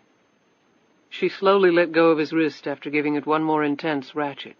He took a minute to rub the circulation back in. Why? LuAnn demanded fiercely. I don't ask questions, I just do what I'm paid to do. Who told you to kill me? He shrugged. I don't know. She reached for his wrist again, but this time he was ready for her and jerked it out of danger. I'm telling you, I don't know. My clients don't just drop by and have coffee and chat about who they want me to take out. I got a call. I got half the money up front, half when the job was done, all through the mail. I'm still alive. That's right, but only because I got called off. By who? By whoever hired me. When did you get the call? I was in your trailer. I saw you get out of the car and take off. I went to my car and got the call then, around 10:15. LuAnn sat back as the truth dawned on her. Jackson. So that's how he took care of those who refused to go along. When she didn't say anything, Romanello leaned forward. So now that I've answered all your questions, why don't we discuss the arrangements for our little deal? LuAnn stared at him for a full minute before speaking. If I find out you're lying to me, you won't like it one bit. You know, somebody who kills for a living usually strikes a little more fear into people than what you're showing," he said, his dark eyes flickering at her. He partially unzipped his jacket again so that the butt of the 9mm was once more visible. "Don't push it." His tone was menacing. LuAnn glanced at the pistol with contempt before settling her eyes back on his. "I growed up surrounded by crazy people, Mr. Rainbow. Rednecks getting drunk and pointing 12-gauge shotguns in people's faces and then pulling the trigger just for fun, or cutting somebody up so bad their mama wouldn't have knowed them, and then betting on how long they'd take to bleed to death. Then there was the black boy who ended up in a lake with his throat slashed and his private parts gone 'cause somebody thought he was too uppity hanging around a white girl. I'm pretty sure my daddy had something to do with that. Not that the police down there gave a damn. So your little gun and your big man bullshit don't mean crap to me. Let's just get this over with, and then you can get the hell out of my life." The danger in the depths of Romanello's eyes rapidly dissipated. "All right," he said quietly, zipping his jacket back up. Chapter 15. A half-hour later, Romanello and LuAnn exited the deli.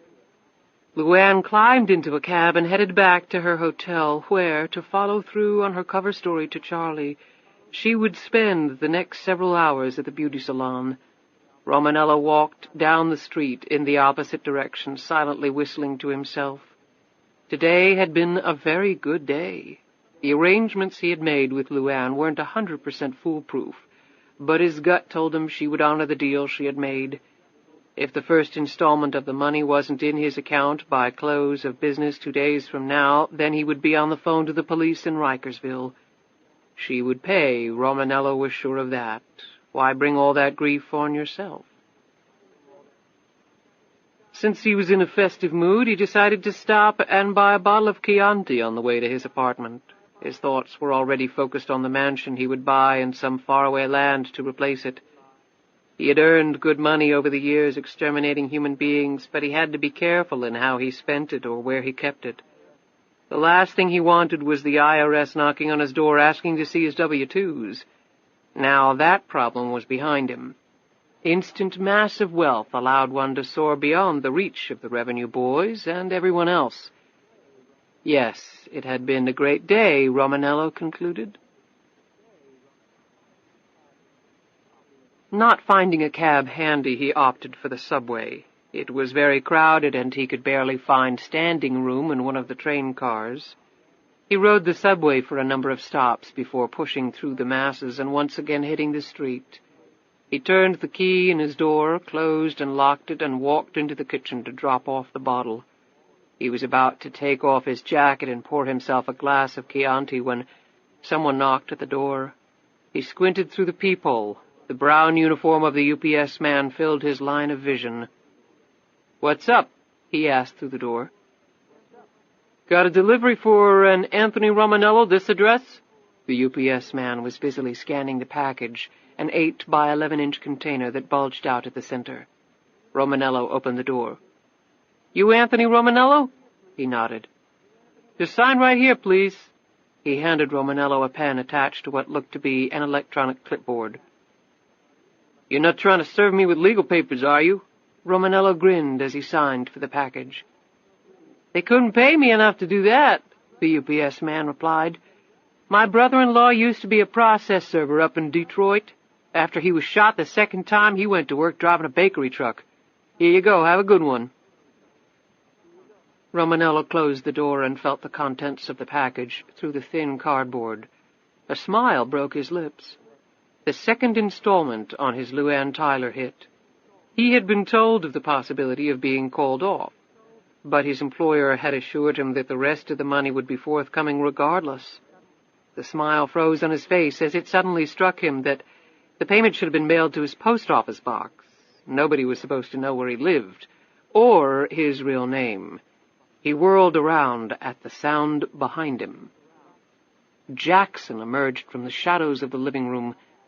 Dressed as immaculately as he had when he interviewed LuAnn, Jackson leaned against the doorway to the kitchen and looked Romanello up and down behind a pair of dark glasses.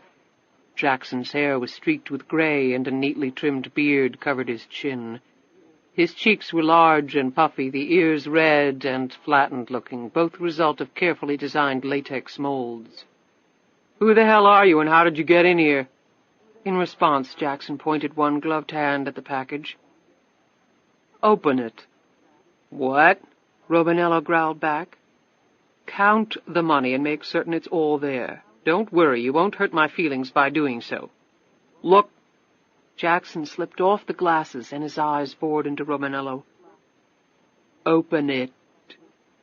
The voice was barely above a whisper, and spoken in an entirely non-threatening manner that made Romanello wonder why he was shivering inside. After all, he had murdered 6 people in premeditated fashion over the span of the last 3 years. Nobody intimidated him. He quickly ripped open the package, and the contents spilled out. Romanello watched as the cut-up newspaper drifted to the floor. "Is this supposed to be funny? If it is, I'm not laughing." He glowered at Jackson. Jackson shook his head sadly. "As soon as I hung up with you, I knew my little slip over the phone would prove to be serious. I made mention of LuAnn Tyler and money, as you well know, makes people do strange things." "What exactly are you talking about?" "Mr. Romanello, you were hired to perform a job for me. Once that task was called off, your participation in my affairs was at an end. Or, let me rephrase that, your participation in my affairs was supposed to be at an end." "They were at an end. I didn't kill the lady, and all I get from you is cut-up newspaper. I'm the one who should be pissed." Jackson ticked the points off with his fingers. "You followed the woman back to New York. You, in fact, have been following her all over the city. You sent her a note. You met with her? And while I wasn't privy to the conversation itself, from the looks of things, the subject matter wasn't pleasant." "How the hell do you know all that?" "There isn't much I don't know, Mr. Romanello. There really isn't." Jackson put the glasses back on. "Well, you can't prove anything." Jackson laughed, a laugh that sent every hair on Romanello's neck skyward and made him reach for his gun, a gun that was no longer there. Jackson looked at the man's amazed face and shook his head sadly.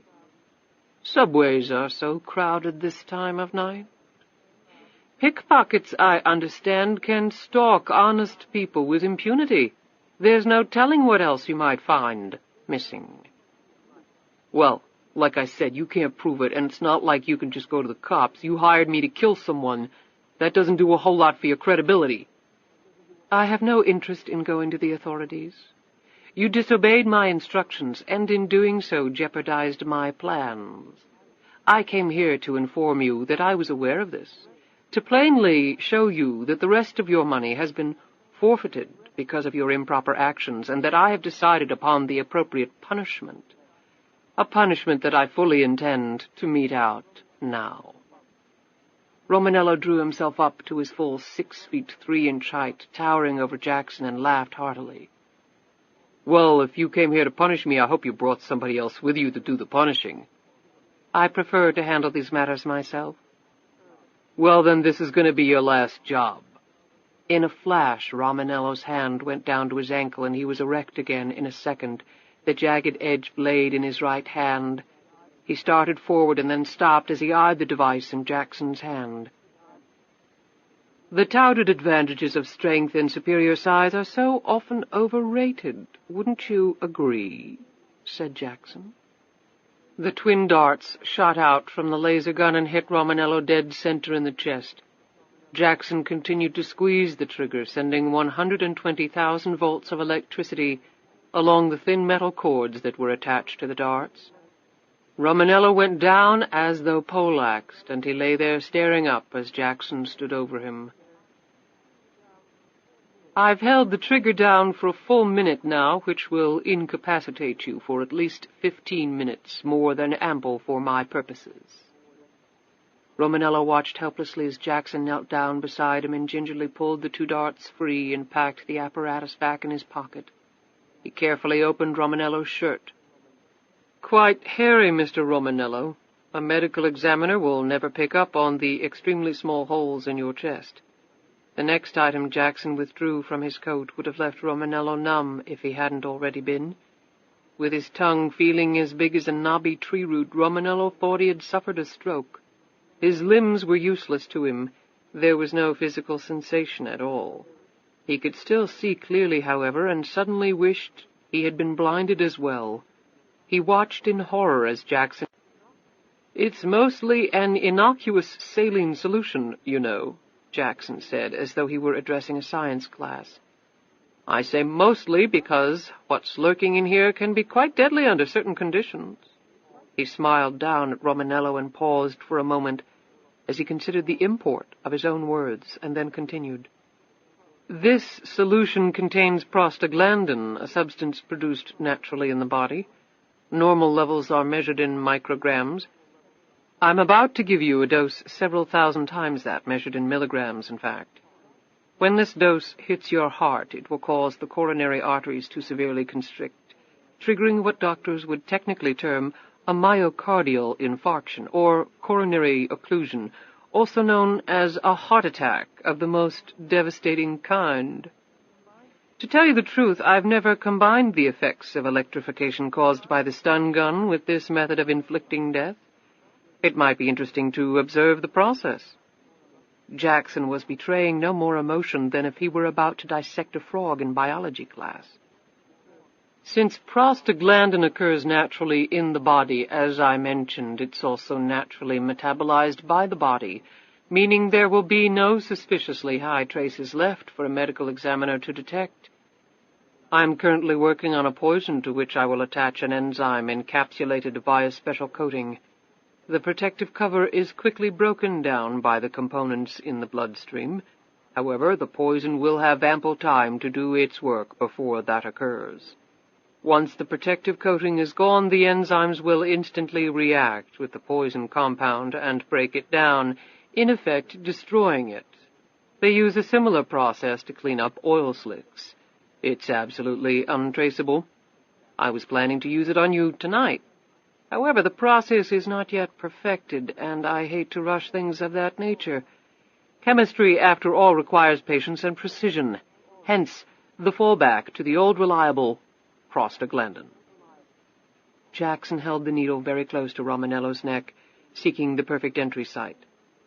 "They will find you here, a young, strapping man felled in his prime by natural causes, another statistic in the ongoing health debate."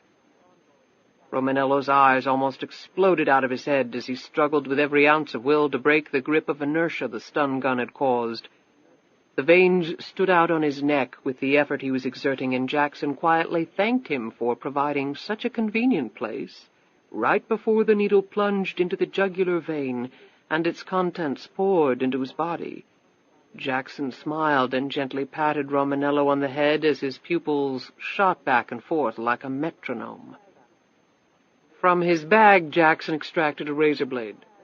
"Now, a sharp-eyed medical examiner might pick up on the hypodermic's entry site, so we will have to address that." Using the razor, Jackson nicked Romanello's skin at the precise place the needle had gone in. A drop of blood floated to the surface of the skin. Jackson replaced the razor in the bag and pulled out a Band-Aid. He pressed it across the fresh cut and sat back to study his handiwork, smiling as he did so. "I'm sorry that it's come to this, as your services might have been useful to me in the future." Jackson picked up one of Romanello's limp hands and made the sign of the cross over the stricken man's chest. "I know that you were raised Roman Catholic, Mr. Romanello," he said earnestly, "although you obviously have strayed from the teachings of the Church. But I'm afraid a priest to administer last rites is out of the question. I hardly think it matters where you're going anyway, do you? Purgatory is such a silly notion, after all." He picked up Romanello's knife and placed it in the sheath strapped to his ankle. Jackson was about to stand up when he noted the edge of the newspaper sticking out from the inside of Romanello's jacket pocket. He nimbly plucked it out. As he read the article detailing the story of the two murders, drugs, LuAnn's disappearance and the police's search for her, his features became grim. That explained a lot. Romanella was blackmailing her, or attempting to. Had he discovered this piece of information a day earlier, Jackson's solution would have been simple. He would have executed LuAnn Tyler on the spot. Now he could not do that, and he hated that he had lost partial control of the situation. She had already been confirmed as the winning ticket holder. She was scheduled to appear to the world in less than 24 hours as the lottery's newest winner.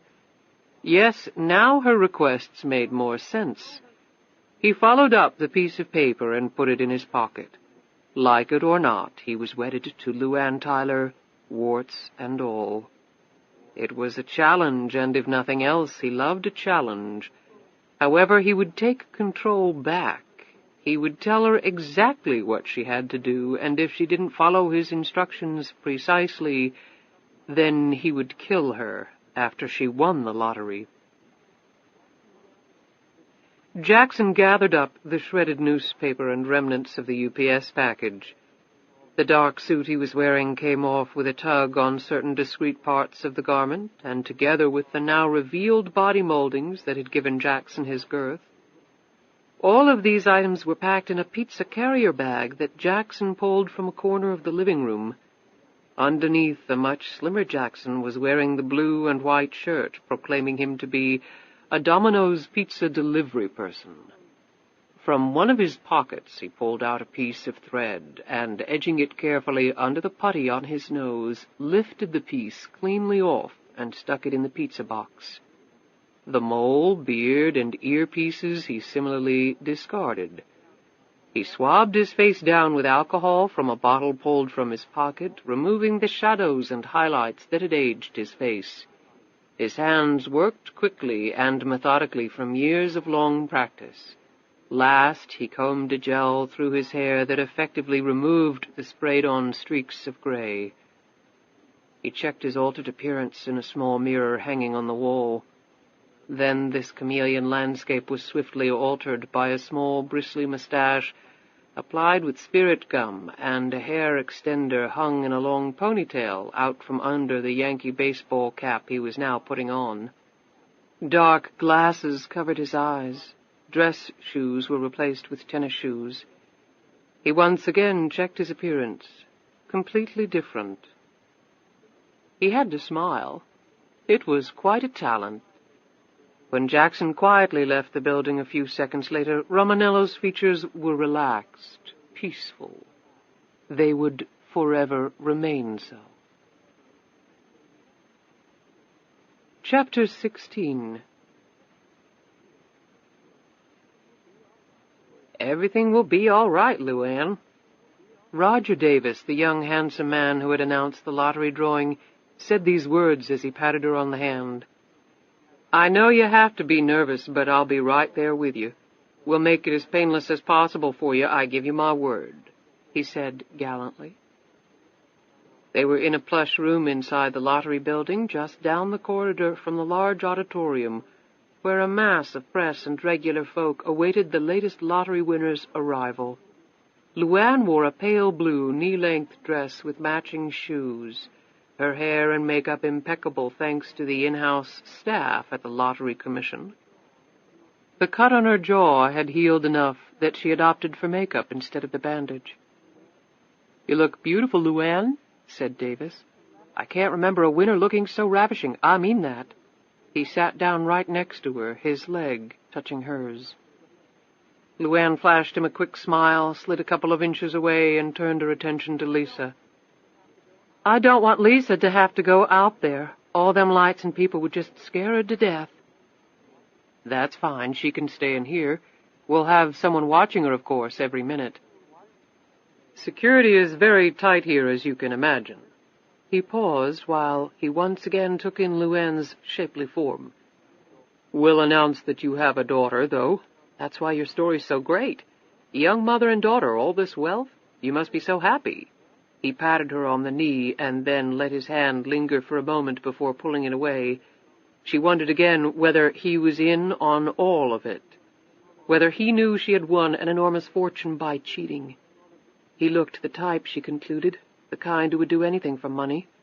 She imagined he would be very well paid for helping to pull off something this big. "How long until we go out there?" she asked. "About 10 minutes.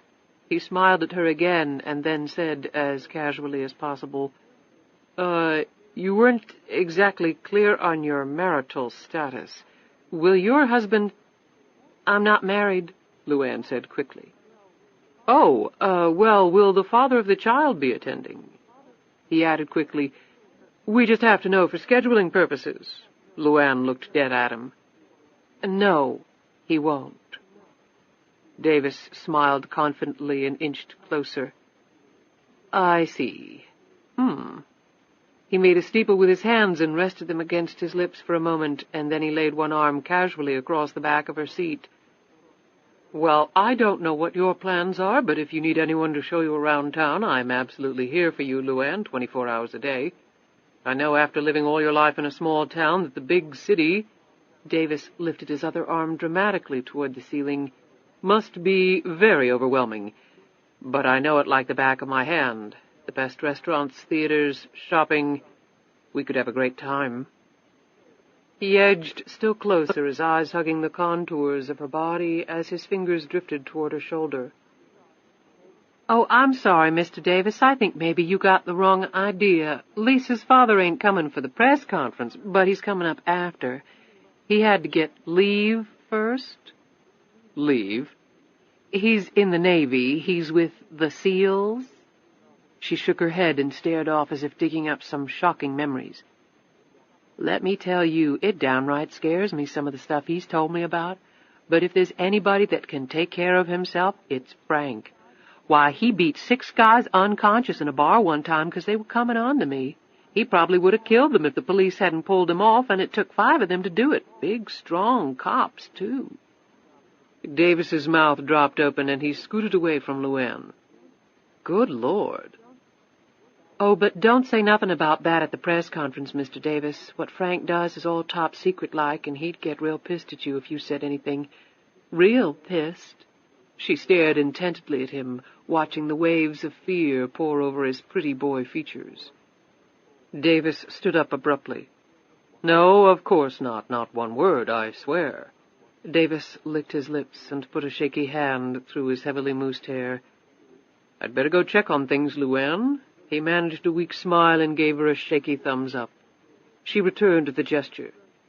"Thanks so much for understanding, Mr. Davis." After he had gone, LuAnn turned back to Lisa.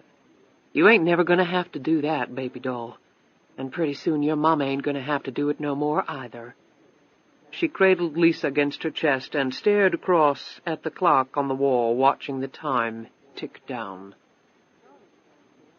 Charlie glanced around the crowded auditorium while he methodically pushed his way toward the front of the stage.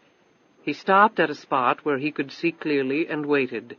He would have liked to be up on the stage with LuAnn, giving her what he knew would be much-needed moral support. However, that was out of the question. He had to remain in the background. Raising suspicion was not part of his job description. He would see LuAnn after the press conference was completed. He also would have to tell her his decision about whether he would accompany her or not. The problem was he hadn't made up his mind yet. He stuffed his hand in his pocket for a cigarette and then remembered smoking wasn't permitted in the building. He really was craving the soothing influences of the tobacco, and for a brief instant he contemplated sneaking outside for a quick one, but there wasn't enough time. He sighed, and his broad shoulders collapsed. He had spent the better part of his life roaming from point to point, with nothing in the way of a comprehensive plan, nothing resembling long-term goals. He loved kids and would never have any of his own. He was paid well, but while money went a long way toward improving his physical surroundings, it didn't really contribute. He was paid well, but while money went a long way toward improving his physical surroundings, it didn't really contribute to his genuine overall happiness. At his age, he figured this was as good as it was going to get. The avenues he had taken as a young man had pretty much dictated what the remaining years of his life would be like. Until now, LuAnn Tyler had offered him a way out of that. He held no delusions that she was interested in him sexually, and in the cold face of reality, away from her unpretentious and yet incredibly seductive presence, Charlie had concluded that he did not want that either. What he wanted was her sincere friendship, her goodness, two elements that had been appallingly lacking in his life, and that brought him back to the choice. Should he go or not? If he went, he had little doubt that he would enjoy the hell out of LuAnn and Lisa, with an added plus of being a father figure for the little girl. For a few years, anyway, but he had sat up most of the night thinking about what would happen after those first few years. It was inevitable that beautiful LuAnn, with her new wealth and the refinement that would come from those riches, would be the target of dozens of the world's most eligible men. She was very young, had one child, and would want more. She would marry one of these men. That man would assume the responsibilities of fathering Lisa, and properly so. He would be the man in LuAnn's life. And where would that leave Charlie? He edged forward, squeezing between two CNN cameramen as he thought about this again. At some point, Charlie figured, he would be compelled to leave them. It would be too awkward. It wasn't like he was family or anything, and when that time came, it would be painful, more painful than allowing his body to be used for a punching bag during his youth. After spending only a few days with them, he felt a bond with LuAnn and Lisa that he had not managed to form in over 10 years of marriage with his ex-wife. What would it be like after 3 or 4 years together? Could he calmly walk away from Lisa and her mother without suffering an irreparably broken heart, a screwed-up psyche? He shook his head. What a tough guy he had turned out to be. He barely knew these simple people from the South, and he was now engulfed in a life-churning decision, the consequences of which he was extrapolating out years into the future. A part of him said simply, go for the ride and enjoy the hell out of yourself. You could be dead from a heart attack next year. What the hell did it matter? The other part of him, though, he was afraid was winning the day. He knew that he could be LuAnn's friend for the rest of his life, but he didn't know if he could do it close up every day with the knowledge that it might end abruptly. Shit, he muttered. It came down to pure envy, he decided. If he were only 20, he shrugged. Okay, 30 years younger. Envy of the guy who would eventually win her love, a love that he was sure would last forever, at least on her side. And heaven help the poor man who betrayed her. She was a hellcat, that was easy to see. A firecracker with a heart of gold, but that was a big part of the attraction. Polar opposites like that in the same fragile shell of skin and bones and raw nerve endings was a rare find. Charlie abruptly stopped his musings and looked up at the stage. The entire crowd seemed to tense all at once, like a biceps flexing and forming a ridge of muscle. Then the cameras started clicking away as LuAnn, tall, queenly, and calm, walked gracefully into their field of vision and stood before them all. Charlie shook his head in silent wonderment. "Damn," he said under his breath. She had just made his decision that much harder. Sheriff Roy Waymer nearly spit his mouthful of beer clear across the room as he watched LuAnn Tyler waving back at him from the TV. "Jesus, Joseph, Mary!" He looked over at his wife, Doris, whose eyes were boring into the 27-inch screen. "You've been looking for her all over the county, and there she is, right there in New York City," Doris exclaimed. "The gall of that girl! And she just won all that money?" Doris said this bitterly as she wrung her hands together. 24 torn-up lottery tickets resided in the trash can in her backyard. Waymer wrestled his considerable girth out of his lazy boy and headed toward the telephone. I phoned up to the train stations around here and at the airport in Atlanta, but I hadn't heard nothing back yet. I didn't take her to be heading up to no New York, though. I didn't put no APB out on LuAnn because I didn't think she'd be able to get out of the county, much less the state. I mean, the girl ain't even got a car, and she had the baby and all. I thought for sure she'd just hightail it over to some friend's house. Well, it sure looks like she slipped right out on you. Doris pointed at LuAnn on the TV. Right or wrong, there ain't many people that look like that, that's for sure. Well, Mother, he said to his wife, we don't exactly have the manpower of the FBI down here. With Freddie out with his back, I only got 2 uniformed officers on duty, and the state police are up to their eyeballs in work. They couldn't spare nobody. He picked up the phone. Doris looked at him anxiously. You think LuAnn killed Dwayne and that other boy? Waymer held the phone up to his ear and shrugged. LuAnn could kick the crap out of most men I know. She sure as hell could Dwayne, but that other guy was a hoss, almost 300 pounds. He started punching in numbers on the phone, but she could have snuck up behind him and smashed that phone over his head. She'd been in a fight. More than one person saw her with a bandage on her chin that day. Drugs was behind it, that's for sure, Doris said. That poor little baby in that trailer with all them drugs.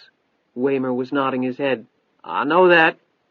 I bet you LuAnn was the brains behind it all. She's sharp, all right, we all know that. And she was always too good for us.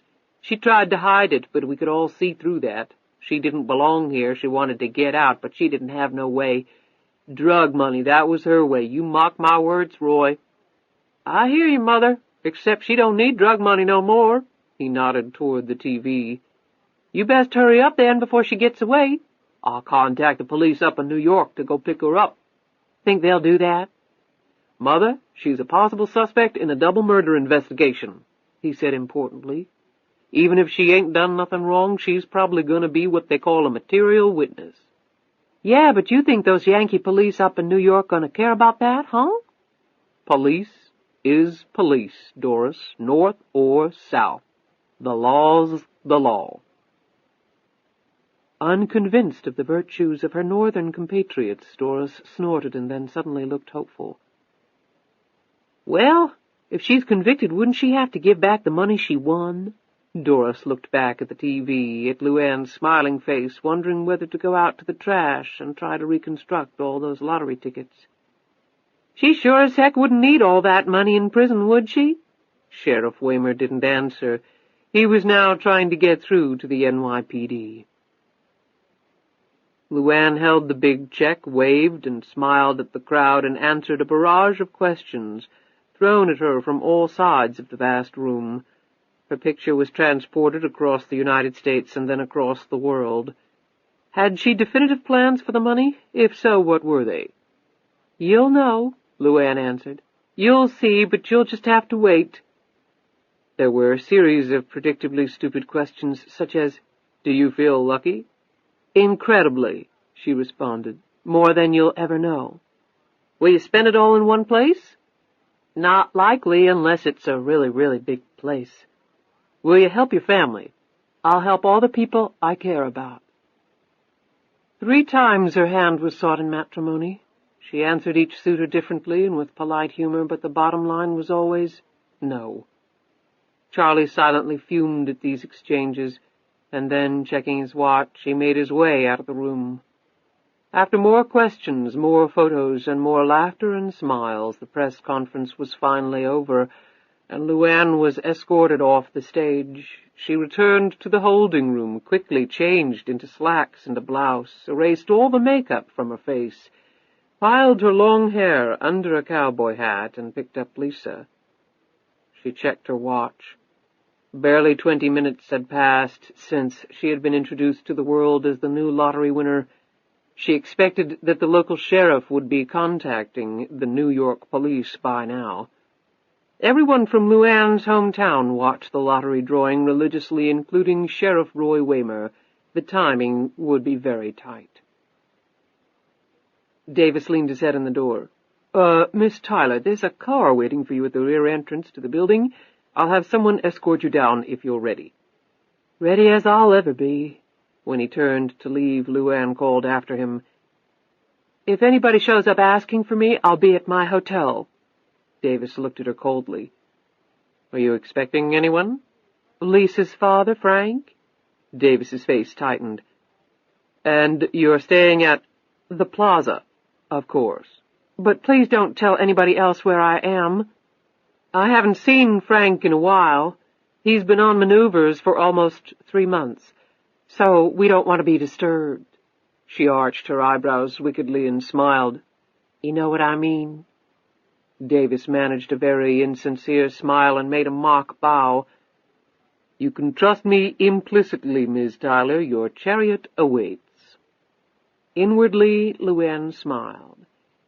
Now she was certain that when the police came for her, they would be directed as fast as possible to the Plaza Hotel. That would gain her the precious moments she would need to escape this town and this country. Her new life was about to begin. Chapter 17. The rear exit was very private and thus very quiet. A black stretch limo confronted LuAnn as she left the building. The chauffeur tipped his cap to her and held open the door. She got in and settled Lisa in the seat next to her. "Good work, LuAnn. Your performance was flawless," Jackson said. LuAnn nearly screamed out as she jerked around and stared into the dark recesses of the limo's far corner. All the interior lights in the rear of the limo were off, except for a solitary one directly over her head that suddenly came on, illuminating her. She felt as though she were back on the stage at the Lottery Building. She could barely make out his shape as he hungered back into his seat. His voice drifted out to her. "Really very poised and dignified, a touch of humor when it was called for. The reporters eat that up, you know, and of course the looks to top it all off. Trey marriage proposals during one press conference is certainly a record as far as I'm aware." LuAnn composed herself and settled back into her seat as the limo proceeded down the street. "Thank you.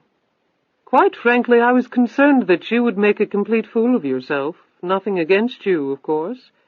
As I said before, you are an intelligent young woman. However, anyone, no matter of their sophistication, thrust into a strange situation is more apt to fail than not, wouldn't you agree?" "I've had a lot of practice." "Excuse me?" Jackson leaned forward slightly, but still remained hidden from her view. "Practice with what?" LuAnn stared toward the darkened corner, her vision blocked by the shining light. "Strange situations." "You know, LuAnn, you really do amaze me sometimes, you really do. In some limited instances your perspicacity rivals my own, and I don't say that lightly." He stared at her for several more seconds and then opened a briefcase lying on the seat next to him and pulled out several pieces of paper. As he sat back against the soft leather, a smile played across his features and a sigh of contentment escaped his lips. "And now, LuAnn, it's time to discuss the conditions." LuAnn fumbled with her blouse before crossing her legs. "We need to talk about something first." Jackson cocked his head. "Really? And what might that be?" LuAnn let out a deep breath. She had stayed awake all night, deciding how best to tell him about the man calling himself Rainbow. She had first wondered whether Jackson needed to know at all. Then she decided that since it was about the money that he would probably find out at some point, better it be from her. "A man came and talked to me yesterday." "A man, you say? What about?" "He wanted money from me." Jackson laughed. "LuAnn, my dear, everybody will want money from you." "No, it's not like that. He wanted half my winnings." "Excuse me, that's absurd." "No, it ain't. He had some information about me, things that had happened to me that he said he would tell if I didn't pay him." "My goodness, what sorts of things?" LuAnn paused and looked out the window. "Can I have something to drink?" "Help yourself." A gloved finger came out of the darkness and pointed to the door built into one side of the limo.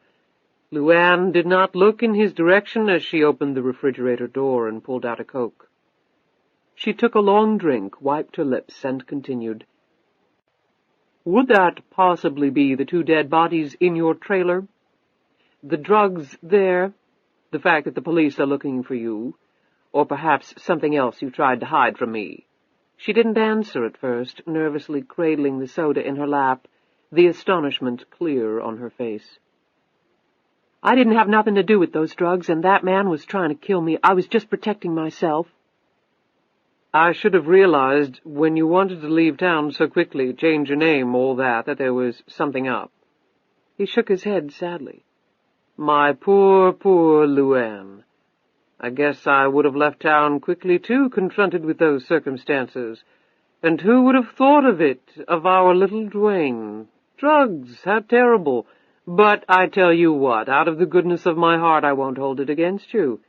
What's past is past. However— Here Jackson's tone became starkly forceful. Don't ever try to hide anything from me again, LuAnn. Please don't do that to yourself. But this man— Jackson spoke impatiently.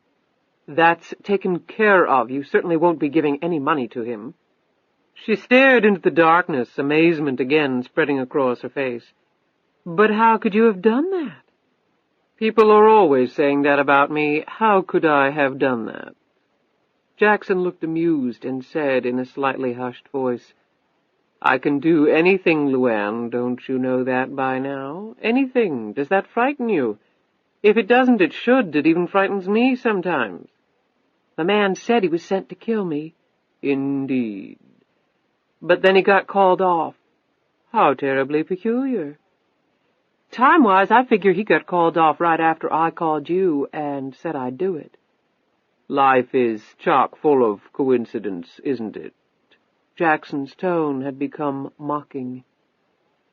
Now LuAnn's features took on their own glint of ferocity. I get bit, I bite back real hard, just so we understand each other, Mr. Jackson. I think we understand each other perfectly, LuAnn. In the darkness she heard papers rustling.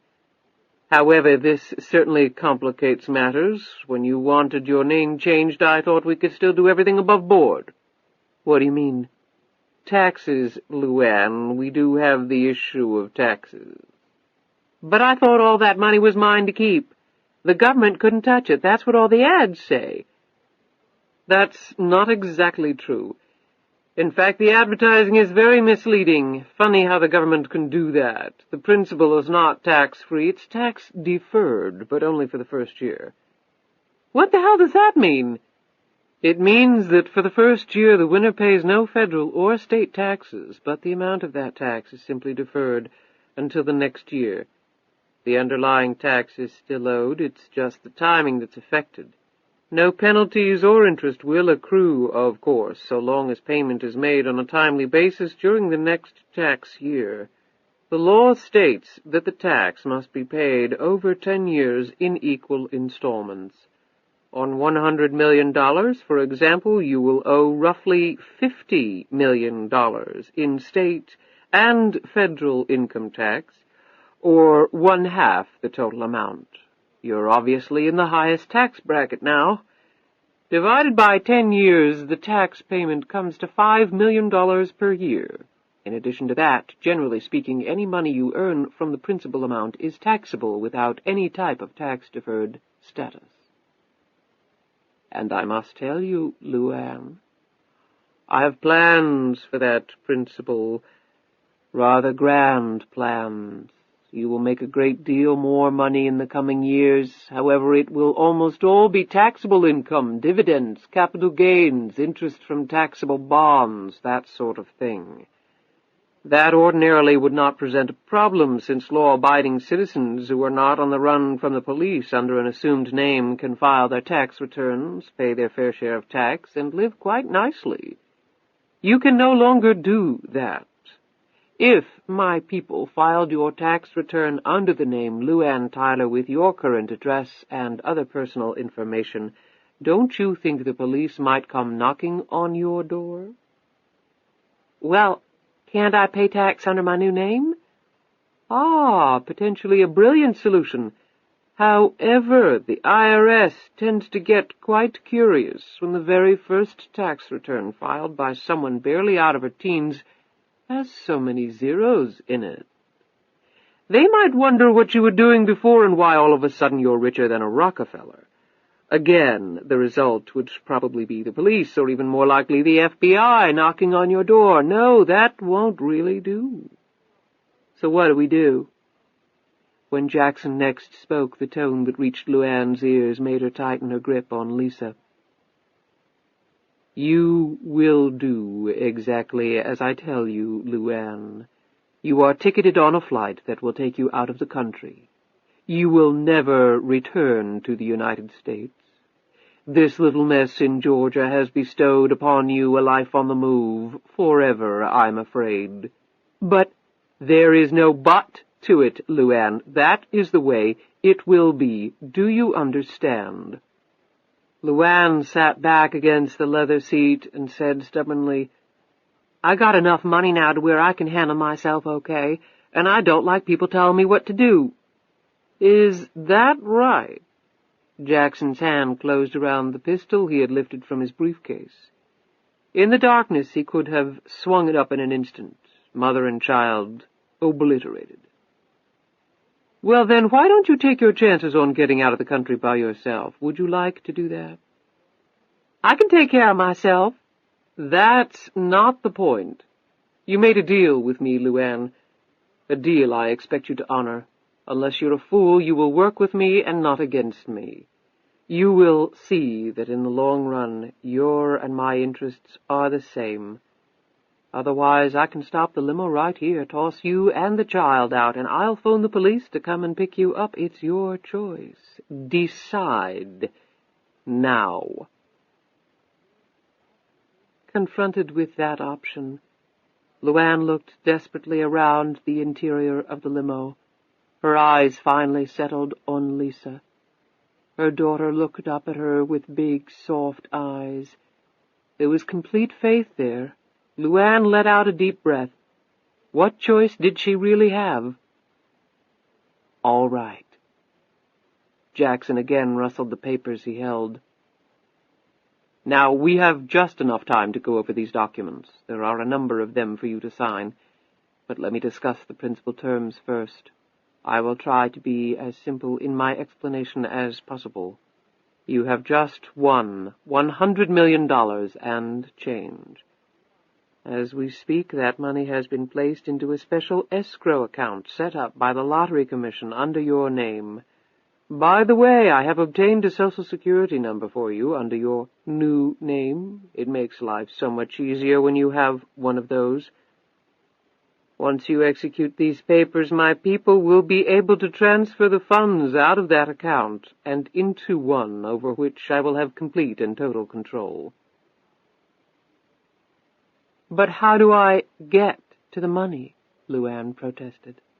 Patience, LuAnn. All will be explained. The money will be invested as I see fit and from my own account. However, from those investment funds you will be guaranteed a minimum return of 25% per annum, which comes to approximately $25 million per year. Those funds will be available to you all during the course of the year. I have accountants and financial advisors who will handle all of that for you, don't worry. He held up a cautionary finger. Understand that that is income from principal.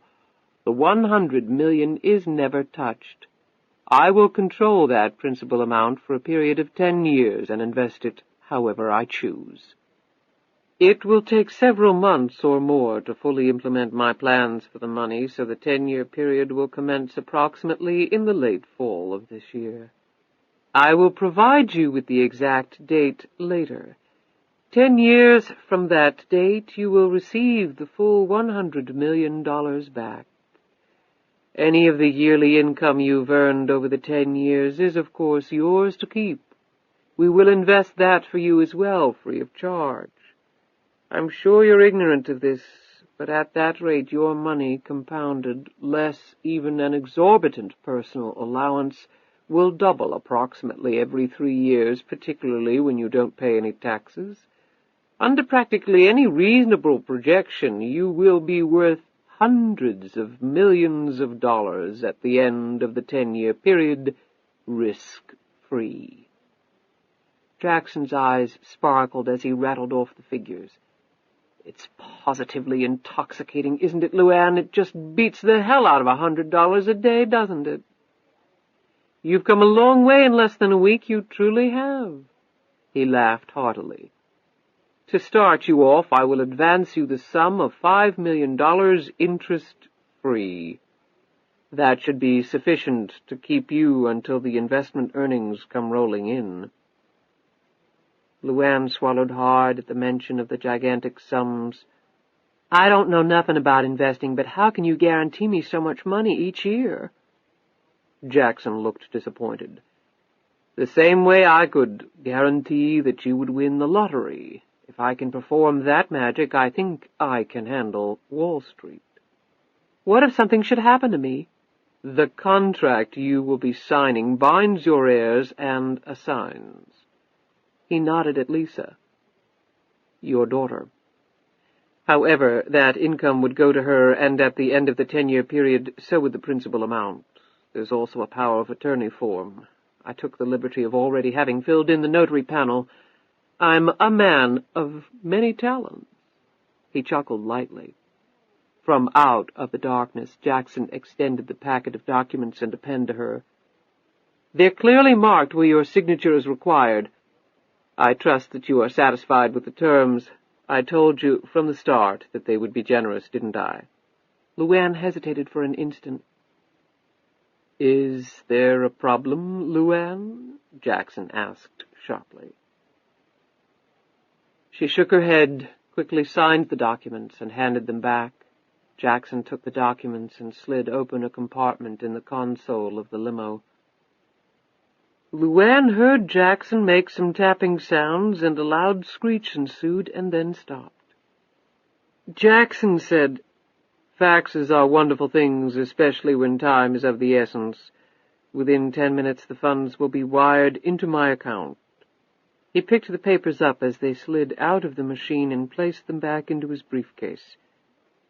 Your bags are in the trunk. I have your plane tickets and hotel reservations with me. I have planned your itinerary out for the first 12 months. It will be a great deal of travel. However, I think the scenery will be pleasant enough. I have honored your request to travel to Sweden, the land of your maternal ancestors. Think of it all as an extremely long vacation. I may have you end up in Monaco. They have no personal income tax. However, out of an abundance of caution, I'm putting together and thoroughly documenting an intricate cover story for you. In sum, you left the States as a very young girl. You met and married a wealthy foreign national. The money will all be his as far as the IRS is concerned. You see, the funds will be kept only in foreign banks and offshore accounts. U.S. banks have stringent reporting requirements to the IRS. None of your money will ever be kept in the United States. However, keep in mind that you will be traveling under a United States passport as a United States citizen. Some accounts of your wealth may well trickle back here. We have to be prepared for that. However, if the money is all your husband's, who is not an American citizen, who does not reside at any time in this country, who earns no income directly in America or from investments or business endeavors connected to this country, then, generally speaking, the IRS cannot touch you. I won't bore you with the complex tax rules having to do with U.S. source income, such as interest on bonds issued by U.S. concerns, dividends paid by U.S. corporations, other transactions and sales of property having some tangible connection to the United States that could trip up the unwary. My people will take care of all that. Believe me when I say it won't be a problem. LuAnn reached out for the tickets. Not quite yet, LuAnn. We have some steps to take. The police? He said pointedly. I took care of that. Oh, did you now? His tone was one of amusement. Well, I would be very surprised if New York's finest weren't stationing Since you're a felon fleeing across state lines, they've probably called the FBI in as well. They're sharp. It's not like they'll be waiting patiently at your hotel for you to show up." He looked out the window of the limo. "We have some preparations to take care of. It'll give the police additional time to set up their net. However, it's a trade-off we have to make." As Jackson was talking, LuAnn felt the limo slow down and then stop. Then she heard a long, slow, clanking sound as though a door were being raised. When it stopped, the limo pulled through and then stopped again. The limo phone rang, and Jackson quickly answered it. He listened for a few moments and then hung up. "Confirmation that the $100 million has been received.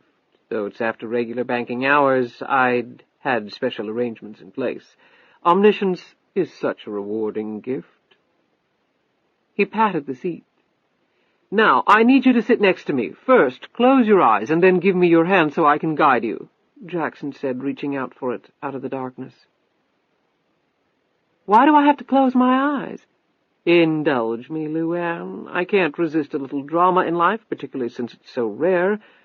I can assure you that what I'm about to do will be absolutely essential to your safely evading the police and starting your new life." LuAnn started to question him again, but then thought better of it. She took his hand and closed her eyes. He settled her down beside him. She could feel a light shine down on her features.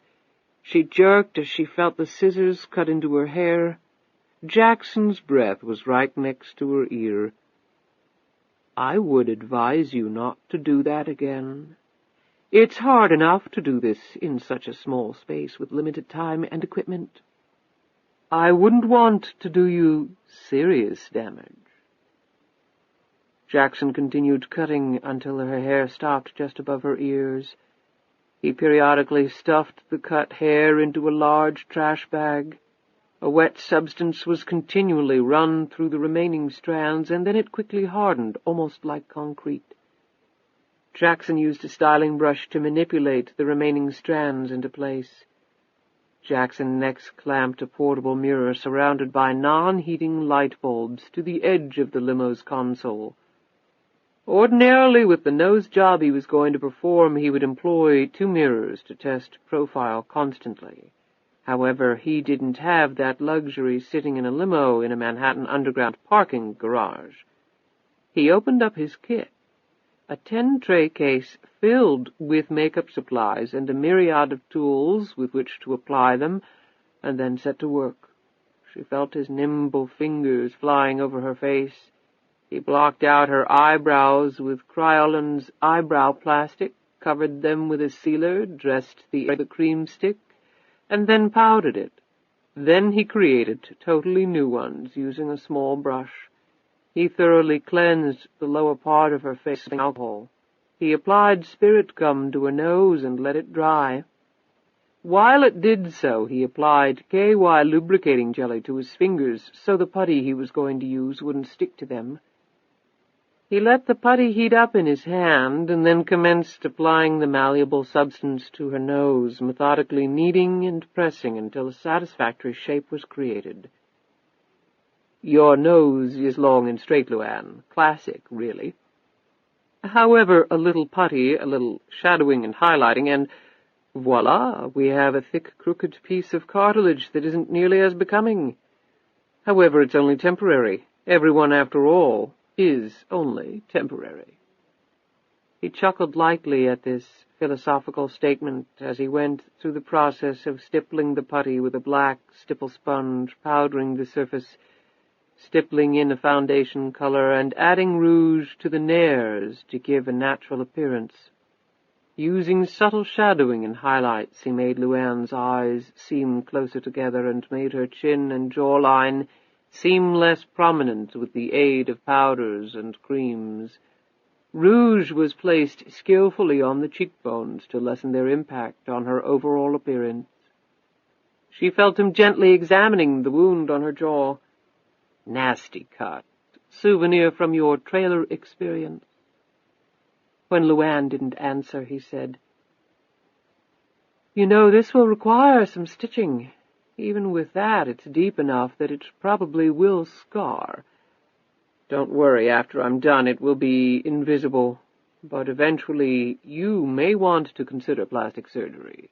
He chuckled again and added, "in my professional opinion."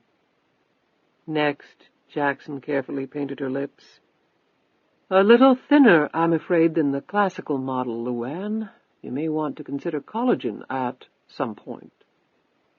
It was all LuAnn could do not to jump up and run screaming from him.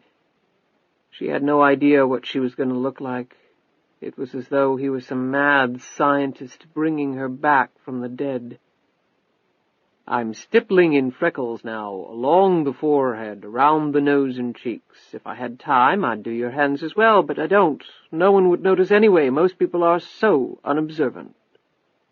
He spread open the collar of her shirt and applied the foundation and stippling around her neck. Then he buttoned her shirt up, repacked his equipment, and guided her back to her seat.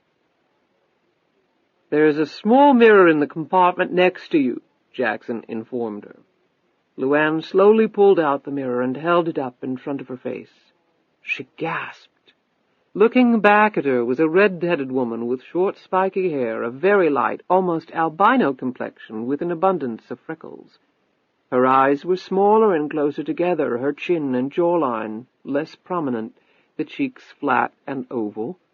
Her lips were a deep red and made her mouth look huge. Her nose was much broader and bore a distinctive curve to the right. Her dark eyebrows were now tinted a much lighter color. She was completely unrecognizable to herself. Jackson tossed something on her lap. She looked down. It was a passport. She opened it. The photo staring back at her was the same woman who she had looked at in the mirror. "Wonderful work, wouldn't you say?" Jackson said. As LuAnn looked up, Jackson hit a switch, and a light illuminated him, or her, rather, as LuAnn received a second jolt. Sitting across from her was her double, or the double of the woman she had just become. The same short red hair, facial complexion, crooked nose, everything. It was as though she had suddenly discovered a twin. The only difference was she was wearing jeans and her twin was wearing a dress. LuAnn was too amazed to speak. Jackson quietly clapped his hands together. "I've impersonated women before, but I believe this is the first time I've impersonated an impersonation. That photo is of me, by the way, taken this morning. I think I hit it rather well, although I don't think I did your bust justice. Well, even twins needn't be identical in every respect." He smiled at her shocked look. "No need to applaud. However, I do think that, considering the working conditions, it does deserve some degree of acclaim." The limo started moving again. They exited the garage, and a little more than a half-hour later they arrived at JFK. Before the driver opened the door, Jackson looked sharply at LuAnn. "Don't put on your hat or your glasses, as that suggests attempting to hide one's features, and you could conceivably mess up the makeup. Remember, rule number 1, when trying to hide, make yourself as obvious as possible. Put yourself right out in the open." Seeing adult twins together is fairly rare, however, but while people, the police included, will notice us, perhaps even gawk, there will be no levels of suspicion. In addition, the police will be looking for one woman. When they see two together, and twins at that, even with a child, they'll discount us entirely, even as they stare at us. It's just human nature. They have a lot of ground to cover and not much time. Jackson reached across for Lisa. LuAnn automatically blocked his hand, looking at him suspiciously. "LuAnn, I am trying my best to get you and this little girl safely out of the country. We will shortly be walking through a squadron of police and FBI agents who will be doing their best to apprehend you. Believe me, I have no interest in keeping your daughter, but I do need her for a very specific reason." Finally, LuAnn let go. They climbed out of the limo. In high heels, Jackson was a little taller than LuAnn. She noted that he had a long, lean build that she had to admit looked good in the stylish clothing. He put a black coat on over his dark dress. "Come on," he said to LuAnn. She stiffened at the new tone of his voice. Now he also sounded exactly like her. "Where's Charlie?" LuAnn asked as they entered the terminal a few minutes later, a chubby skycap with the bags in tow. "Why?" Jackson said quickly. He expertly maneuvered in the high heels. LuAnn shrugged. "Just wondering. He'd been taking me around before. I thought I'd see him today." "I'm afraid Charlie's duties with you are at an end." "Oh. Don't worry, LuAnn, you're in much better hands." They entered the terminal, and Jackson glanced up ahead. "Please act natural. We're twin sisters, if anyone asks, which they won't. However, I have identification to support that cover, just in case they do. Let me do the talking." LuAnn looked up ahead and swallowed quickly as she eyed the quartet of police officers, carefully scrutinizing each of the patrons at the crowded airport. They passed by the officers, who did indeed stare at them. One even took a moment to check out Jackson's long legs as the coat he was wearing flapped open. Jackson seemed pleased at the attention. Then, just as Jackson had predicted, the police quickly lost interest in them and focused on other persons coming into the terminal. Jackson and LuAnn stopped near the international flight check-in for British Airways. "I'll check in at the ticket counter for you while you wait over near that snack bar." Jackson pointed across the broad aisle of the terminal. "Why can't I check in myself?" "How many times have you flown overseas?" "I ain't never flown." "Precisely. I can get through the process a lot faster than you. If you messed up something, said something you weren't supposed to, then we might attract some attention that we don't really need right now. Airline personnel aren't the most security-conscious people I've ever run across, but they're not idiots either, and you'd be surprised what they pick up on." "All right, I don't want to mess nothing up." "Good. Now give me your passport, the one I just gave you." LuAnn did so and watched as Jackson, the skycap behind him, swung Lisa's baby carrier in one hand as he sauntered over to the ticket counter. Jackson had even picked up that mannerism of hers. LuAnn shook her head in awe and moved over to the spot designated by Jackson. Jackson was in the very short first-class line, and it moved very quickly. He rejoined LuAnn in a few minutes. "So far, so good. Now, I wouldn't recommend changing your appearance for several months.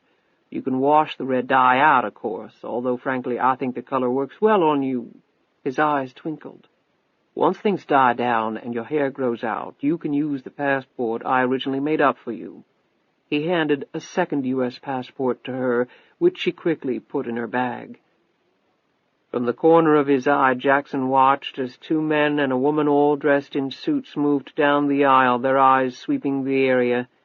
Jackson cleared his throat, and LuAnn glanced in their direction and then away again. LuAnn had spied in one of their hands a piece of paper. On it was a picture of her, no doubt taken at the press conference. She froze until she felt Jackson's hand inside hers. He gave it a reassuring squeeze. "Those are FBI agents, but just remember that you don't look anything like that photo now. It's as if you're invisible." His confident tones assuaged her fears. Jackson moved forward. "Your flight leaves in 20 minutes. Follow me." They went through security and down to the departure gate and sat down in the waiting area. "Here." Jackson handed her the passport along with a small packet. "There's cash, credit cards, and an international driver's license in there. There's cash, credit cards, and an international driver's license in there, all in your new name, and your new appearance with respect to the driver's license." He took a moment to toy with her hair in a completely clinical fashion. He scrutinized her altered features and came away duly impressed with himself again. Jackson took a moment to grip her by the hand and even patted her shoulder. "Good luck. If you find yourself in difficulty at any time, here is a phone number that will reach me anywhere in the world, day or night. I will tell you, though, that unless there is a problem, you and I will never meet or speak to each other again." He handed her the card with the number on it. "Isn't there something you want to say to me, LuAnn?" Jackson was smiling pleasantly. She looked at him curiously and shook her head. "Like what?" "Perhaps thank you," he said, no longer smiling. "Thank you," she said very slowly. It was difficult, pulling her gaze away from him. "You're welcome," he said very slowly back, his eyes riveted to hers. Finally, LuAnn nervously looked down at the card. She hoped she would never have to use it. If she never looked upon Jackson's face again, it would be all right with her. The way she felt around the man was too close to the feeling she had experienced at the cemetery when her father's grave had threatened to swallow her up. When she looked up again, Jackson had disappeared into the crowd. She sighed. She was already tired of running, and now she was about to start a lifetime of just that. LuAnn took out her passport and looked at its blank pages. That would soon change. Then she turned back to the first page and stared at the strange photo and the stranger name underneath it, a name that would not be so unusual after a while. Catherine Savage, from Charlottesville, Virginia. Her mother had been born in Charlottesville before moving as a young girl into the Deep South. Her mother had spoken to LuAnn often of the good times she had as a child in the beautiful rolling countryside of Virginia. Moving to Georgia and marrying Benny Tyler had abruptly ended those good times. LuAnn thought it appropriate that her new identity should call that city her hometown as well. Her new name had been well thought out, too. A savage she was, and a savage she would remain, despite an enormous fortune at her command. She looked at the photo again, and her skin tingled as she remembered that it was Jackson staring back at her. She quickly closed the passport and put it away. She touched her new face gingerly and then looked away after she eyed another policeman making his way toward her. She couldn't tell if he was one of the ones who might have seen Jackson check in for her. If so, what if he watched her get on the plane instead of Jackson? Her mouth went dry, and she silently wished that Jackson hadn't left. Her flight was called. As the policeman approached, LuAnn willed herself to stand. As she picked up Lisa, her packet of documents tumbled to the floor. Her heart trembling, she bent down to retrieve them with one hand, at the same time awkwardly balancing Lisa in her car seat with her other. She suddenly found herself staring at a pair of black shoes. The cop bent down and looked her over. In one hand he held a photo of her. LuAnn froze for an instant as his dark eyes bored into hers. A kindly smile emerged on his face. "Let me help you, ma'am. I've got kids of my own. Traveling with them is never easy." He scooped up the papers, replaced them in the packet, and handed it to her. LuAnn thanked him, and he tipped his cap to her before moving off. LuAnn was sure that if someone had cut her at that instant, no blood would have come out. It was all frozen inside her. Since first-class passengers could board at their leisure, LuAnn took some time to look around. However, her hopes were fading. It was clear that Charlie wasn't coming. She walked down the jet walk, and the flight attendant greeted her warmly while LuAnn marveled at the interior size of the Boeing 747. "Right this way, Miss Savage. Beautiful little girl." LuAnn was led up a spiral staircase and escorted to her seat. With Lisa in the seat next to her, LuAnn accepted a glass of wine from the cabin attendant.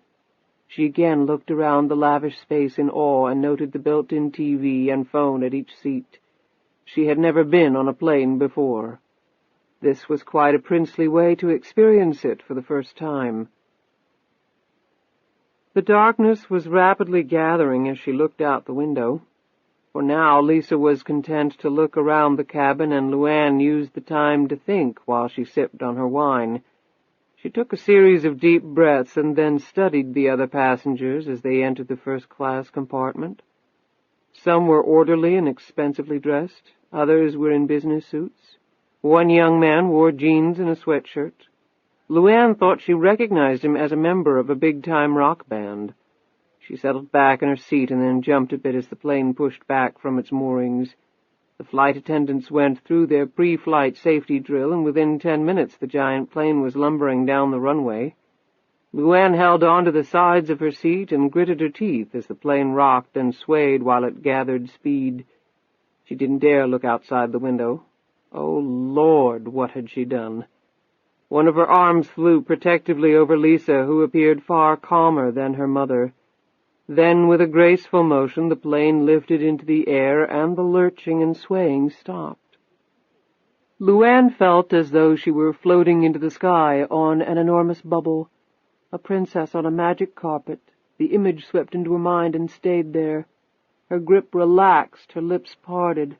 She looked out the window and down at the twinkling lights of the city, the country she was leaving behind. Forever, according to Jackson. She gave a symbolic wave out the window and then leaned back against the seat.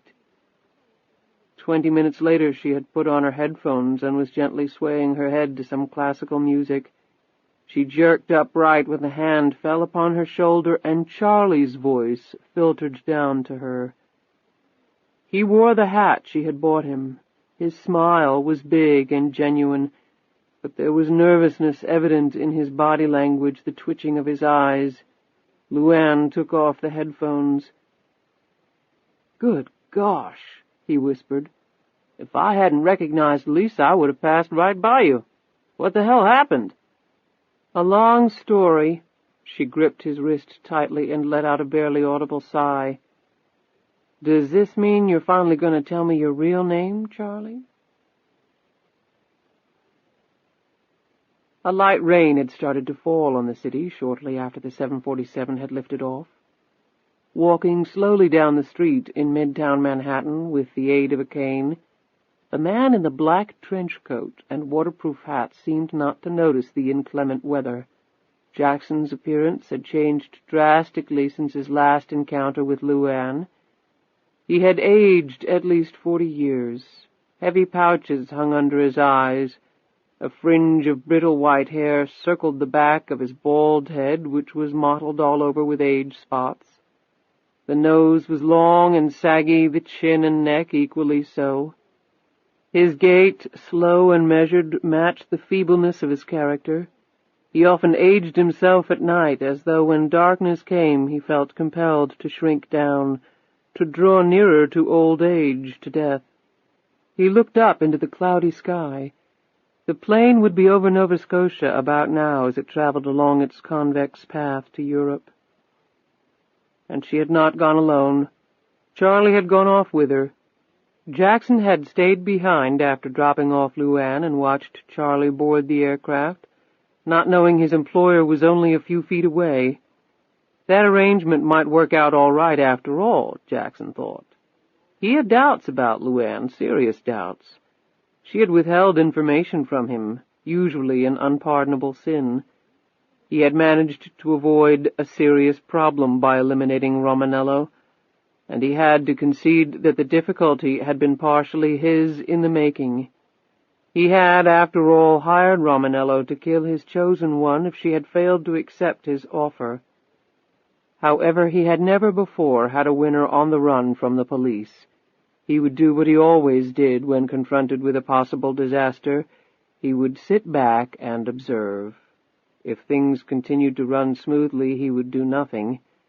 At the slightest sign of trouble, however, he would take immediate and forceful action. So having capable Charlie along with her might prove to be a good thing. LuAnn was different from the others, that was certain. Jackson pulled his collar up and slowly ambled down a side street. New York City in the darkness and rain held no terror for him. He was heavily armed and expertly skilled in innumerable ways of killing anything that breathed. Anyone targeting the old man as easy pickings would painfully realize the mistake. Jackson had no desire to kill. It was sometimes necessary, but he took no pleasure in it. Only the attainment of money, power, or ideally both, would suffice as justification in his mind. He had far better things to do with his time. Jackson turned his face once again to the sky. The light rain fell onto latex folds of his face. He looked at them. They were cool to the touch, felt good against his real skin. "Godspeed to you both," he said under his breath, and then smiled. and God help you if you ever betray me." He continued down the street, thinking intently and whistling while he did so. It was now time to plan for next month's winner. Part 2. 10 years later. Chapter 18. The small private jet landed at the airstrip at Charlottesville-Albemarle Airport and taxied to a halt. It was nearly 10 o'clock at night, and the airport had pretty much shut down for the day. The Gulfstream 5 was the day's last incoming flight, in fact. The limousine was waiting on the tarmac. 3 people quickly exited the plane and climbed into the limo, which immediately drove off, and a few minutes later was heading south on Route 29. Inside the limo, the woman took off her glasses and laid her arm across the young girl's shoulder. Then LuAnn Tyler slumped back against the seat and took a deep breath. Home. Finally, they were back in the United States. All the years of planning had finally been executed. She had thought about little else for some time now. She glanced over at the man who sat in the rear-facing seat. His eyes stared straight ahead as thick fingers drummed a somber rhythm across the car's window. Charlie looked concerned, and he was concerned, but he still managed to smile, a reassuring grin. If nothing else, he had always been reassuring for her over the last 10 years. He put his hands in his lap and cocked his head at her. "You scared?" he asked. LuAnn nodded and then looked down at 10-year-old Lisa, who had immediately slumped over her mother's lap and fallen into an exhausted sleep. The trip had been a long and tedious one. "How about you?" she asked back. He shrugged his thick shoulders. "We prepared as well as we could. We understand the risks. Now we'll just have to live with it." He smiled again, this time more broadly. "We'll be okay." She smiled back at him, her eyes deep and heavy. They had been through a lot over the last decade. If she never climbed aboard another airplane, never passed through another customs post, never again wondered what country she was in, what language she should be trying to muddle through, it would be perfectly fine with her. The longest trip she wanted to take for the rest of her life was strolling down to the mailbox to pick up her mail, or drive down to the mall to go shopping. God, if it could only be that easy. She winced slightly and rubbed in a distracted fashion at her temples. Charlie quickly picked up on this. Over the years, he had acquired a heightened sensitivity to the subtle tracks of her emotions. He scrutinized Lisa for a long moment to make sure she was indeed sleeping. Satisfied, he undid his seatbelt, sat down next to LuAnn, and spoke in soft tones. "He doesn't know we've come back. Jackson doesn't know." She whispered back to him, "We don't know that, Charlie. We can't be sure. My God, I don't know what's scaring me most. The police or him. No, that's a lie. I know it's him. I'd take the police over him any day. He told me never to come back here. Never. Now I'm back. We all are." Charlie laid his hand on top of hers and spoke as calmly as he could. "If he knew, do you think he'd have let us get this far? We took about as circuitous a route as anybody could take. 5 plane changes, a train trip, 4 countries. We zigzagged halfway across the world to get here. He doesn't know, and you know what? Even if he does, he's not going to care. It's been 10 years. The deal's expired. Why should he care now? Why should he do any of the things he's done? You tell me. He does them because he wants to." Charlie sighed, undid his jacket button, and lay back against the seat. "We're back. You're right. We made the decision, and now we're going to live with it. It's not like I'm going to announce to the whole world that I'm around again. We're going to live a nice, quiet life." "In considerable luxury. You saw the photos of the house." LuAnn nodded. "It looks beautiful." "An old estate, about 10,000 square feet. Been on the market for a long time, but with an asking price of $6 million, can't say I'm surprised. Let me tell you, we got a deal at 3.5 mil, but then I drive a hard bargain. Although, of course, we dumped another $1 million into renovation, about 14 months' worth, but we had the time, right?" "And secluded?" "Very. Almost 300 acres, plus or minus, as they say. About 100 of those acres are open, gently rolling land. That description was in the brochure. Growing up in New York, I never saw so much green grass. Beautiful Piedmont, Virginia, or so the realtor kept telling me on all those trips I took over here to scout for homes. And it was the prettiest home I saw. True, it took a lot of work to get it in shape, but I got some good people, architects and whatnot, representing our interests. It's got a truckload of outbuildings, caretaker's house, 3-stall horse barn, a couple of cottages, all vacant, by the way. I don't see us taking in renters. Anyway, all those big estates have that stuff. It's got a pool. Lisa will love that. Plenty of room for a tennis court. The works. But then there's dense forest all around. Look at it as a hardwood moat. And I've already started shopping around for a firm to construct a security fence and gate around the property line fronting the road. Probably should have already gotten that done. Like you didn't have enough to do. You do too much as it is. I don't mind. I kind of like it. And my name's not on the ownership papers? Catherine Savage appears nowhere. We used a straw man for the contract and closing. Deed was transferred into the name of the corporation I had set up. That's untraceable back to you. I wish I could have changed my name again, just in case he's on the lookout for it. That would have been nice, except the cover story he built for you, the same one we used to appease the IRS, has you as Catherine Savage. It's complicated enough without adding another layer to it.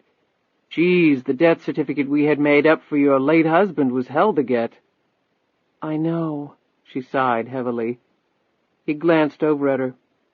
Charlottesville, Virginia, home to lots of rich and famous, I hear. Is that why you picked it? Private, you can live like a hermit and nobody'll care? That was one of 2 reasons. And the other? My mother was born here, LuAnn said, her voice dropping a notch as she delicately traced the hem of her skirt. She was happy here, at least she told me she was, and she wasn't rich either. She fell silent, her eyes staring off. She jolted back and looked at Charlie, her face reddening slightly. Maybe some of that happiness will rub off on us. What do you think? I think so long as I'm with you and this little one, he said, gently stroking Lisa's cheek. I'm a happy man. She's all enrolled in the private school? Charlie nodded. St. Anne's Bellfield's pretty exclusive, low student-to-teacher ratio. But hell, Lisa's educational qualifications are outstanding. She speaks multiple languages, been all over the world, already done things most adults will never do their whole life. I don't know, maybe I should have hired a private tutor. Come on, LuAnn, she's been doing that ever since she could walk. She needs to be around other kids. It'll be good for her. It'll be good for you, too. You know what they say about time, anyway.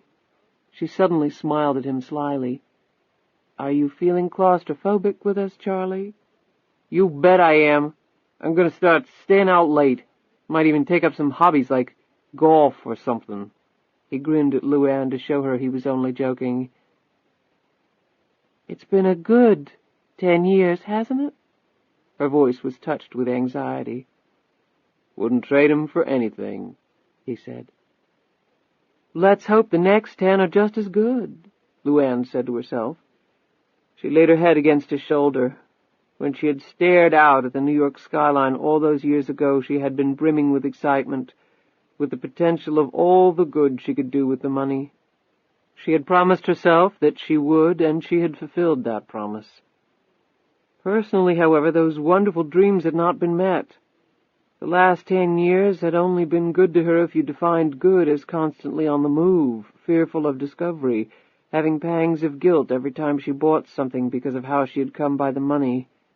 She had always heard that the incredibly rich were never really happy for a variety of reasons. Growing up in poverty, LuAnn had never believed that. She simply took it to be a ruse of the wealthy. Now she knew it to be true, at least in her own case. As the limo drove on, she closed her eyes and tried to rest. She would need it. Her second new life was about to commence. Chapter 19. Thomas Donovan sat staring at his computer screen in the frenetic newsroom of the Washington Tribune. Journalistic awards from a number of distinguished organizations dotted the walls and shelves of his cluttered cubicle, including a Pulitzer he had won before he was 30. Donovan was now in his early 50s, but still possessed the drive and fervor of his youth. Like most investigative journalists, he could dish out a strong dose of cynicism about the workings of the real world, if only because he had seen the worst of it. What he was working on now was a story the substance of which disgusted him. He was glancing at some of his notes when a shadow fell across his desk. "Mr. Donovan?" Donovan looked up into the face of a young kid from the mailroom. "Yeah." "This just came in for you. I think it's some research you had requested." Donovan thanked him and took the packet. He dug into it with obvious zeal. The lottery story he was working on had so much potential. He had already done a great deal of research. The National Lottery took in billions of dollars each year in profits, and the amount was growing at more than 20% a year.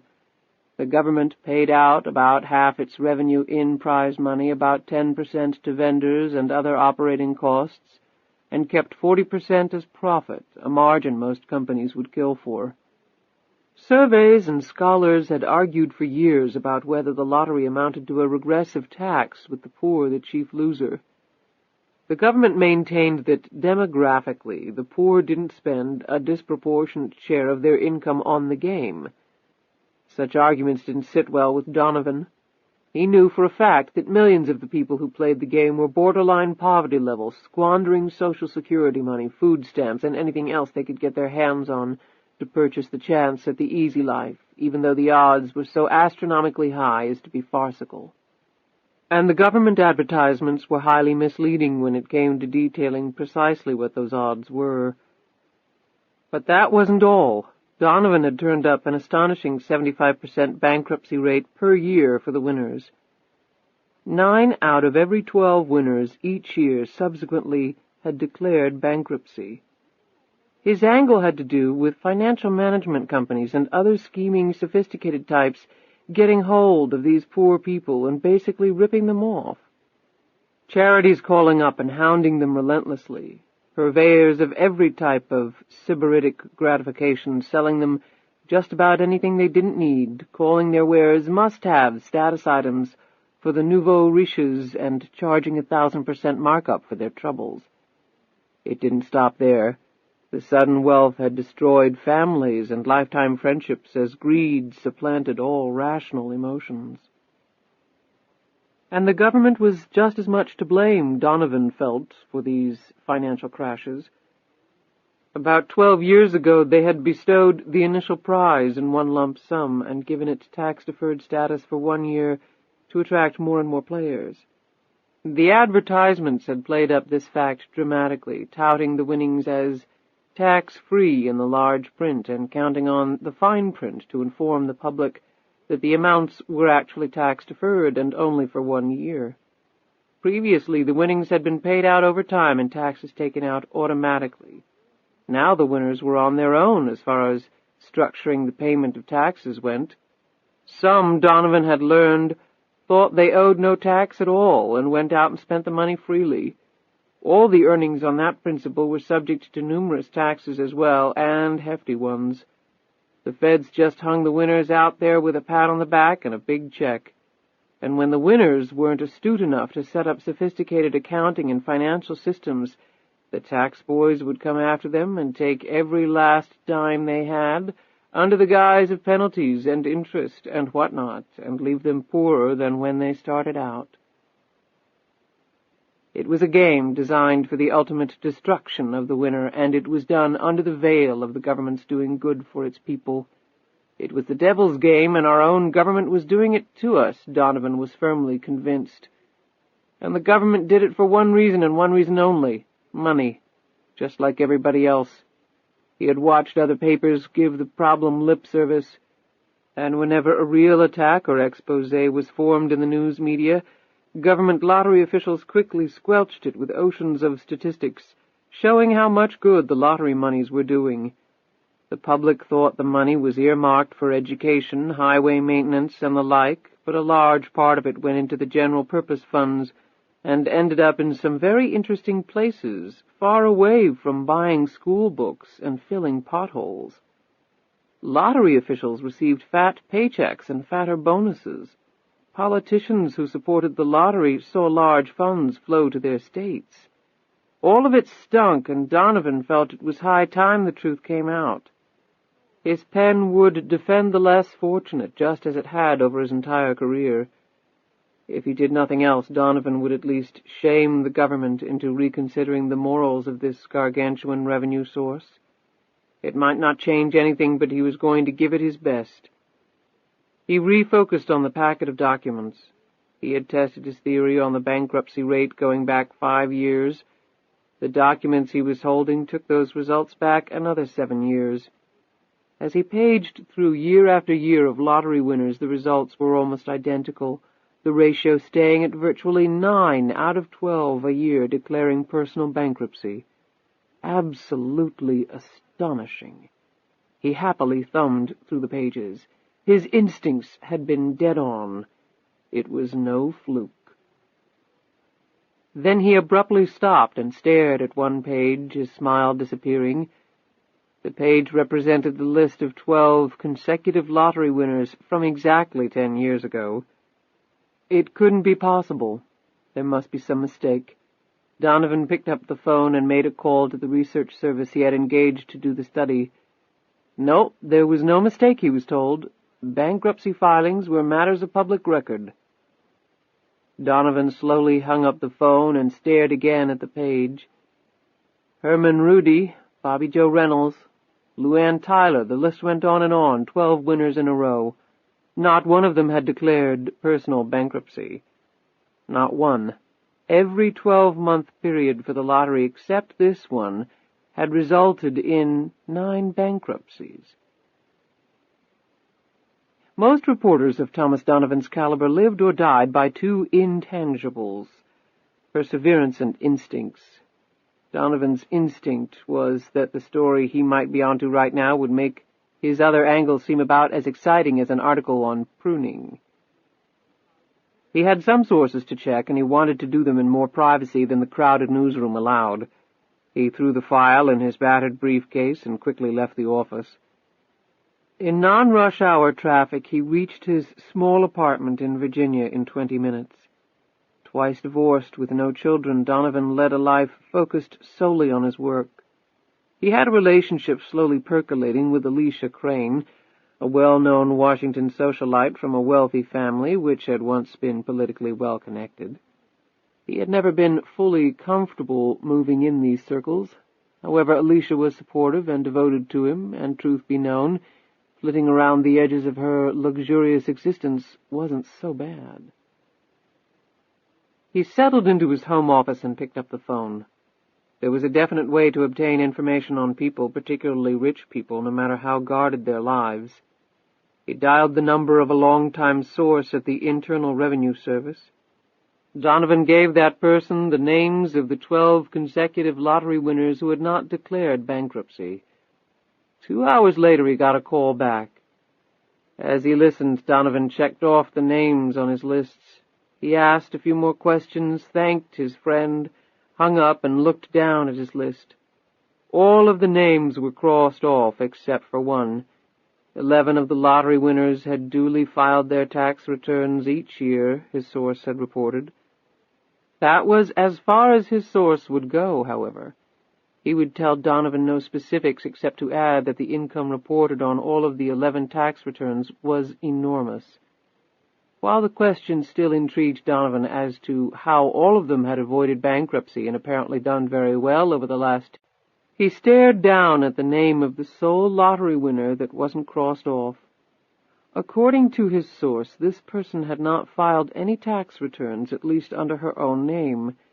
In fact, this person had outright disappeared. Donovan had a vague recollection of the reason why. 2 murders, her boyfriend in rural Georgia and another man. Drugs had been involved. The story had not interested him all that much 10 years ago. He would not have recalled it at all, except that the woman had disappeared just after winning $100 million, and the money had disappeared with her. Now his curiosity was much greater as he eyed that particular name on his list, LuAnn Tyler. She must have switched identities on her run from the murder charge.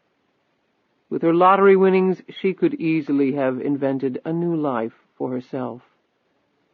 Donovan smiled for an instant as it suddenly occurred to him that he might have a way of discovering LuAnn Tyler's new identity, and maybe a lot more.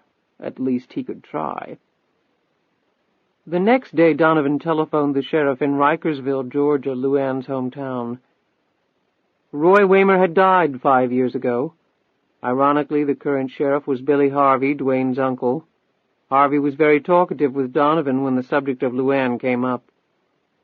"She got Dwayne killed," he said angrily.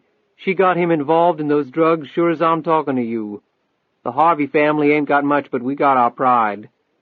"Have you heard from her in any way over the last 10 years?" Donovan asked. Billy Harvey paused for a lengthy moment. "Well, she sent down some money." "Money?" "To Dwayne's folks. They didn't ask for it, I can tell you that." "Did they keep it?" "Well, they're on in years and poor in dirt. You don't just turn your back on that kind of money." "How much are we talking about?" $200,000. If that doesn't show LuAnn's guilty conscience, I don't know what would." Donovan whistled under his breath. "Did you try to trace the money?" "I wasn't sheriff then, but Roy Waymer did. He even had some local FBI boys over to help, but they never turned up a darn thing. She's helped some other people around here, too, but we could never get a handle on her whereabouts from them either. Like she was a damn ghost or something." "Anything else?" "Yeah, you ever talk to her, you tell her that the Harvey family ain't forgot, not even after all these years. That murder warrant is still outstanding. We get her back to Georgia, she'll be spending some nice quality time with us. I'm talking 20 to life. No statute of limitations on murder. Am I right?" "I'll let her know, Sheriff, thanks. Oh, I'm wondering if you could send me a copy of the file in the case. The autopsy reports, investigative notes, forensics, the works." "You really think you can find her after all this time?" "I've been doing this kind of stuff for 30 years, and I'm pretty good at it. I'm sure going to try." "Well, then, I'll send it up to you, Mr. Donovan." Donovan gave Harvey the Trib's FedEx number and address, hung up, and wrote down some notes.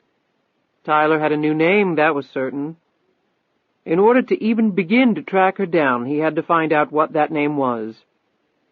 He spent the next week exploring every crevice of LuAnn's life. He got copies of her parents' death notices from the Rikersville Gazette. Obituaries were full of interesting items, birthplaces, relatives, and other items that could conceivably lead him to some valuable information. Her mother had been born in Charlottesville, Virginia. Donovan talked to the relatives listed in the obituary, at least the few who were alive, but received few useful facts. LuAnn had never tried to contact them. Next, Donovan dug up as many facts as he could on LuAnn's last day in the country. Donovan had conversations with personnel from the NYPD and the FBI field office in New York. Sheriff Waymer had seen her on TV and immediately notified the police in New York that LuAnn was wanted in Georgia in connection with a double murder and drug trafficking. They, in turn, had put a blanket over the bus and train stations and the airports.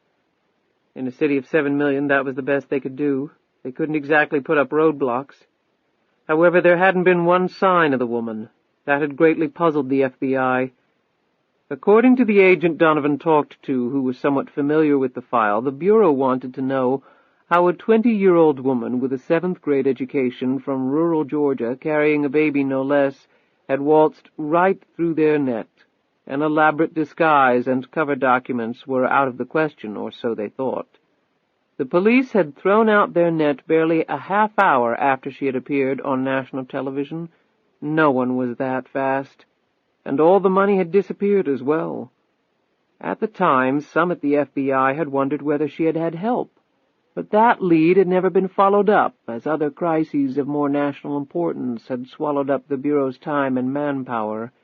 They had officially concluded that LuAnn Tyler had not left the country, but had simply driven out of New York or taken the subway to a suburb and then lost herself somewhere in the country or perhaps Canada.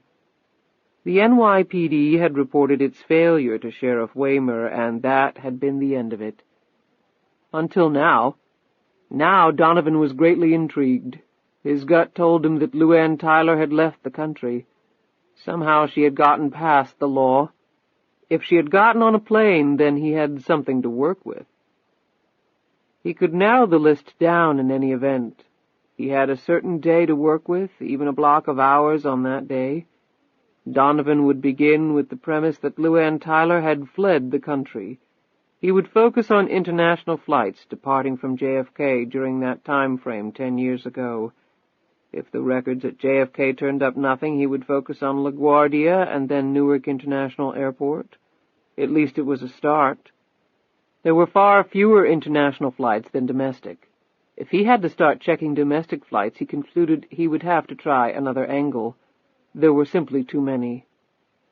As he was about to start this process, a package arrived from Sheriff Harvey. Donovan munched on a sandwich at his cubicle while he looked through the files. The autopsy photos were understandably gruesome. However, they didn't faze the veteran reporter. He had seen far worse in his career. After an hour of reading, he laid the file aside and made some notes. From the looks of it, he believed LuAnn Tyler to be innocent of the charges for which Harvey wanted to arrest her. He had done some independent digging of his own into Rikersville, Georgia. By virtually all accounts, Dwayne Harvey was a lazy good-for-nothing with no greater ambition than to spend his life drinking beer, chasing women, and adding nothing whatsoever of value to mankind. LuAnn Tyler, on the other hand, had been described to him by several persons who had known her as hard-working, honest, and a loving, caring mother to her little girl. Orphaned as a teenager, she seemed to have done as well as she could under the circumstances. Donovan had seen photos of her, had even managed to dig up a videotape of the press conference announcing her as the lottery winner 10 years ago. She was a looker, all right, but there was something behind that beauty. She hadn't scraped by all those years on her physical assets alone. Donovan finished his sandwich and took a sip of his coffee. Dwayne Harvey had been cut up badly. The other man, Otis Burns, had also died from knife wounds to his upper torso. There had been serious but non-fatal head trauma also present, and the clear signs of a struggle. LuAnn's fingerprints had been found on the broken phone receiver and also all over the trailer. No surprise, since she happened to live there. There had been one witness account of seeing her in Otis Burns's car that morning. Despite Sheriff Harvey's protests to the contrary, Donovan's research led him to believe that Dwayne was the drug dealer in the family and had been caught skimming. Burns was probably his supplier. The man had a lengthy rap sheet in neighboring Gwinnett County, all drug-related. Burns had probably come to settle the score. Whether LuAnn Tyler knew of Dwayne's drug dealing was anybody's guess. She had worked at the truck stop up until the time she had bought her lottery ticket and disappeared only to resurface, however briefly, in New York City. So if she had known of Dwayne's sideline, she hadn't reaped any discernible benefits from it. Whether she had been in the trailer that morning and had had anything to do with either man's death was also unclear. Donovan really didn't care one way or another. He had no reason to sympathize with Dwayne Harvey or Otis Burns. At this point, he didn't know what he felt about LuAnn Tyler. He did know that he wanted to find her. He wanted that very much.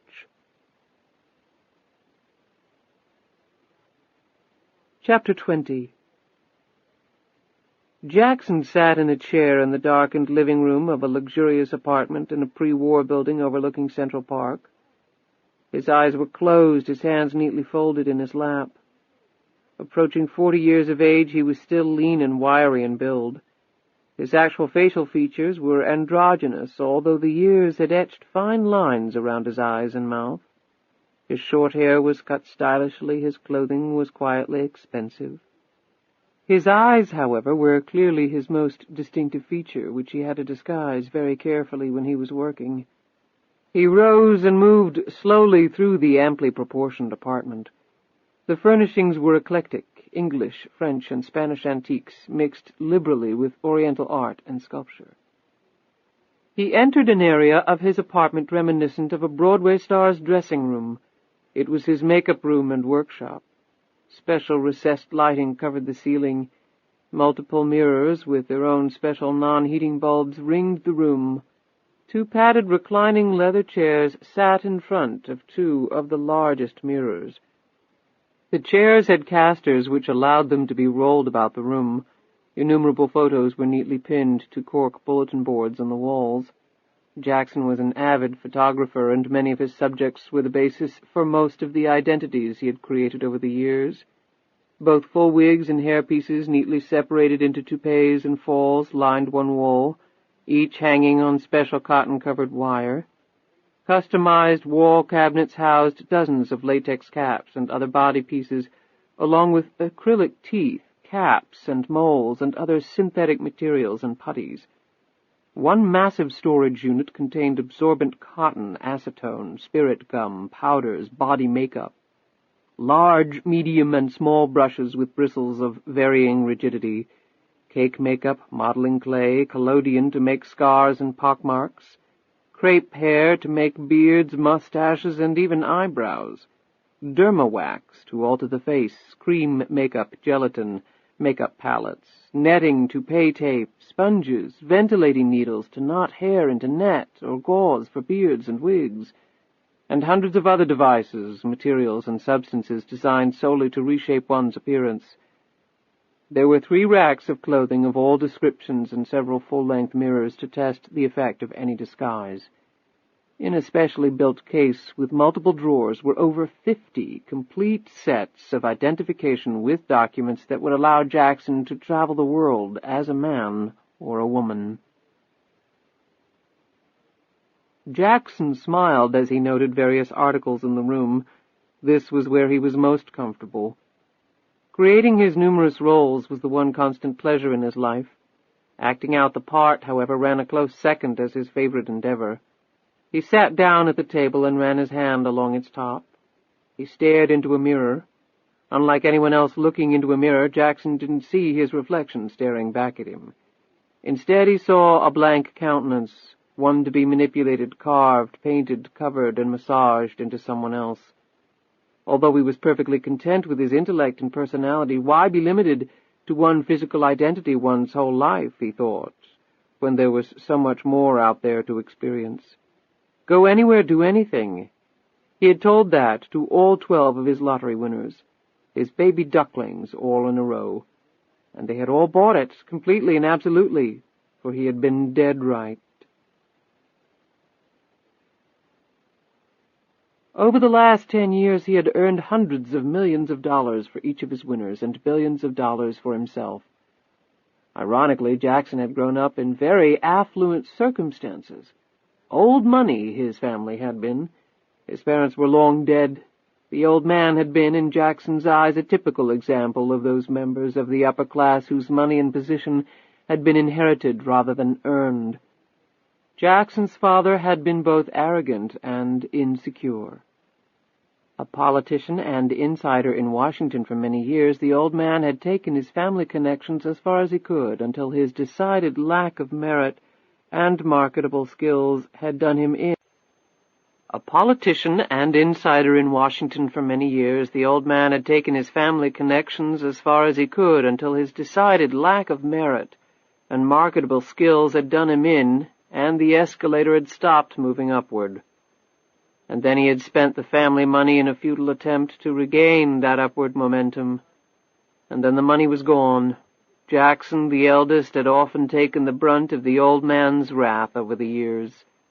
Upon turning 18, Jackson discovered that the large trust fund his grandfather had set up for him had been raided illegally so many times by his father that there wasn't anything left.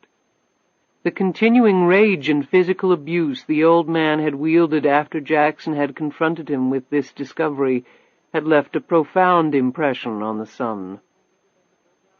The physical bruises eventually had healed. The psychological damage was still with Jackson, and his own inner rage seemed to grow exponentially with each year, as though he were trying to outdo his elder in that regard. It might seem trite to others, Jackson understood that. Lost your fortune, so what? Who gives a damn? But Jackson gave a damn.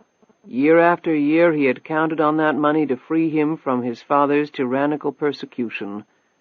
When that long-held hope was abruptly torn away, the absolute shock had carved a definite change in him.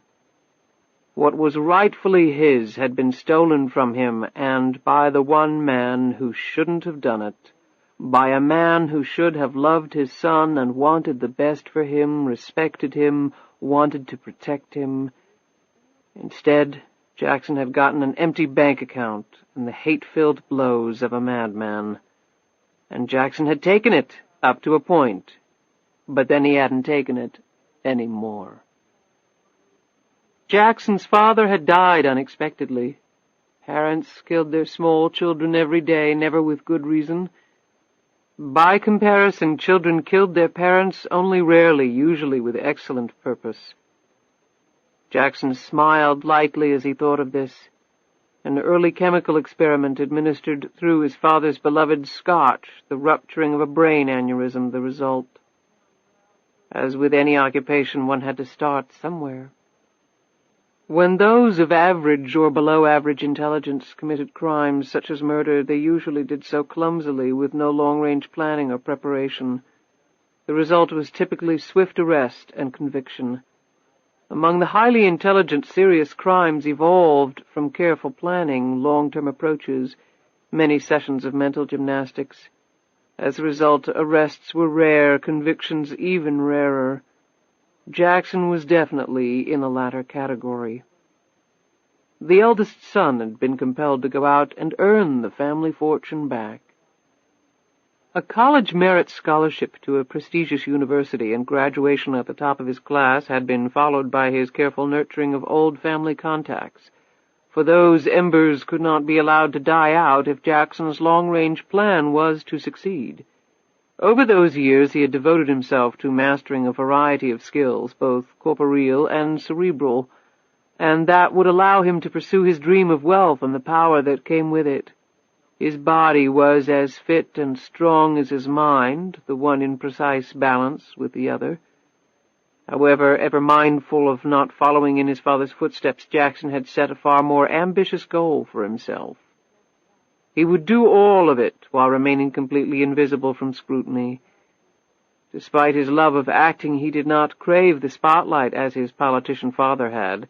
He was perfectly content with his audience of one. And so he had built his invisible empire, albeit in a profoundly illegal manner. The results were the same regardless of where the dollars had originated. Go anywhere, do anything. It didn't only apply to his ducklings.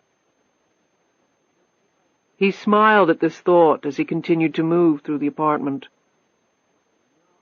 Jackson had a younger brother and sister. His brother had inherited their father's bad habits and consequently expected the world to offer up its best, for nothing of comparable value in return. Jackson had given him enough money to live a comfortable but hardly luxurious existence. If he ran through that money, there would be no more. For him, that well was dry. His sister was another matter. Jackson cared deeply for her, although she had adored the old man with the blind faith a daughter often shows to her father. Jackson had set her up in grand style, but never visited her. The demands on his time were too immense. One night might find him in Hong Kong, the next in London. Moreover, visits with his sister would necessitate conversation, and he had no desire to lie to her about what he had done and continued to do for a living. She would never be a part of that world of his. She could live out her days in idle luxury and complete ignorance, looking for someone to replace the father she believed had been so kind, so noble.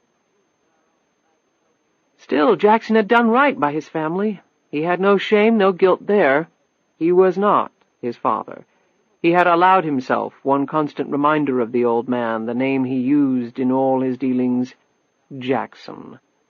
His father's name was Jack, and no matter what he did, he would always be Jack's son. As he continued to drift around his apartment, he stopped at a window and looked out at a spectacular evening in New York. The apartment he was living in was the very same one he had grown up in, although he had completely gutted it after purchasing it. The ostensible reason had been to modernize and make it suitable for his particular needs. The more subtle motivation had been to obliterate, to the extent he could, the past. That compulsion did not only apply to his physical surroundings. Every time he put on a disguise, he was, in effect, layering over his real self, hiding the person his father had never felt deserved his respect or his love. None of the pain would ever be fully wiped away, though, so long as Jackson lived, as long as he could remember. The truth was, every corner of the apartment held the capability of flinging painful memories at him at any moment. But that wasn't so bad, he had long since concluded. Pain was a wonderful motivational tool. Jackson entered and exited his penthouse by private elevator. No one was ever allowed in his apartment under any circumstances. All mail and other deliveries were left at the front desk. But there was very little of that. Most of his business was conducted by means of phone, computer modem, and fax. He did his own cleaning, but with his traveling schedule and Spartan habits, these were not overly time-consuming chores, and were certainly a small price to pay for absolute privacy.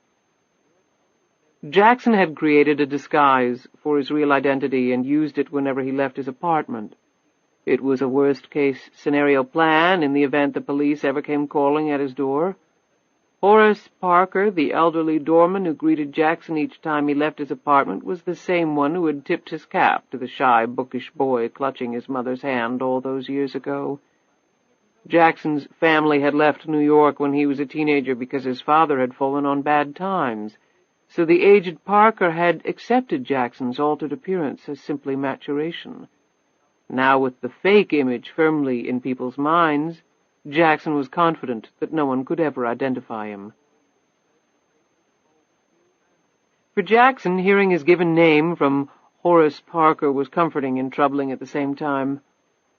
Juggling so many identities was not easy, and Jackson occasionally found himself not responding when he heard his real name uttered. It was actually nice being himself at times, however, since it was an escape of sorts, where he could relax and explore the never-ending intricacies of the city. But no matter which identity he assumed, he always took care of business. Nothing came before that. Opportunities were everywhere, and he had exploited them all. With such limitless capital, he had made the world his playpen for the last decade, and the effects of his manipulations could be felt in financial markets and political paradigms all across the globe. His funds had propelled enterprises as diverse as his identities, from guerrilla activities in third-world countries to the cornering of precious metal markets in the industrialized world. When one could mold world events in that way, one could profit enormously in the financial markets. Why gamble on future markets when one could manipulate the underlying product itself and thereby know precisely which way the winds would be blowing? It was predictable and logical. Risk was controlled. These sorts of climates he loved. He had exhibited a distinctly benevolent side as well, and large sums of money had been funneled to deserving causes across the globe. But even with those situations, he demanded and received ultimate control, however invisible it was, figuring that he could exercise far better judgment than anyone else. With so much money at stake, who would deny him? He would never appear on any power list or hold any political office. No financial magazine would ever interview him. He floated from one passion to another with the utmost ease. He could not envision a more perfect existence, although he had to admit that even his global meanderings were becoming a little tedious lately.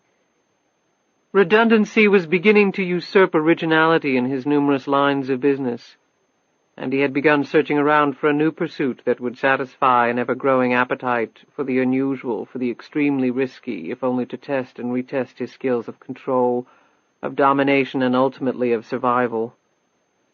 He entered a smaller room, which was filled floor to ceiling with computer equipment. This represented the nerve center of his operation. The flat screens told him in real time how his many worldwide interests were doing. Everything from stock exchanges to futures markets to late-breaking news stories was captured, catalogued, and eventually analyzed here by him. He craved information, absorbed it like a 3-year-old learning a foreign language. He only needed to hear it once, and he never forgot it. His eyes scanned each of the screens, and from long habit he was able to separate the important from the mundane, the interesting from the obvious in a matter of minutes. Investments of his colored in soft blue on the screens meant he was doing very well. Those marred in harsh red meant he was doing less well. He sighed in satisfaction as a sea of blue blinked back at him. He went into another larger room that housed his collection of mementos from past projects. He pulled out a scrapbook and opened it. Inside were photographs of and background information on his 12 precious pieces of gold, the dozen individuals upon whom he had bestowed great wealth and new lives, and who, in turn, had allowed him to recoup his family's fortune. He flipped idly through the pages, occasionally smiling as various pleasant memories flickered through his mind. He had handpicked his winners carefully, culling them from welfare rolls and bankruptcy filings, logging hundreds of hours, tramping through poor, desolate areas of the country, both urban and rural, searching for desperate people who would do anything to change their fortunes, normal, law-abiding citizens who would commit what was technically a financial crime of immense proportion without blinking an eye. It was wonderful what the human mind could rationalize given the appropriate inducement. The lottery had been remarkably easy to fix. It was often that way. People just assumed institutions like that were absolutely above corruption or reproach. They must have forgotten that government lotteries had been banned on a wholesale basis in the last century because of widespread corruption. History did tend to repeat itself, if in a more sophisticated and focused manner. If Jackson had learned one thing over the years, it was that nothing, absolutely nothing, was above corruption so long as human beings were involved, because, in truth, most people were not above the lure of the dollar or other material enticements, particularly when they worked around vast sums of money all day. They tended to believe that part of it was rightfully theirs anyway. And an army of people wasn't required to carry out his plans. Indeed, to Jackson, the notion of a widespread conspiracy was an oxymoron anyway. He had a large group of associates working for him around the globe. However, none of them knew who he really was, where he lived, how he had come by his fortune. None of them were privy to the grand plans he had laid, the worldwide machinations he had orchestrated. They simply performed their small slice of the pie and were very well compensated for doing so. When he wanted something, a bit of information not readily available to him, he would contact one of them, and within the hour he would have it. It was the perfect setting for contemplation, planning, and then action, swift, precise, and final. He completely trusted no one, and with his ability to create flawlessly more than 50 separate identities, why should he? With state-of-the-art computer and communications technology at his fingertips, he could actually be in several different places at the same time, as different people. His smile broadened. Could the world be any more his personal stage? As he perused one page of the scrapbook, his smile faded and was replaced with something more understated. It was a mixture of discernible interest and an emotion that Jackson and something else. He would never have characterized it as fear. That particular demon never bothered him. Rather, he could adequately describe it as a feeling of destiny, of the unmistakable conviction that two trains were on a collision course, and no matter what one or the other did, their ominous meeting would take place in a very memorable manner. Jackson stared at the truly remarkable countenance of LuAnn Tyler.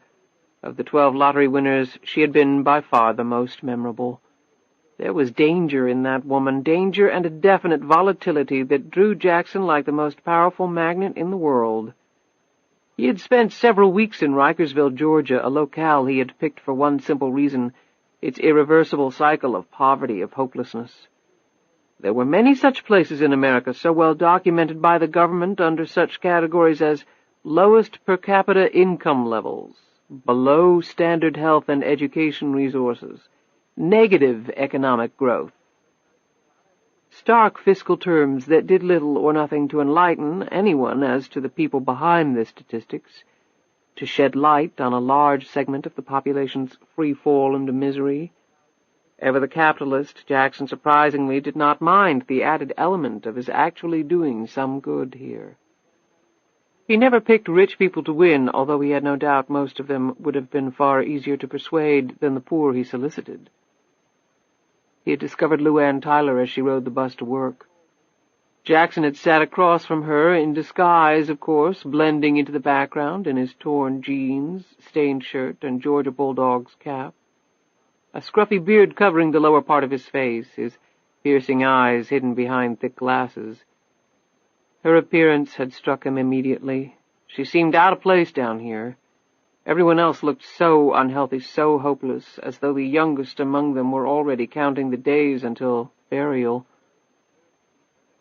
He had watched her play with her daughter, listened to her greet the people around her, and watched their dismal spirits, noticeably lifted by her thoughtful comments. He had proceeded to investigate every element of LuAnn's life, from her impoverished background to her life in a trailer home with Dwayne Harvey. He had visited that trailer several times while LuAnn and her boyfriend had not been there. He had seen the small touches LuAnn had employed to keep the place neat and clean despite Dwayne Harvey's slovenly lifestyle. Everything having to do with Lisa was kept separate and immaculate by LuAnn. Jackson had seen that clearly. Her daughter was her life. Disguised as a truck driver, he had spent many a night in the roadside diner where LuAnn worked. He had watched her carefully, seen the terms of her life grow more and more desperate, observed her stare woefully into her infant daughter's eyes, dreaming of a better life. And then, after all this observation, he had chosen her as one of the fortunate few, a decade ago. And then he had not seen or spoken to her in 10 years. However, a rare week went by that he did not at least think of her. At first he had kept quite a watchful eye on her movements, but the years went by and she continued to move from country to country in accordance with his wishes. His diligence had lessened considerably. Now she was pretty much off his radar screen entirely. The last he had heard she was in New Zealand. Next year could find her in Monaco, Scandinavia, China, he well knew. She would float from one locale to the next until she died. She would never return to the United States, of that he was certain. Jackson had been born to great wealth, to every material advantage, and then it had all been taken away. He had had to earn it back through his skill, his sweat, his nerve. LuAnn Tyler had been born to nothing, had worked like a dog for pennies, no way out, and look at her now. He had given LuAnn Tyler the world, allowing her to become who she had always wanted to be, someone other than LuAnn Tyler. Jackson smiled. With his complete love of deception, how could he not appreciate that irony? He had spent most of his adult life pretending to be other people. LuAnn had spent the last 10 years of hers living another life, filling in the dimensions of another identity. He stared into the lively hazel eyes, studied the high cheekbones, the long hair. He traced with his index finger the slender yet strong neck and began to wonder once more about those trains and the truly wonderful collision they might one day create. His eyes began to shine with the thought. Chapter 21. Donovan entered his apartment and sat down at the dining-room table, spreading the pages he had taken out of his briefcase in front of him. His manner was one of subdued excitement. It had taken several weeks, dozens of phone calls, and a massive amount of legwork to accumulate the information he was now sifting through. Initially, the task seemed more than daunting. Indeed, it had seemed destined for failure through sheer numbers. During the year LuAnn Tyler had disappeared, there had been over 70,000 scheduled international passenger aircraft movements at JFK. On the day she presumably fled, there had been 200 flights, or 10 per hour, because there had been no flights between 1 and 6 a.m. Donovan had whittled down the parameters of his search at JFK to include women between the ages of 20 and 30 traveling on an international flight on the date of the press conference 10 years ago, between the hours of 7 p.m. and 1 a.m. The press conference had lasted until 6:30, and Donovan doubted she could have made a 7 o'clock flight, but the flight could have been delayed, and he wasn't taking any chances. That meant checking 60 flights and about 15,000 passengers.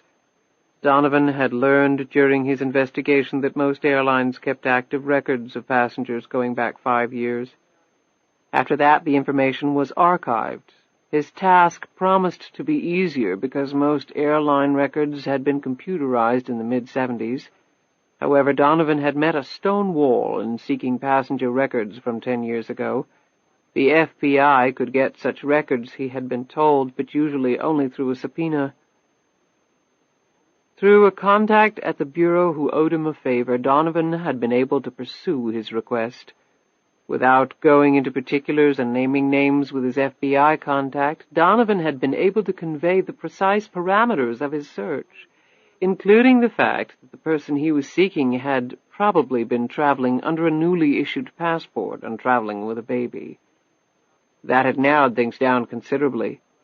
Only 3 people satisfied those very narrow criteria, and he was now looking at a list of them together with their last known addresses. Next, Donovan pulled out his address book. The number he was calling was a firm called Best Data, a well-known national credit check agency. Over the years, the company had amassed a large database of names, addresses, and most important, Social Security numbers.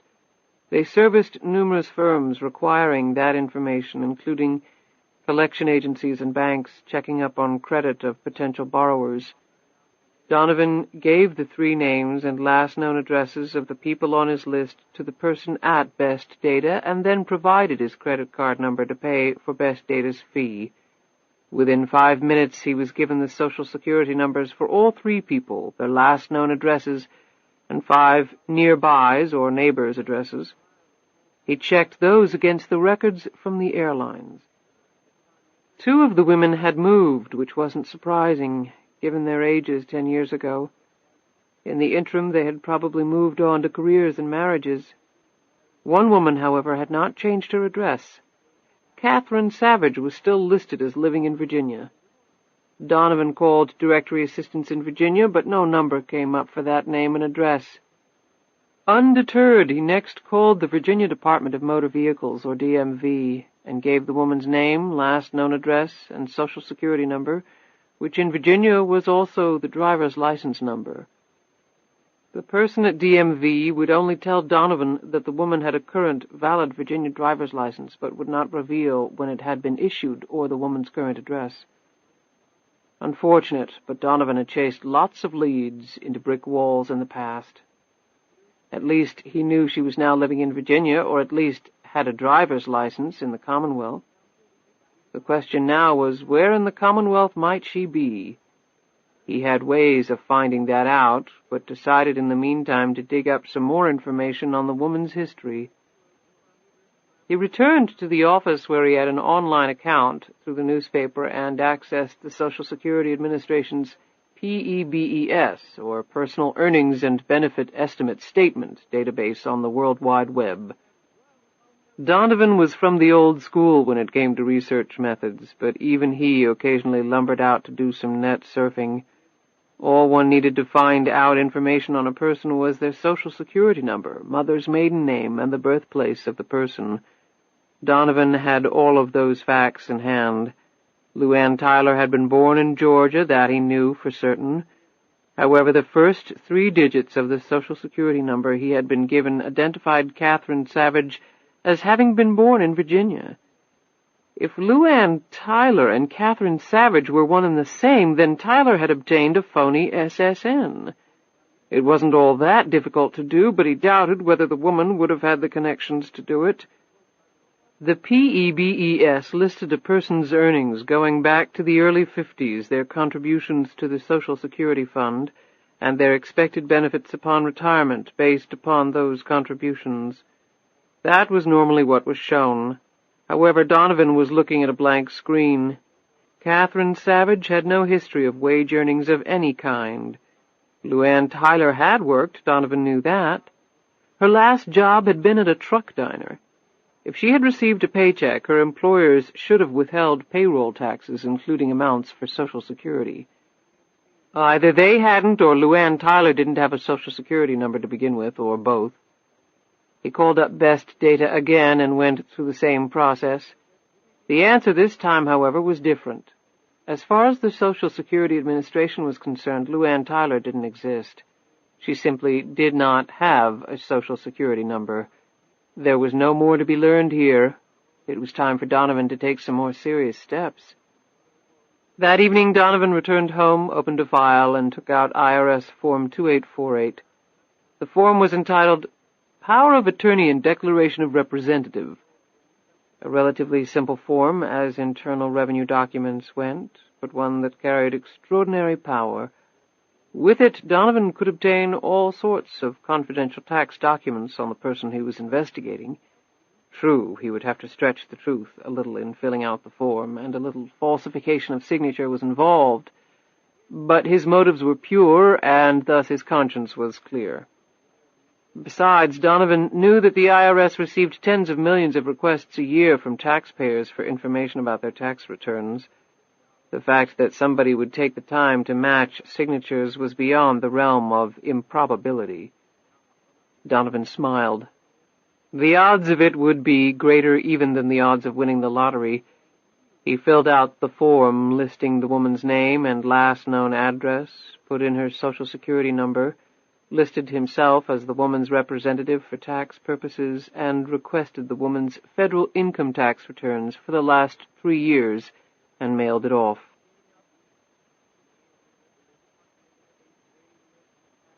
It took 2 months and numerous prodding phone calls, but the wait was worth it. Donovan had devoured the contents of the package from the IRS when it finally came. Catherine Savage was an awfully wealthy woman, and her tax return from the prior year, at a full 40 pages in length, reflected that wealth and the financial complexities that level of income bore. He had requested her last 3 years' worth of returns, but the IRS had only sent one for the simple reason that she had only filed one return. The mystery behind that had been cleared up quickly because Donovan, as Catherine Savage's tax representative, had been able to contact the IRS and ask virtually every question that he wanted about the taxpayer. Donovan had learned that Catherine Savage's tax situation had sparked a great deal of initial interest with the IRS. A U.S. citizen with such an extraordinary level of income filing a tax return for the first time at age 30 was enough to jumpstart even the most drone-like of revenue agents into action. There were over 1 million Americans living abroad who simply never filed returns, costing the government billions in unpaid taxes, and consequently this was an area that always received the IRS's attention. However, the initial interest had quickly dissipated as every question the agency had asked had been answered, and every answer had been supported by substantial documentation, Donovan had been told. Donovan looked at his notes from the conversation with the IRS agent. Catherine Savage had been born in the United States, in Charlottesville, Virginia, in fact, and then left the... As a young woman living in France, she had met and married a wealthy German businessman who was a resident of Monaco at the time. The man had died a little over 2 years ago, and his fortune had duly passed to his young widow. Now, as a U.S. citizen with control of her own money, all of which was passive, unearned income, she had begun paying her income taxes to her homeland. The documents in the file were numerous and legitimate, the IRS agent had assured Donovan. Everything was above board.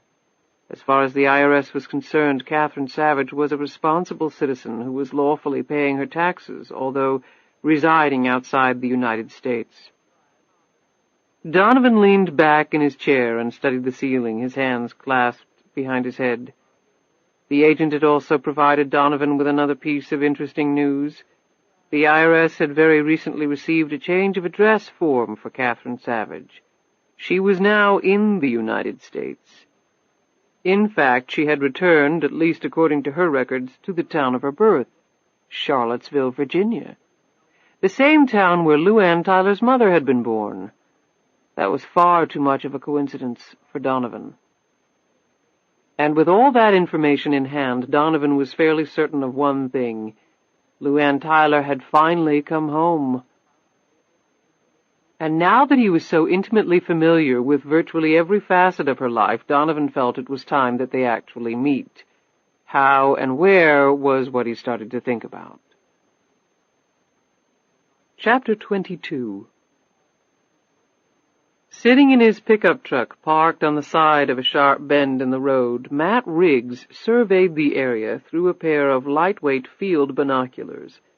The tree-filled, steeply graded land was, to his experienced eye, impenetrable. The half-mile of winding asphalt private road running to his right formed a T intersection with the road he was on. Beyond that, he knew, sat a grand country estate with beautiful vistas of the nearby mountains. However, the estate, surrounded by thick woods, couldn't be seen from anywhere except overhead, which made him wonder again why the owner would want to pay for an expensive perimeter security fence in the first place.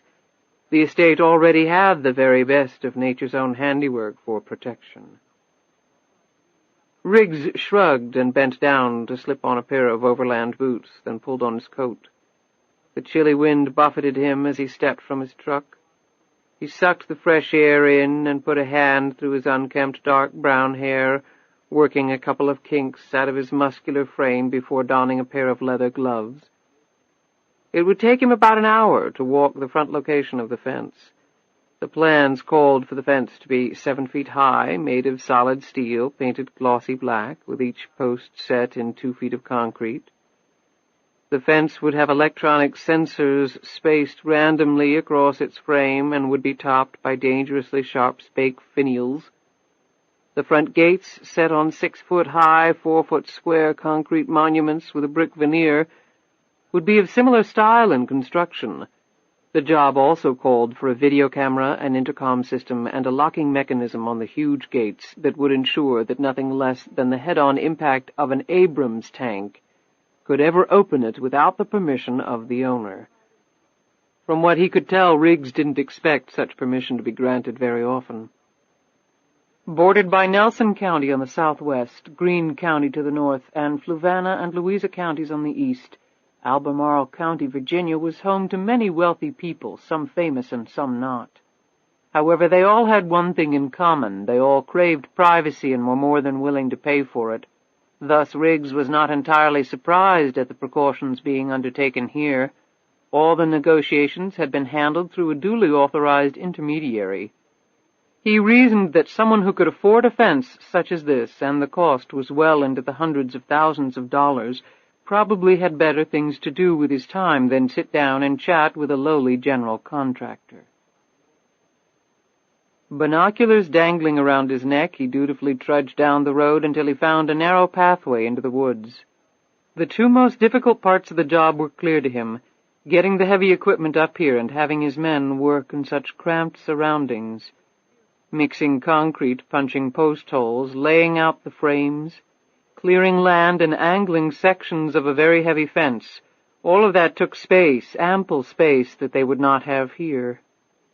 He was very glad to have added a healthy premium to the job, plus a provision for the cost overrun for exactly those reasons. The owner apparently had not set a limit as to the price, because the representative had promptly agreed to the huge dollar amount Riggs had worked up. Not that he was complaining. This single job would guarantee his best year ever in business, and although he had only been on his own for 3 years, his operation had been growing steadily ever since the first day. He got to work.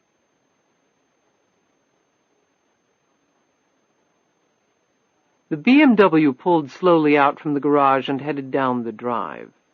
The road going down was lined on either side with 4-board oak fencing painted a pristine white. Most of the cleared land was surrounded by the same style of fencing, the white lines making a stunning contrast to the green landscape. It was not quite 7 in the morning, and the stillness of the day remained unbroken. These early morning drives had become a soothing ritual for LuAnn. She glanced back at the house in her rear-view mirror. Constructed of beautiful Pennsylvania stone and weathered brick, with a row of new white columns bracketing a deep front porch, a slate roof, aged-looking copper gutters, and numerous French doors, the house was elegantly refined despite its imposing size. As the car passed down the drive and out of sight of the house, LuAnn turned her eyes back to the road and suddenly took her foot off the gas and hit the brake. The man was waving at her, his arms crisscrossing themselves as he flagged her down. She inched forward and then stopped the car. He came up to the driver's side window and motioned for her to open it. Out of the corner of her eye, she saw the black Honda parked on a grass strip bordering the road. She eyed him with deep suspicion, but hit the button and the window descended slightly. She kept one foot on the accelerator, ready to mash it down if the situation called for it. His appearance was innocent enough, middle-aged and slight of build, with a beard laced around the edges with gray. "Can I help you?" she asked, her eyes attempting to duck his gaze. At the same time, she tried her best to note any sudden movements on his part. "I think I'm lost. Is this the old Brillstein estate?" He pointed up the road toward where the house was. LuAnn shook her head. "We just recently moved in, but that wasn't the name of the owners before us. It's called Wiccan's Hunt." "Huh. I could have sworn this was the right place." "Who were you looking for?" The man leaned forward so that his face filled her window. "Maybe you know her? The name is LuAnn Tyler from Georgia?" LuAnn sucked in a mouthful of air so quickly she almost gagged. There was no hiding the astonishment on her face. Thomas Donovan, his face full of satisfaction, leaned even closer, his lips right at her eye level. "LuAnn, I'd like to talk to you. It's important, and—" She hit the accelerator, and Donovan had to jump back to avoid having his feet crushed by the car tires. "Hey!" he screamed after her. The car was almost out of sight. Donovan, his face ashen, ran to his car, started it up, and roared off down the road. "Christ," he said to himself. Donovan had tried directory assistance in Charlottesville, but they had no listing for Catherine Savage. He would have been shocked if they had. Someone on the run all these years didn't ordinarily give out her phone number. He had decided after much thought that the direct approach would be, if not the best, at least the most productive. He had watched the house for the last week, noted her pattern of early morning drives, and chosen today to make contact. Despite being almost run over, he had the satisfaction of knowing that he had been right. Throwing the question at her out of the blue like that, he knew, was the only sure way to get the truth. And now he had it. Catherine Savage was LuAnn Tyler. Her looks had changed considerably from the video and photos he had seen from 10 years ago. The changes were subtle, no one single alteration really dramatic, yet the cumulative effect had been marked. Except for the look on her face and her abrupt departure, Donovan wouldn't have known it was her. He now focused on the road ahead. He had just glimpsed the gray BMW. It was still far ahead, but on the curvy mountain road his smaller and more agile Honda was gaining. He didn't like playing the daredevil role. He had disdained it in his younger days when covering dangerous events halfway around the world, and he disliked it even more now. However, he had to make her understand what he was trying to do. He had to make her listen, and he had to get his story. He hadn't worked 20-hour days the last several months tracking her down simply to watch her disappear again. Matt Riggs stopped for a moment and again studied the terrain. The air was so clean and pure up here, the sky so blue, the peace and quiet so ethereal. He again marveled at why he had waited so long to chuck the big city and to come to calmer, if less exciting parts. After years of being in the very center of millions of tense, increasingly aggressive people, he now found being able to feel like you were all alone in the world for even a few minutes was more soothing than he could have imagined. He was about to pull the property survey out of his jacket to study in more detail the dimensions of the property line when all thoughts of work amid the peaceful countryside abruptly disappeared from his mind. He jerked his head around and whipped the binoculars up to his eyes to focus on what had suddenly destroyed the morning's calm. He quickly located the origin of the explosion of sound. Through the trees he spied 2 cars hurtling down from the road where the country estate was situated, their respective engines at full throttle. The car in front was a big BMW sedan. The car behind it was a smaller vehicle. What the smaller car lacked in muscle power to the big Beamer, it more than made up for in agility around the winding road. At the speeds the two were doing, Riggs thought it most likely they would both end up either wrapped around a tree or upside down in one of the steep ditches that bordered either side of the road. The next two visuals he made through his binoculars made him turn and run as fast as he could back to his truck. The look of raw fear on the woman's face in the Beamer, the way she looked behind to check her pursuer's progress, and the grim countenance of the man apparently chasing her were all he needed to kick-start every instinct he had ever gained from his former life. He gunned the engine, unsure exactly what his plan of action would be, not that he had much time to come up with one. He pulled onto the road, strapping his seat-belt across him as he did so. He normally carried a shotgun in the truck to ward off snakes, but he had forgotten it this morning. He had some shovels and a crowbar in the truck bed, although he hoped it wasn't going to come to that. As he flew down the road, the two cars appeared in front of him on the main road. The Beamer took the turn almost on two wheels before stabilizing, the other car right behind it. However, now on the straightaway, the 300-plus horses of the BMW could be fully used, and the woman quickly opened a 200-yard gap between herself and her pursuer, a gap that grew with every second. That wouldn't last, Riggs knew, because a curve that would qualify for Dead Man's status was fast approaching. He hoped to God the woman knew it. If she didn't, he would be watching the BMW turn into a fireball as it sailed off the road and crashed into an army of unyielding hardwoods. With that prospect nearly upon them, his plan finally came together. He punched the gas, the truck flew forward, and he gained on what he now saw was a black Honda. The man apparently had all of his attention focused on the BMW because when Riggs passed him on the left, the man didn't even look over. However, he took abrupt and angry notice when Riggs cut in front of him and immediately slowed down to 20 miles an hour. Up ahead, Riggs saw the woman glance back in her rear-view mirror, her eyes riveted on Riggs, and his fortuitous appearance on the scene as the truck and Honda fought a pitched battle for supremacy of the road. Riggs tried to motion to her to slow down, to make her understand what he was trying to do. Whether she got the message or not, he couldn't tell. Like the coils of a sidewinder, the truck and the Honda swayed back and forth across the narrow roadway, coming dangerously close. Like the coils of a sidewinder, the truck and the Honda swayed back and forth across the narrow roadway, coming dangerously close to the sheer drop on the right side.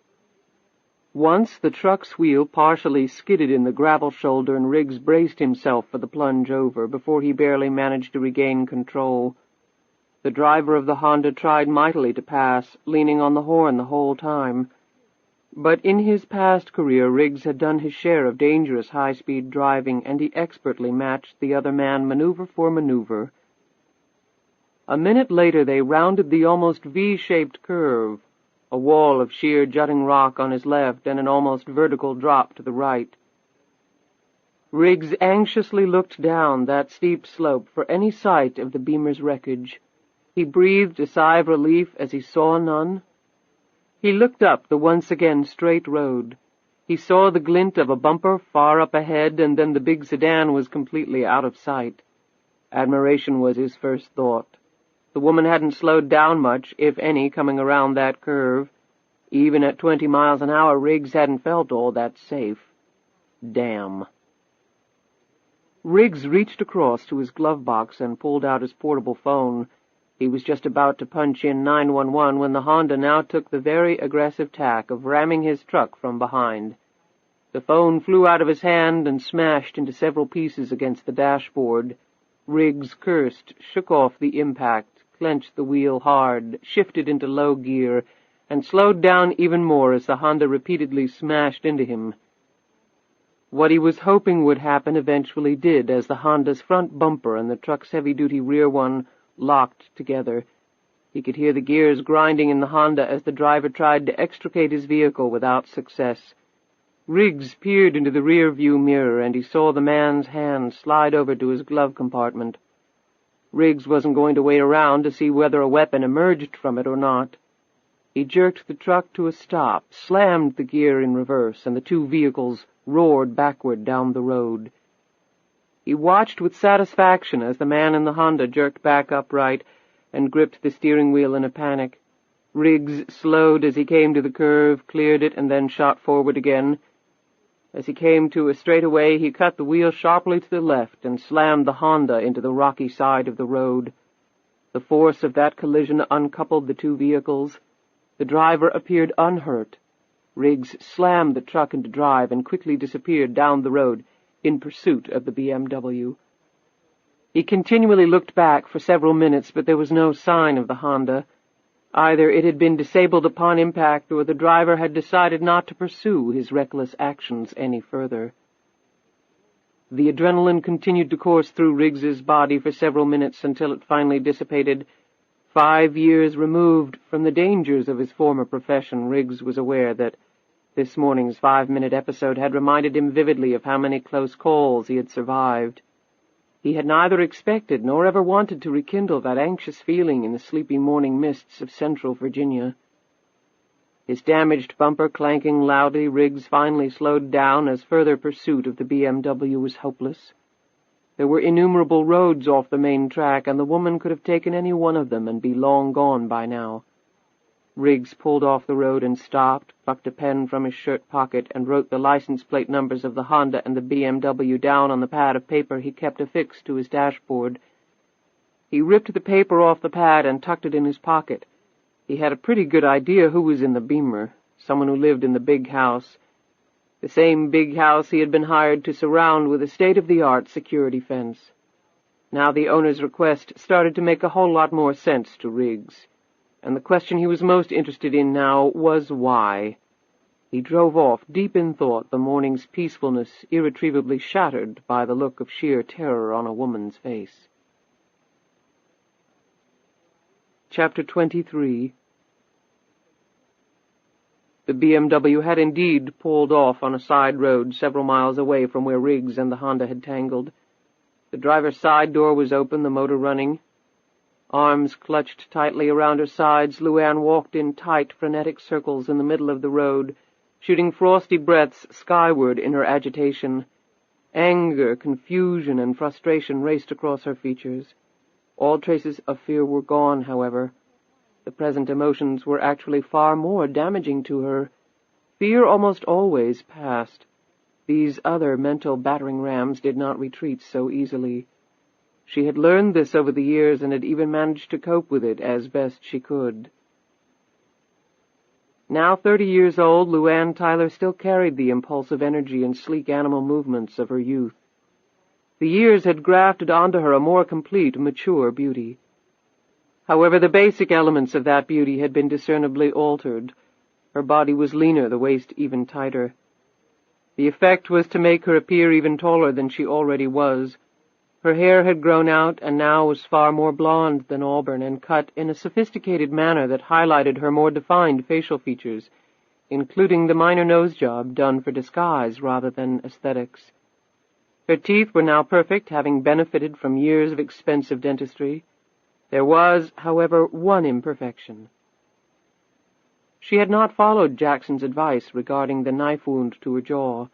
She had had it stitched, but let the scar remain. It wasn't all that noticeable, but every time she looked in the mirror it was a stark reminder of where she had come from, how she had gotten here. It was her most visible tie to the past, and not a pleasant one. That was the reason she would not cover it over with surgery. She wanted to be reminded of the unpleasantness, of the pain. People she had grown up with would probably have recognized her. However, she never planned to see anyone like that here. She had resigned herself to wearing a big hat and sunglasses whenever she ventured out into public, which wasn't very often. A lifetime of hiding from the world, that had come with her deal. She went and sat back down on the front seat of the BMW, rubbing her hands back and forth across the padded steering wheel. She continually looked back down the road for any sign of her pursuer. However, the only sounds were her car's engine and her own uneven breathing. Huddled in her leather jacket, she hitched up her jeans, swung her long legs inside the car, and closed the door and locked it. She took off, and for a few moments as she drove, her thoughts centered on the man in the truck. He had obviously helped her. Was he just a good Samaritan who had happened along at the right time? Or was he something else, something more complex than that? She had lived with this paranoia for so long now that it was like an exterior coating of paint. All observations had to pass through its screening first. All conclusions were based in some way upon how she perceived the motivation of anyone colliding unexpectedly with her universe. It all came down to one grim fact: fear of discovery. She took one long, deep breath and wondered for the 100th time if she had made a grievous mistake by returning to the United States. Riggs drove his battered truck up the private road. He had kept a close eye out for the Honda on his return down the road, but the car and the driver had not reappeared. Going up to the house, he figured, was the quickest way to find a telephone and perhaps also seek an explanation of sorts for this morning's events. Not that he deserved one, but his intervention had helped the woman, and he felt that was worth something. In any event, he couldn't exactly let it rest now. He was surprised that no one stopped him on the drive up. There was no private security, apparently. He had met with the owner's representative in town. This was his first visit to the estate, which had been christened Wickham's Hunt long ago. The home was one of the most beautiful in the area. It had been constructed in the early 1920s with craftsmanship that was simply non-existent today. The Wall Street magnate who had it built as a summer retreat had jumped off a New York skyscraper during the stock market crash of '29. The home had passed through several hands and had been on the market 6 years before being sold to the current owner. The place had required substantial renovation. Riggs had talked to some of the subcontractors employed to do that work. They had spoken with awe of the craftsmanship and beauty of the place. Whatever moving trucks had hauled the owner's possessions up the mountain road had apparently done so in the middle of the night, because Riggs could find no one who had seen them. No one had seen the owner, either. He had checked at the courthouse land records. The home was owned by a corporation that Riggs had never heard of. The usual channels of gossip had not yielded an answer to the mystery, although St. Anne's Belfield School had admitted a 10-year-old girl named Lisa Savage who had given Wickham's Hunt as her home address. Riggs had heard that a tall young woman would occasionally drop off and pick up the child, although she had always worn sunglasses and a large hat. Most often picking up the little girl would be an elderly man who had been described to Riggs as built like a linebacker. A strange household. Riggs had several friends who worked at the school, but none of them would talk about the young woman. If they knew her name, they wouldn't say what it was. When Riggs rounded a curve, the mansion suddenly appeared directly in front of him. His truck resembled a plain, squat tug bearing down on the QE2. The mansion stood 3 stories tall, with a double doorway spanning at least 20 feet. He parked his truck in the wraparound drive that encircled a magnificent stone fountain that on this cold morning was not operating. The landscaping was as lush and as carefully planned as the house, and where annuals and even late-blooming perennials had died out, evergreens and other hardy foliage of all descriptions had filled in the spaces. He slid out of his seat, making sure he had the piece of paper with the license plate numbers still in his pocket. As he walked up to the front door, he wondered if a place like this would condescend to have a doorbell, or would a butler automatically open the door at his approach? Actually, neither happened, but as he cleared the top step, a voice did speak to him from a brand-new-looking intercom built into the side of the wall next to the door. "Can I help you?" It was a man's voice, big, solid, and, Riggs thought, slightly threatening. "Matthew Riggs. My company was hired to build a privacy fence on the property's perimeter." "Okay." The door didn't budge, and the tone of the voice made clear that unless Riggs had more information to impart, this status was not going to change. He looked around, suddenly conscious that he was being observed. Sure enough, above his head, recessed within the back of one of the columns, was a video camera. That looked new as well. He waved. "Can I help you?" the voice said again. "I'd like to use a telephone." "I'm sorry, that's not possible." "Well, I'd say it should be possible since I just crashed my truck into a car that was chasing a big charcoal gray BMW that I'm pretty sure came from this house. I just wanted to make sure that the woman driving the car was okay. She looked pretty scared the last time I saw her. The next sound Riggs heard was the front door being unbolted and thrown open. The elderly man facing him matched the 6'1" Riggs in height, but was far broader across the shoulders and chest. However, Riggs noted that the man moved with a slight limp, as though the legs, and perhaps the knees in particular, were beginning to go. The possessor of a very strong athletic body, Riggs decided he would not want to have to take this guy on. Despite his advancing age and obvious infirmities, the man looked strong enough to break Riggs's back with ease. This was obviously the guy seen at the school picking up Lisa Savage, the doting linebacker. "What the hell are you talking about?" Riggs pointed toward the road. "About 10 minutes ago, I was out doing a preliminary survey of the property line in advance of ordering up men and equipment when this BMW comes bolting down the road, a woman driving, blonde from what I could see and scared to death. Another car, a black Honda Accord, probably a 1992 or 93 model, right on her butt. A guy was driving that one, and he looked determined as hell." "The woman, is she all right?" The elderly man edged forward perceptibly. Riggs backed up a notch, unwilling to let the guy get too close until he had a better understanding of the situation. For all he knew, this guy could be in cahoots with the man in the Honda. Riggs's internal radar was all over the place on this one. "As far as I know, I got in between them and took the Honda out, banged the crap out of my truck in the process." Riggs briefly rubbed his neck as the recollection of his collision brought several distinct painful twinges to that location. He would have to soak in the tub tonight. "We'll take care of the truck. Where's the woman?"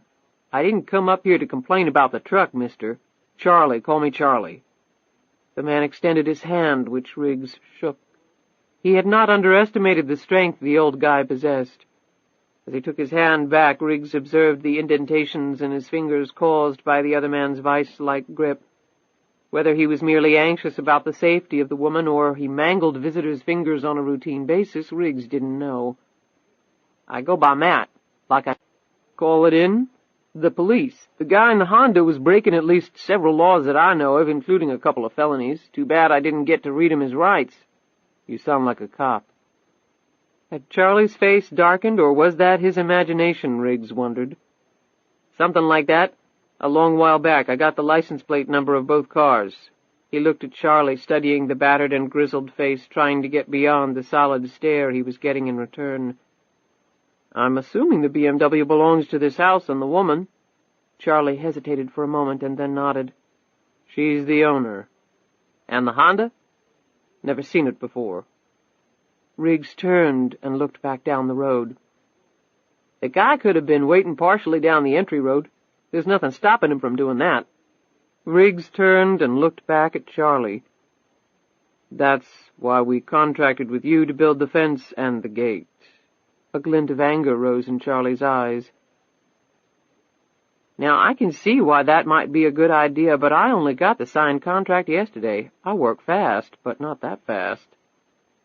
Charlie relaxed at the obvious logic of Riggs's words and looked down for a moment. "What about using that phone, Charlie?" Riggs took a step forward. "Look, I know a kidnap attempt when I see one." He looked up at the facade of the house. "It's not hard to see why, either, is it?" Charlie took a deep breath, his loyalties sharply divided. He was sick with worry about LuAnn. Catherine, he corrected himself mentally. Despite the passage of 10 years, he had never been comfortable with her new name. He was finding it close to impossible to allow the police to be called in. "I take it you're her friend or family?" "Both, actually," Charlie said with renewed vigor as he stared over Riggs's shoulder, a smile breaking across his face. The reason for that change in attitude reached Riggs's ears a second later. He turned and watched the BMW pull up behind his truck. LuAnn got out of the car, glanced at the truck for a moment until her eyes riveted on the damaged bumper. Then she strode up the steps, passing over Riggs to focus on Charlie. "This guy said you ran into some trouble." said Charlie, pointing at Riggs. "Matt Riggs." Riggs extended his hand. In her boots, the woman wasn't much shorter than he. The impression of exceptional beauty he had gotten through his binoculars was considerably magnified up close. The hair was long and full, with golden highlights that seemed to catch every streak of the sun's rays as it rose slowly over them. The face and complexion were flawless to the point of seeming impossible to achieve naturally, yet the woman was young, so the cut of the plastic surgeon's knife could not have beckoned to her yet. Riggs reasoned the beauty must be all her own. Then he spotted the scar that ran along her jawline. That surprised him, it seemed so out of place with the rest of her. The scar also intrigued Riggs because, to his experienced eye, the wound seemed to have been made by a knife with a serrated edge. Most women, he figured, especially those who had the kind of money she obviously did, would have paid any amount to cover up that blemish. The pair of calm hazel eyes that stared into Riggs made him conclude that this woman was different. The person he was looking at was one of those rare creations, a very lovely woman who cared little about her looks. As his eyes continued to sweep over her, he noted the lean, elegant body, but from the smaller hips and waist there grew a breadth of shoulders that suggested exceptional physical strength. When her hand closed around his, he almost gasped. The grip was almost indistinguishable from Charlie's. "I hope you're okay," said Riggs. "I got the plate number of the Honda. I was going to call it in to the cops, but my cell phone got broken when the guy hit me. The car's probably stolen anyway. I got a good look at the guy. This is a pretty isolated place. We should be able to nail him if we act fast enough."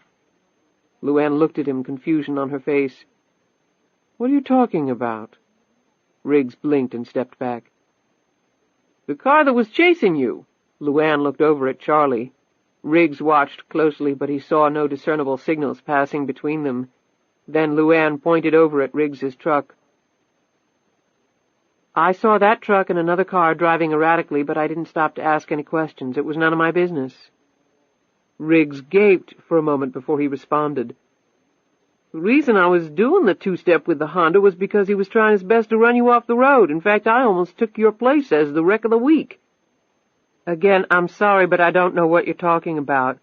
Don't you think I would know if someone were trying to run me off the road?" "So you're saying that you always drive 80 miles an hour around curvy mountainous roads just for the fun of it?" Riggs asked heatedly. "I don't think my driving methods are any of your concern," she snapped back. "However, since you happen to be on my property, I think it is my concern to know why you're here." Charlie piped in. "He's the guy who's building the security fence." LuAnn eyed Riggs steadily. "Then I would strongly suggest you concentrate on that task rather than come up here with some outrageous account of my being chased."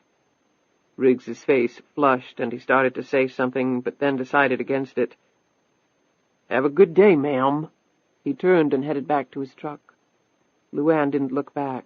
She passed by Charlie without a glance and walked quickly into the house.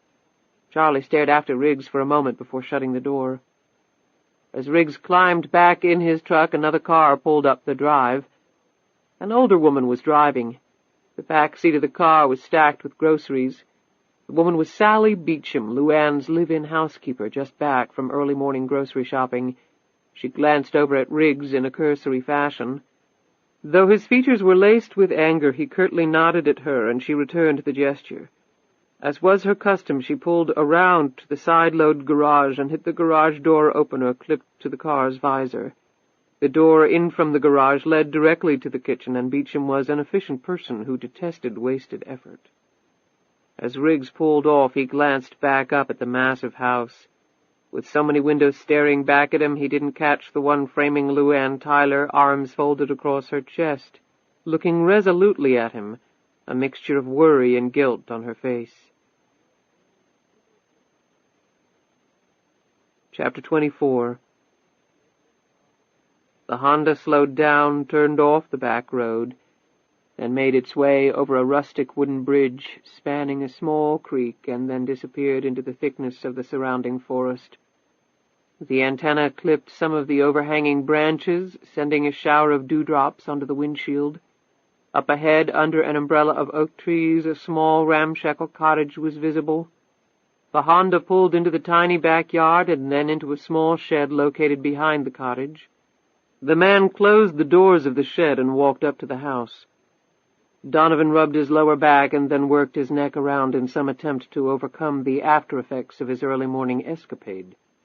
He was still visibly shaking.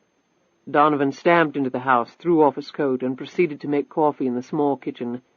Nervously smoking a cigarette while the coffee percolated, he looked outside the window with a slight feeling of apprehension, although he was fairly certain no one had followed him. He rubbed his brow. The cottage was isolated, and the landlord didn't know his real name or the reason he had decided to take up temporary residence here. The guy in the truck, who the hell had he been? Friend of the woman or some guy who had happened by? Since he had been seen, Donovan would have to shave off his beard and do something with his hair. He would also have to rent another car.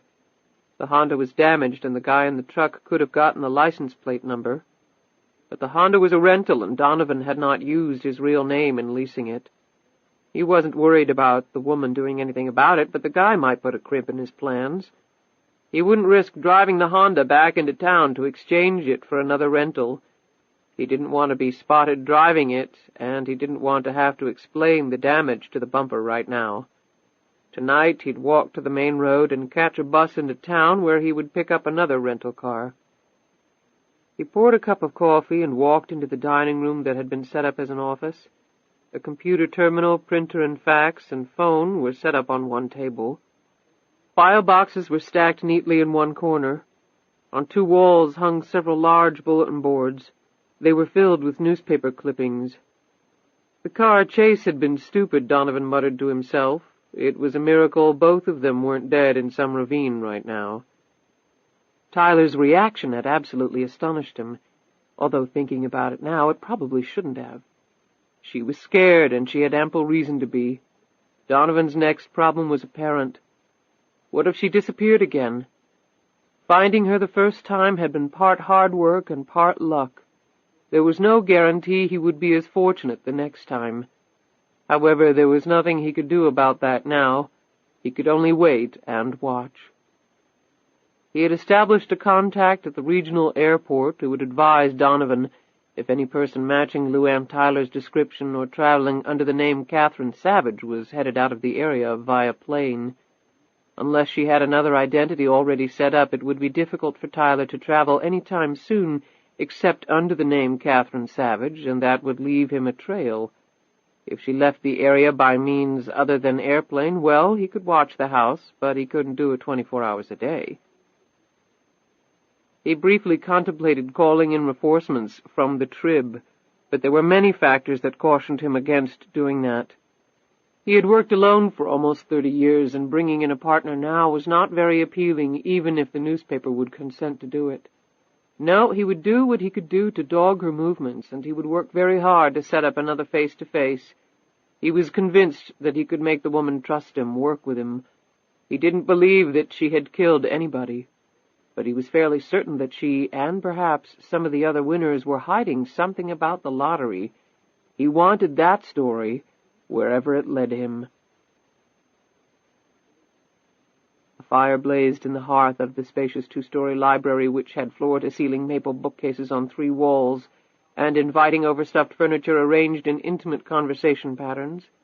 LuAnn sat on a leather sofa, her legs drawn up under her, bare feet protruding, an embroidered cotton shawl covering her shoulders. A cup of tea and a plate of uneaten breakfast sat on the table next to her. Sally Beecham, dressed in a gray uniform with a sparkling white apron, was just leaving, carrying the serving tray. Charlie closed the arched double doors behind her and sat down next to LuAnn. "Listen, are you going to tell me what really happened or not?" When LuAnn didn't answer, Charlie gripped one of her hands. "Your hands are like ice. Drink the tea." He rose and stoked the fire until the flames made his face redden. He looked at her expectantly. "I can't help you if you don't tell me what's wrong, LuAnn." Over the last 10 years, a lasting bond had been built between the two that had seen them through many crises, both minor and major, in their travels. From the time Charlie had touched her shoulder as the 747 climbed into the skies until they had arrived back in America, they had been inseparable. Even though his given name was Robert, he had taken Charlie as his accepted name. It wasn't too far from the truth, as his middle name was Charles. What was in a name, anyway? However, he referred to her as LuAnn only in private, as now. He was her closest friend and confidant, really her only one, since there were things she could not even tell her daughter. As he sat back down, Charlie winced in pain. He was acutely aware that he was slowing down a process that was exacerbated by the rough treatment of his body in his youth. The difference in years between the two was now more pronounced than ever as nature took its toll on him. Even with all that, he would do anything for her, would face any danger, confront any enemy she had with every ounce of strength and ingenuity he had left. It was the look in Charlie's eyes as LuAnn read these very thoughts that made her finally start talking. I had just left the house. He was standing in the middle of the driveway waving for me to stop. "And you did?" Charlie's tone was incredulous. "I didn't get out of the car. I couldn't exactly run over the man. If he tried anything or pulled a gun, you can bet I would have done just that." Charlie hitched one leg up over the other, an action that was accompanied by another painful wince. "Go on. Eat while you're talking and drink your tea. Your face is as white as a sheet."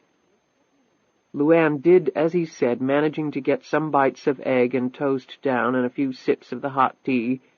Putting the cup back down, she wiped her mouth with a napkin. He motioned for me to roll the window down. I cracked it a bit and asked him what he wanted. "Wait a minute, what'd he look like?" "Medium height, full beard, a little gray at the edges, wire-rimmed glasses, olive complexion, maybe 160 pounds, probably late 40s or early 50s.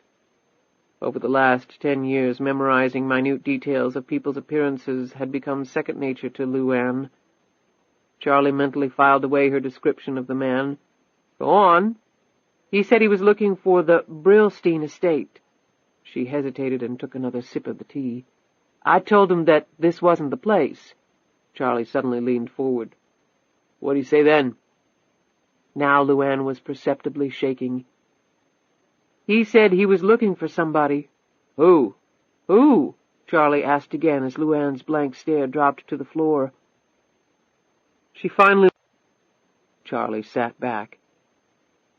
After a decade, they had pretty much put the fear of exposure on the back burner, though it was still there and always would be.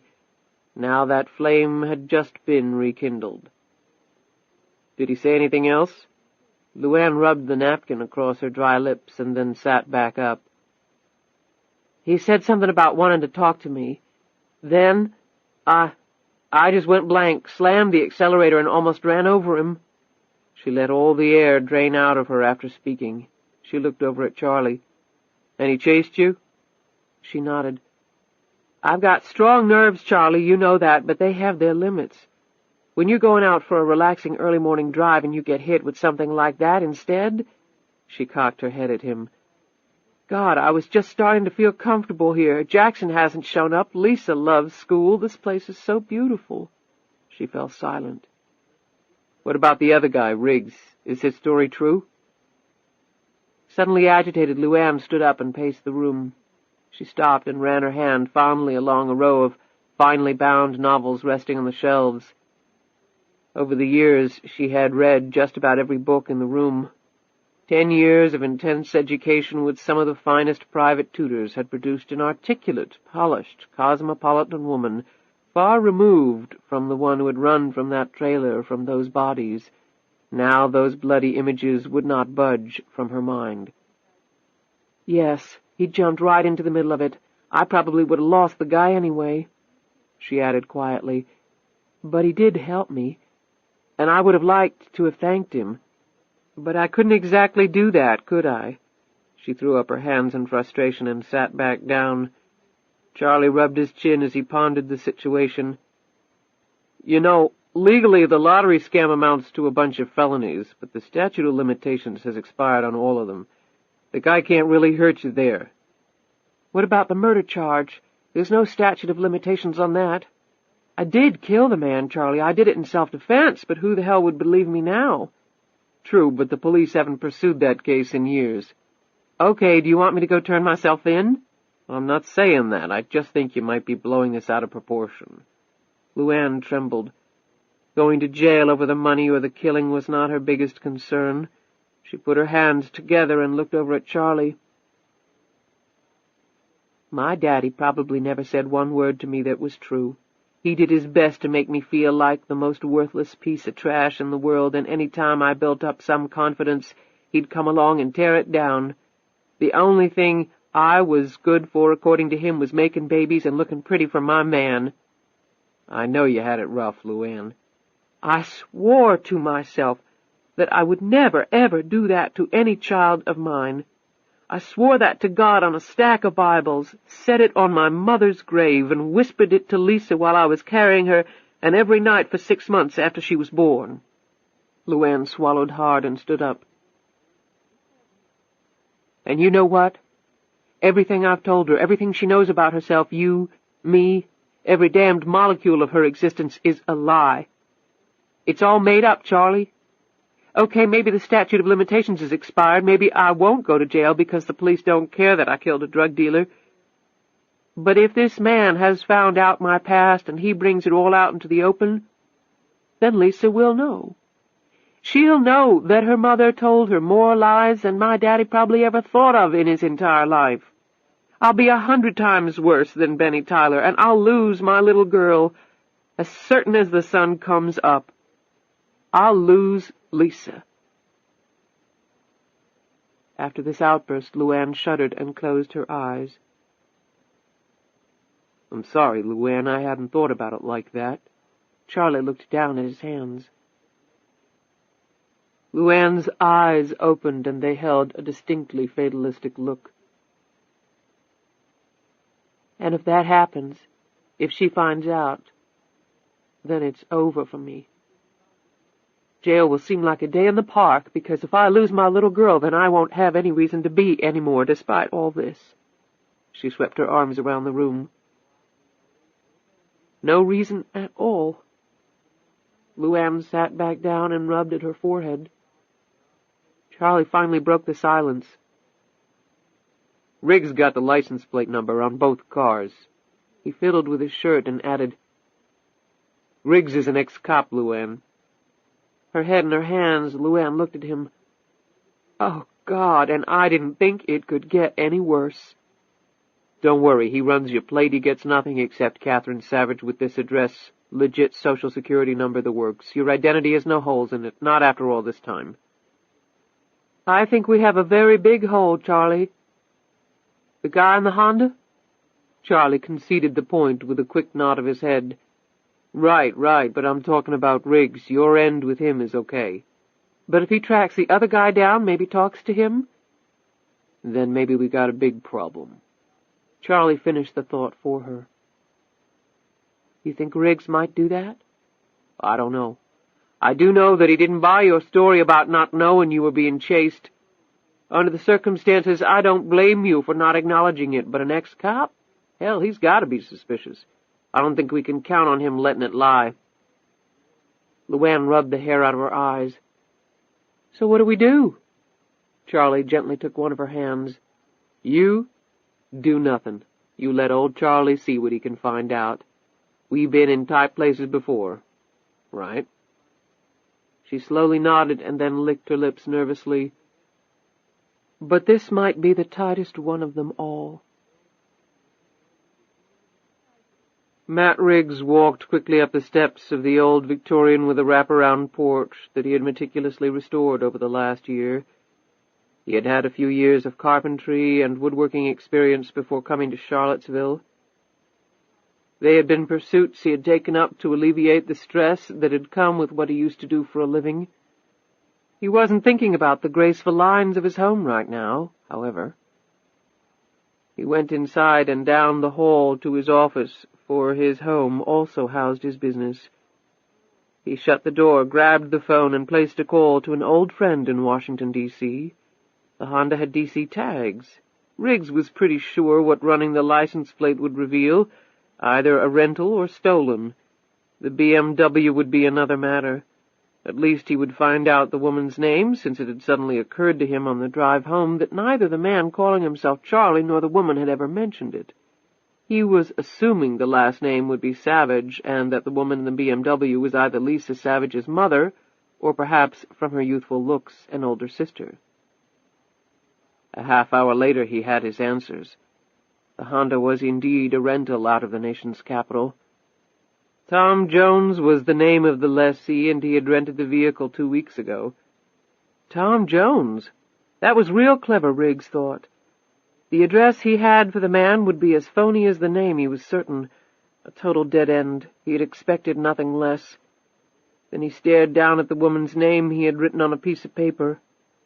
Catherine Savage, born in Charlottesville, Virginia, age 30. Social Security number had checked out, current address was correct. Wickens Hunt, unmarried, excellent credit, no priors, no red flags at all in her background. He had a good slice of her past right there in his hand in less than half an hour. Computers were wonderful, and yet... He looked at her age again. 30 years old. He thought back to the house and substantial grounds, 300 acres of prime Virginia real estate. He knew the asking price for Wickens Hunt had been $6 million. If she had struck a wonderful deal, Miss Savage could conceivably have gotten it for between $4 and $5 million, but from what he heard, the renovation work had easily run to 7 figures. Where the hell does a woman that young get that kind of money? She wasn't a movie star or rock star. The name Catherine Savage meant nothing to him, and he wasn't that far out of the loop on popular culture. Or was it Charlie who had the bucks? They weren't husband and wife, that was clear. He had said he was family, but something was off there, too. He leaned back in his chair, slid open a drawer of his desk, and popped a couple of aspirin as his neck threatened to stiffen up again. It could be she had inherited serious family money or been the extraordinarily rich widow of some old duffer. Recalling her face, he could easily see that. A lot of men would shower her with everything they had. So what now? He looked out the window of his office at the beauty of the surrounding trees with their vibrant fall colors. Things were going well for him, an unhappy past behind him, a thriving business in a place he loved, a low-key lifestyle that he figured would add lots of quality years to his life, and now this. He held the piece of paper with her name on it up to eye level. Despite having no material incentive to care at all about her, Riggs's curiosity was at a high pitch. "Who the hell are you, Catherine Savage?" Chapter 25. "You about ready, honey?" LuAnn peeked in the door and cast her gaze fondly on the back of the young girl who was finishing dressing. Lisa looked around at her mother. "Almost." With a face and athletic build that mirrored LuAnn's, Lisa Savage was the one immovable landmark in her mother's life. LuAnn stepped into the room, closed the door, and settled on the bed. "Miss Sally says you didn't eat much breakfast. Are you feeling all right?" "I have a test today. I guess I'm just a little nervous." One result of having lived all over the world was that her speech carried myriad traces of the different cultures, dialects, and accents. The mesh was a pleasing one, although several months in Virginia had already started to graft upon Lisa the beginnings of a mild southern inflection. LuAnn smiled. "I would have thought that by now, after so many straight A's, you wouldn't get so nervous." She touched her daughter's shoulder. During the time spent traveling, LuAnn had thrown every ounce of energy and a great deal of money into reshaping herself to be who she had always wanted to be, which was as far from southern white trash named LuAnn Tyler as she could get. Well-educated, able to speak 2 foreign languages, she noted with pride that Lisa could speak 4, as much at home in China as in London. She had covered several lifetimes in the last 10 years. With this morning's developments, maybe that was a good thing. Had she run out of time? Lisa finished dressing and sat down with her back to her mother. LuAnn picked up a brush and started doing her daughter's hair, a daily ritual between the two that allowed them to talk and catch up with each other. "I can't help it. I still do get nervous. It's not always easy." Most things worthwhile in life aren't easy, but you work hard and that's the important thing. You do your best, that's all I'll ever ask, regardless of what your grades are. She combed Lisa's hair into a thick ponytail and then clipped on a bow. Just don't bring home any B's. They both laughed. As they walked downstairs together, Lisa looked over at her mother. I saw you talking to a man outside this morning. You and Uncle Charlie? LuAnn tried to hide her apprehensiveness. You were up? It was pretty early. Like I said, I was nervous about the test. Right. Who was he? He's putting up the security fence and gate around the property. He had some questions about the plans. Why do we need a security fence? LuAnn took her hand. We've talked about this before, Lisa. We're well off financially, you know that. There are some bad people in the world. They might try to do things to get money from us. Like robbing us? Yes, or maybe something else. Like what? LuAnn stopped and sat down on the steps, beckoning Lisa to join her. Remember how I'm always telling you to be careful, watch out for people?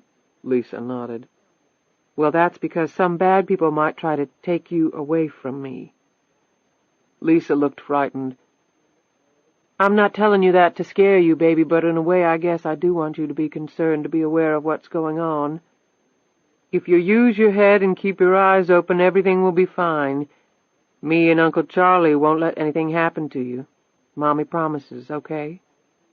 Lisa nodded, and they went down the stairs hand in hand. Charlie met them in the hallway. My, don't we look extra pretty this morning? I've got a test. You think I don't know that? I was up last night until 10:30 with you going over the stuff. You're gonna ace it, sure as anything. Go get your coat. I'll be out front in the car. Isn't Mommy taking me? Charlie glanced over at LuAnn. I'm gonna give your mom a break this morning. Besides, it'll give us one more time to go over the test stuff, right? Lisa beamed. Right. After Lisa had gone, Charlie turned a very serious face to LuAnn. I'm going to check some things out in town after I drop Lisa off. You think you can find this guy? Charlie shrugged as he buttoned up his overcoat. Maybe, maybe not. It's not a big town, but it's got lots of hiding places. One reason we picked it, right? LuAnn nodded. What about Riggs? I'll save him for later. I'll go knock on his door now. He might get more suspicious than he already is. I'll call from the car if I find out anything. LuAnn watched the two climb into Charlie's Range Rover and drive off. Deep in thought, she pulled on a heavy coat, walked through the house and out the back. She passed the Olympic-size pool with surrounding flagstone patio and 3-foot-high brick wall. At this time of year, the pool was drained and protected by a metal cover. The tennis courts would probably go in next year. LuAnn cared little for either activity. Her underprivileged childhood had yielded no opportunities to idly hit a yellow ball around or lounge in chlorinated water. But Lisa was an avid swimmer and tennis player, and upon arriving at Wickens Hunt, she had pressed eagerly for a tennis court. Actually, it was nice to know she was going to be around in one spot long enough actually to plan something like the construction of a tennis court down the road. The one activity LuAnn had picked up in her travels was what she was heading to do right now. The horse barn was about 500 yards behind the main house and surrounded on 3 sides by a thick grove of trees. Her long strides took her there quickly. She employed several people full-time to care for the grounds and horse barn, but they were not yet at work. She pulled the gear from the tack room and expertly saddled her horse Joy, named for her mother. She snagged a wide-brimmed Stetson hat and leather gloves off the wall, swung herself up onto her ride. She had had Joy for several years now. The horse had traveled with them to several countries, not an easy task, but one that was quite manageable when your pocketbook was bottomless. LuAnn and company had arrived in the United States via plane. Joy had made the crossing by boat. One reason she and Charlie had decided upon the property was its myriad of riding trails, some probably dating from Thomas Jefferson's days. She started off at a good pace and soon left the house behind. Twin clouds of breath escorted the pair as they made their way down a gradual incline and then around a curve, the trees hugging either side of the trail. The morning's briskness helped to clear LuAnn's head, let her think about things. She had not recognized the man, not that she had expected to. Counterintuitively, she had always expected discovery to come from unknown quarters. He had known her real name. Whether that was a recent discovery on his part, or he had found out long ago, she had no way of knowing. Many times she had thought about going back to Georgia and telling the truth, just making a clean breast of it and attempting to put all of it behind her. But these thoughts had never managed to work themselves into cohesive actions, and the reasons were clear. Although she had killed the man in self-defense, the words of the person calling himself Mr. Rainbow had continually come back to her. She had run. Thus the police would assume the worst. On top of that, she was vastly rich, and who would have any sympathy or compassion for her now? Especially people from her hometown. The Shirley Watsons of the world were not so rare. Added to that was the fact that she had done something that was absolutely wrong. The horse she was riding, the clothes she was wearing, the home she was living in, the education and worldliness she had obtained over the years for herself and Lisa, all had been bought and paid for with what amounted to stolen dollars. In stark fiscal terms, she was one of the biggest crooks in history. If need be, she could endure prosecution for all that, but then Lisa's face sprung up in her thoughts. Almost simultaneously, the imagined words of Benny Tyler that day at the graveyard came filtering back to her. "Do it for Big Daddy. When did I ever lie to you, baby doll? Daddy loves you." She pulled Joy to a halt and sunk her head in her hands as a painful vision entered her head. "Lisa, sweetheart, your whole life is a lie. You were born in a trailer in the woods because I couldn't afford to have you anywhere else. Your father was a no-account loser who got murdered over drugs. I used to stick you under the counter at the #1 truck stop in Rikersville, Georgia, while I waited tables. I've killed a man and run from the police over it. Mommy stole all this money, more money than you could dream of. Everything you and I have came from that stolen money. When did Mommy ever lie to you, baby doll? Mommy loves you." LuAnn slowly dismounted and collapsed on a large stone that jutted at an angle from the ground. Only after several minutes did she slowly come around, her head swaying in long, slow movements as though she were drunk. She finally rose and took a handful of pebbles from the ground. She idly skipped the stones across the smooth surface of a small pond, sending each one farther and farther with quick, graceful flicks of her wrist. She could never go back now. There was nothing to go back to. She had given herself a new life, but it had come with a terrifyingly high cost. Her past was total fabrication, thus her future was uncertain. Her day-to-day existence vacillated between fear of total collapse of the flimsy veneer shrouding her true identity and immense guilt for what she had done. But if she lived for anything, it was to ensure that Lisa's life would not be harmed in any way by her mother's past or future actions. Whatever else happened, her little girl would not suffer because of her. LuAnn remounted Joy, cantering along until she slowed the mare down to a walk as they passed through some overhanging tree branches. She guided Joy to the edge of the trail and watched the swift, powerful thrust of the swollen creek that cut a jagged path across her property. There had been recent heavy rains, and early snow in the mountains had turned the usually docile water into a dangerous torrent. She backed Joy away from the edge and continued on. 10 years ago, just after she, Charlie, and Lisa had landed in London, they had immediately boarded a plane for Sweden. Jackson had given them detailed marching orders for the first 12 months, and they had not dared to deviate from them.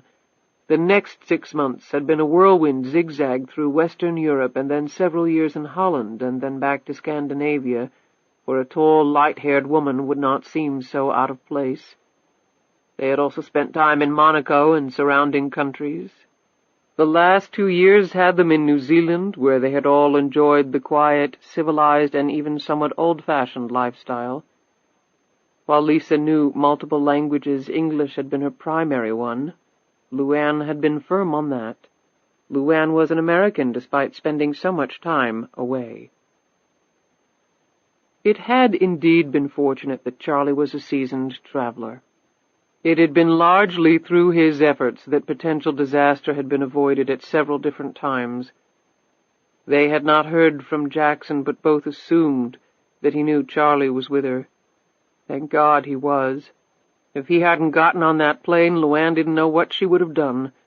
As it stood now, she couldn't function without him, and he wasn't getting any younger. She shook at the thought of life without the man. To be robbed of the one person in her life who shared her secret, who loved her and Lisa. There was nothing Charlie wouldn't do for them, and when his life ended and that void erupted, she drew in a deep breath. Their new identities had been cemented over the years as LuAnn had taken great pains to establish the history Jackson had concocted for her and her daughter. The toughest part, by far, had been Lisa. Lisa believed her father to have been an extremely wealthy European financier who had died when Lisa was very young and who had left behind no family other than them. Charlie's role, while never fully explained, was clearly one of family, and the uncle label had seemed a natural one. There were no photographs of Mr. Savage. LuAnn had explained to Lisa that her father was very reclusive and a touch eccentric, and had allowed none to be taken. LuAnn and Charlie had long debated whether actually to create a man, photos and all, but had decided that it would be too dangerous. A wall with holes punched through it would eventually fall. Thus Lisa believed her mother to be the very young widow of an extremely wealthy man, whose wealth in turn had made her mother one of the wealthiest women in the world, and one of the most generous. LuAnn had sent Beth, her former co-worker, enough money to start her own chain of restaurants. Johnny Jarvis from the mall had received enough to pay for several advanced degrees at the country's most prestigious universities. Dwayne's parents had received enough money to keep them secure in their retirement. LuAnn had even sent money to Shirley Watson, a guilty reaction to having lashed the woman with a negative reputation in the only place where Shirley would ever have the ambition or courage to live. Finally, LuAnn's mother's gravesite was now marked with a far more elaborate monument. The police, she was sure, had done all they could to track her down through this largesse, but without success. Jackson had hidden the money well, and there had been absolutely no trace for the authorities to follow. In addition, half her yearly income had been donated anonymously to a number of charities and other good works that she and Charlie had identified over the years. They were ever on the lookout for more deserving homes for the lottery money. LuAnn was determined to do as much good as she could with the money to atone, at least in part, for the manner in which she had acquired it. Even with all that, the money came in far faster than they could dispose of it. Jackson's investments had paid off more handsomely than even he had envisioned, and the anticipated $25 million in earnings each year had actually exceeded $40 million per annum. All money unspent by LuAnn had also been reinvested by Jackson, and the surplus had kept compounding until the assets LuAnn now held in her own name were almost $500,000. She shook her head at the thought of the staggering sum, and the original lottery prize money, $100 million, was to be returned to her very shortly, the 10-year period having expired, as her contract with Jackson had stated. That mattered little to LuAnn. Jackson could keep it. It wasn't as though she needed it, but he would return it. The man, she had to admit, had been utterly faithful to his promise. Over all these years, every quarter the detailed financial statements had arrived, no matter where they happened to be in the world. But since only the papers and never the man showed up, LuAnn's anxiety finally had passed. The letter accompanying all the financial packets was from an investment company with a Swiss address. She had no idea of Jackson's ties to this firm, nor did she care to explore that area further. She had seen enough of him to be respectful of his volatility, and more disturbingly of the extreme consequences which he was capable of causing. She also remembered how he had been prepared to kill her if she had rejected his offer. There was something not quite natural about him. The powers he seemed to possess could hardly be of this world. She stopped at a large oak. From one of its branches a long, knotted rope dangled. LuAnn gripped the rope and lifted herself off the saddle, while Joy, already quite familiar with this ritual, waited patiently.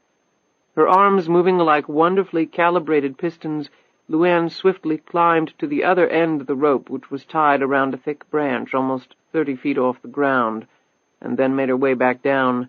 She repeated the process twice more. She had a fully equipped gymnasium in her home where she worked out diligently. It wasn't vanity. She had little interest in how it made her look. She was naturally strong, and that physical strength had carried her through many a crisis. It was one of the few constant things in her life, and she was loath to let it disappear. Growing up in Georgia, she had climbed many trees, run through miles of countryside, and jumped many ravines. She had just been having fun. The concept of exercise hadn't come into the equation. And so, in addition to pumping the iron, she had built a more natural exercise course across her extensive grounds. She pulled herself up the rope one more time, the muscle cords in her arms and back tight as rebar. Breathing hard, she settled lightly back into the saddle and made her way back to the horse barn, her heart lightened and her spirits raised by the invigorating ride. In a large storage building next to the horse barn, one of the groundspeople, a beefy man in his early 30s, had just started splitting logs with a sledgehammer and wedge. LuAnn glanced at him through the open doorway as she rode by. She quickly unsaddled Joy and returned the horse to its stall. She walked over to the doorway of the outbuilding. The man briefly nodded to her and then continued his work. He knew she lived in the mansion. Other than that, he knew nothing about her. She watched the man for a minute and then took off her coat, lifted a second sledgehammer off the wall, squeezed a spare wedge between her fingers, testing its weight, set a log up on the block, tapped the wedge into its rough surface, stepped back and swung cleanly. The wedge bit deep but didn't cleave the log in two. She hit it again, dead center, and then again. The log broke clean. The man glanced at her in surprise, then shrugged and kept splitting. They both pounded away, barely 10 feet from each other. The man could split a log with one swing of the hammer, while it continued to take LuAnn 2 and sometimes 3 blows. He smiled over at her, the sweat showing on his brow. She kept pounding away, though, her arms and shoulders working in precise unity. And within 5 minutes she was cracking a log with one blow, and before he knew it she was doing it faster than he. The man picked up his pace, the sweat falling faster across his brow, his grin gone as his breaths became more painful. After 20 minutes he was taking 2 and 3 strikes to crack a log as his big arms and shoulders started to tire rapidly, his chest heaving and his legs rubbery. He watched in growing amazement as LuAnn continued, her pace steady, the strength of her blows against the wood totally undiminished. In fact, she seemed to be hitting the wedge harder and harder. The sound of metal on metal rang out louder and louder. Finally, the man dropped the sledgehammer and leaned back against the wall, his gut heaving, his arms dead, his shirt drenched in perspiration despite the chilly weather. LuAnn finished her pile of logs and, barely missing a stroke, finished off his stack as well. Her work complete, she wiped her forehead and replaced the sledgehammer on the wall hook before glancing over at the puffing man as she shook out her arms. "You're very strong," she said, looking at the substantial pile of wood he had split as she put her coat back on. He looked at her in surprise and then started laughing. "I was thinking that, too, before you came along. Now I've half a mind to go work in the kitchen." She smiled and patted him on the shoulder. She had chopped wood virtually every day of her life from the time she had started school until she was 16. She hadn't done it for exercise like now. Back then, she had done it to keep warm. "Don't feel bad. I've had a lot of practice." As she walked back up to the house, she took a moment to admire the rear facade of the mansion. The purchase and renovation of this house had been by far her greatest extravagance, and she had done it for 2 reasons. First, because she was tired of traveling and wanted to settle down, although she would have been happy in something far less magnificent than what she was staring at. Second, and more important, she had done it for the same reason she had done most things over the years, for Lisa, to give her a real home with a sense of permanence where she could grow up, marry, and have children of her own. Home the last 10 years had been hotels, rented villas, and chalets, not that LuAnn was complaining about existing in such luxury, but none of them were home. The tiny trailer in the middle of the woods all those years ago had had far deeper roots for her than the most extravagant residence in Europe. Now they had this. LuAnn smiled at the sight, big, beautiful, and safe. At the thought of the last word, LuAnn suddenly huddled in her coat as a wind broke through the strand of trees. Safe? When they had gone to bed last night, they had been safe and secure, or as much as she could be, living the kind of existence they all did. The face of the man in the Honda sprang up before her, and she closed her eyes tightly until it finally went away. In its place came another image.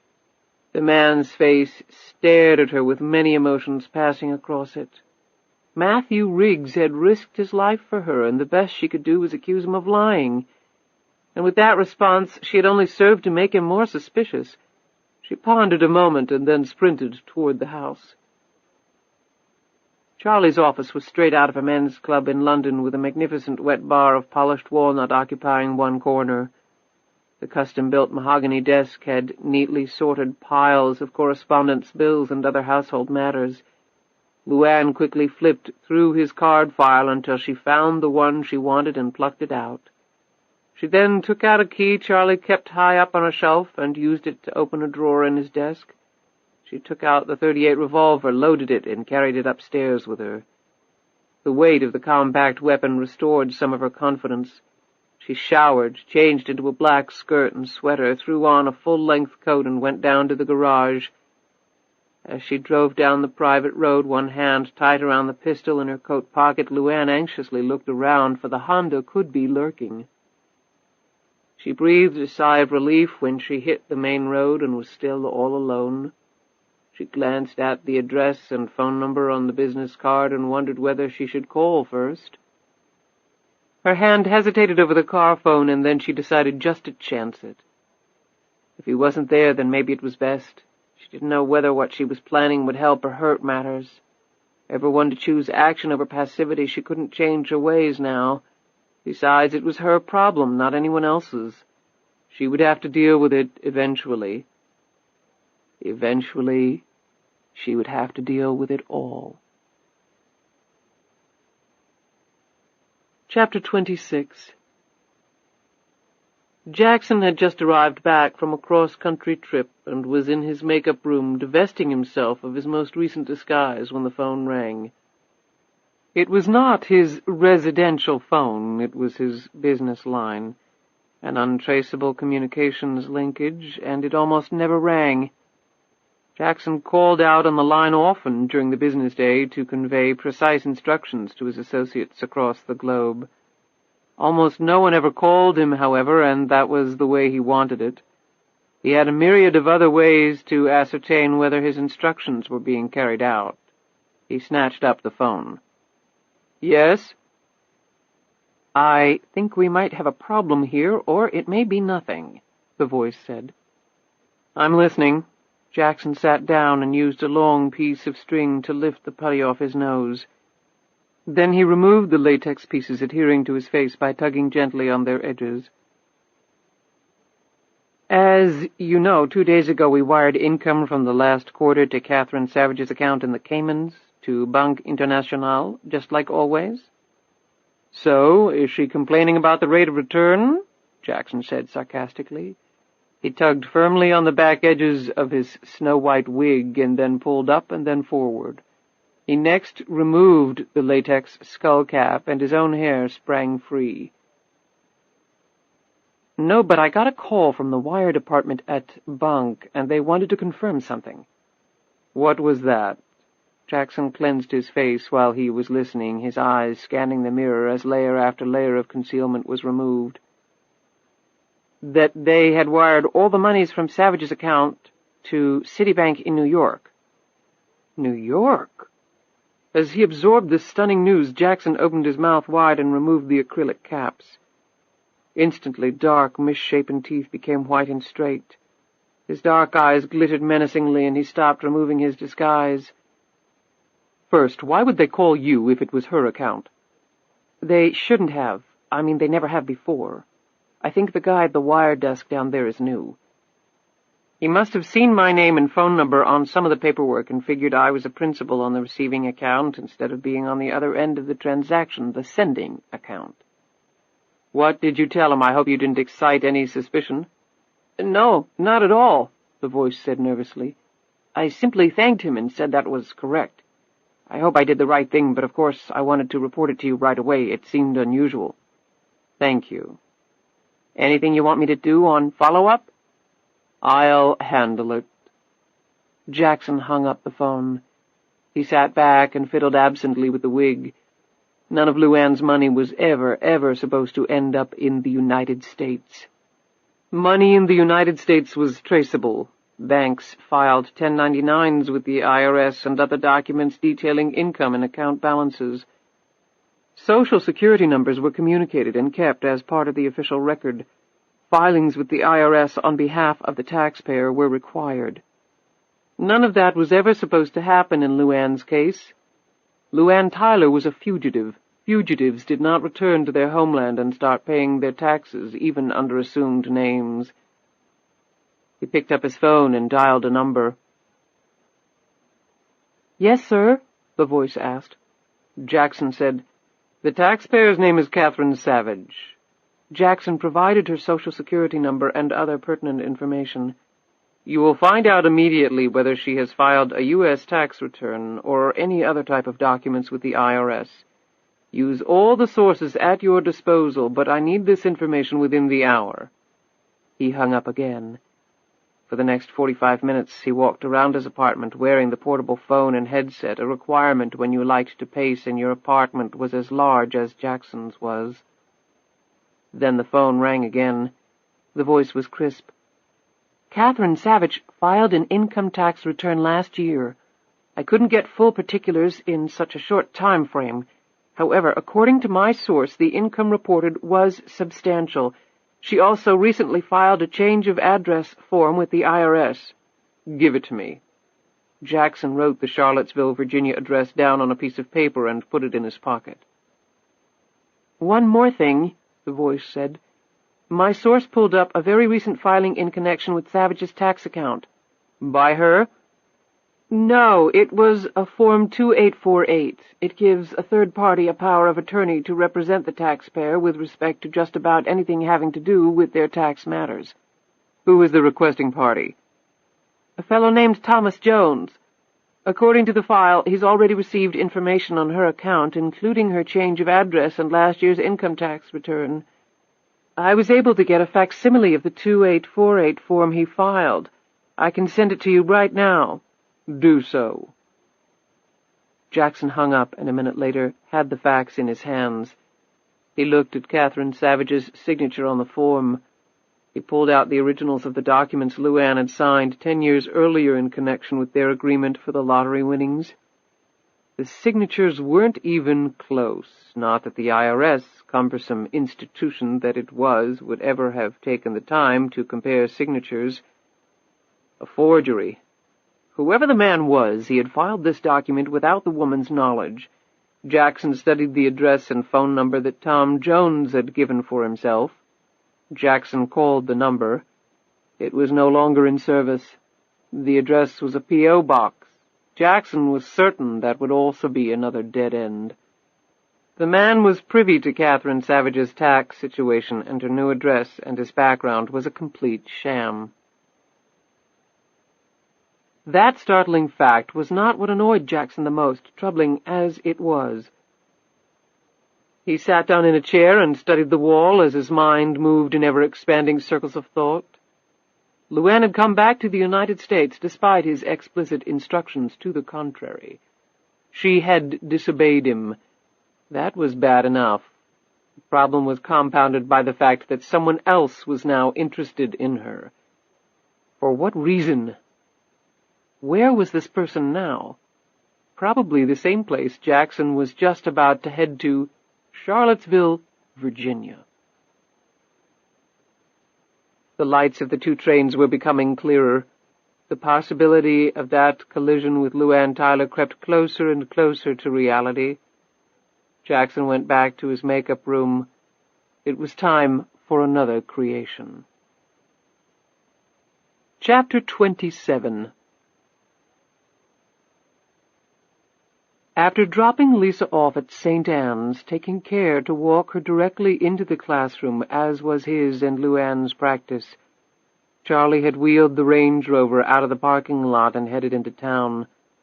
Over the last few months, while LuAnn had remained reclusive inside their mountainside fortress, Charlie had been the point man, meeting with prominent townsfolk, making the rounds of businesses and charities and university officials.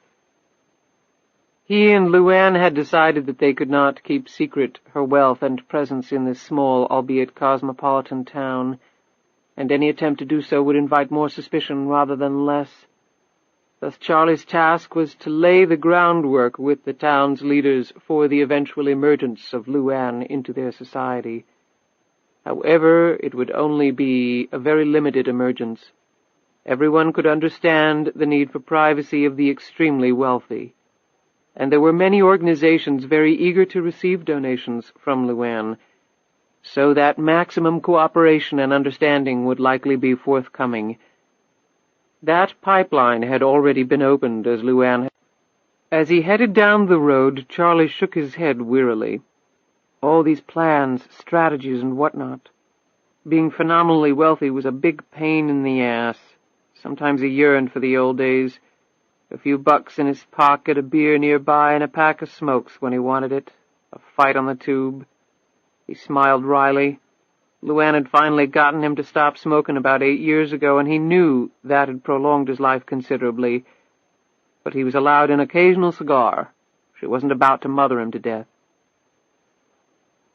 Charlie's earlier forays into Charlottesville society had produced one contact in an extremely useful position, a contact that he now intended to pump for information that would allow him and LuAnn to check out her pursuer and, if possible, forestall any real problem.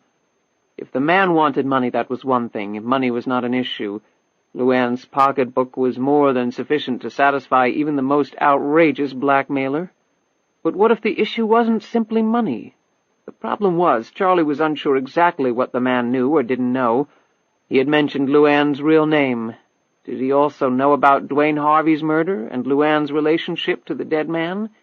The warrant that had been issued for LuAnn's arrest 10 years ago? And how had he tracked LuAnn down after all these years? The next issue was even more critical. Did the man know about the lottery fix? LuAnn had told Charlie all about the man calling himself Rainbow. Rainbow might have figured it out. He had followed her, watched her buy a lottery ticket, leave immediately for New York, and win a fortune. Had the man known it was rigged, and had he told anyone? LuAnn had not been sure. And what happened to Rainbow? Charlie licked his lips nervously. He had never really known Jackson, never even seen him, but while he had worked for him, he had talked to the man often. The tones of Jackson's voice had been unremarkable, even calm, direct, supremely confident. Charlie had known people just like that. These men weren't the blusterers, the ones who always said a hell of a lot more than they ever had the courage or ability to back up in reality. They were the ones who looked you dead in the eye, said precisely what they intended to do with little fanfare or hyperbole, and then simply did it. These types would efficiently disembowel you and not lose any sleep over it. Jackson, Charlie had long ago decided, was one of those. Despite his own toughness and strength, Charlie shivered slightly. Wherever Rainbow was, it wasn't among the living, that was for damn sure. Charlie drove on, lost in thought.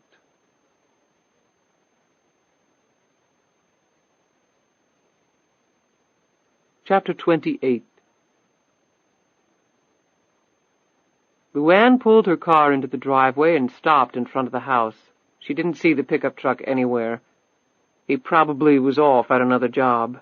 She was about to leave, but the simple beauty of Matt Riggs's home made her stop, get out of the BMW, and go up the plank steps. The graceful lines of the old structure, the obvious care and skill which had gone into rehabbing it, made her eager to explore the place, even if its owner was absent. She moved around the broad porch, running her hand along its intricate wooden scrollwork. She opened the screen door and knocked at the front door, but there was no answer. She hesitated and then tried the doorknob. It turned easily in her hand. People had not locked their doors where she had grown up either. As security-conscious as she was now, it was good to know there were still places like that left in the world. She hesitated again. Entering the man's home without his knowledge might only compound matters. However, if he never found out, she might be able to obtain some useful information about him, something she could use to help extricate herself from this potential disaster. She pushed open the front door and then closed it softly behind her. The living room had random-width oak flooring, splotched and mottled with age. The furnishings were simple but carefully arranged, and each was of excellent quality. LuAnn wondered whether Matt Riggs bought the pieces in broken condition and then worked on them. She moved through the rooms, stopping to admire the man's handiwork here and there. The slight smell of varnish hovered over various pieces of furniture. The place was neat and clean. There were no pictures of family, no wife, no kids. She didn't know why, but this struck her as odd. She reached his office and peered inside. Quietly moving over to his desk, she stopped for a moment as she thought she heard a sound come from somewhere within the house. Her heart started to race, and she briefly contemplated fleeing. The sound wasn't repeated, however, and she calmed down and seated herself behind the desk. The first thing that caught her eye was the paper on which Riggs had jotted down the notes. Her name and other information about her. She glanced at the information on the Honda. She looked at her watch. Riggs was clearly not a man who believed in idleness, and he was able to get information from sources that were obviously more than a little sophisticated. That was troubling. LuAnn jerked her head up as she looked out the broad window into the courtyard. There was a barn-like structure there. The door was open slightly. LuAnn had thought she had noted movement there. As she got up to go outside, her hand dipped into her jacket pocket and closed around the .38. When she exited the house, she started to head back to her car. Then her curiosity got the better of her, and she crept over to the barn door and peered inside. An overhead light illuminated the area well. It was set up as a workshop and storage facility. In front of two entire walls were sturdy workbenches and tables, and more tools than LuAnn had ever before seen in one place. The two other walls had shelving where wood supplies and other materials were stacked in precise configurations. As LuAnn moved inside, she eyed the staircase at the rear of the structure. In former times she was certain it would have led to a hayloft. Riggs, however, had no animals in need of hay, at least that she could see. She wondered what it housed now. She took the steps slowly. When she reached the top, she stared in amazement. The place was set up as a small study and observation area. Two bookcases, a beat-up leather chair and ottoman, and an ancient pot-bellied stove stared back at her. In one corner, an old-fashioned telescope was set up to look out a huge window in the rear of the barn. As LuAnn climbed up and looked through the window, her heart started to pound. Riggs's truck was parked behind the barn. As she turned to run down the stairs, she found herself staring down the barrel of a 12-gauge shotgun. When Riggs saw who it was, he slowly lowered the weapon. What the hell are you doing here?"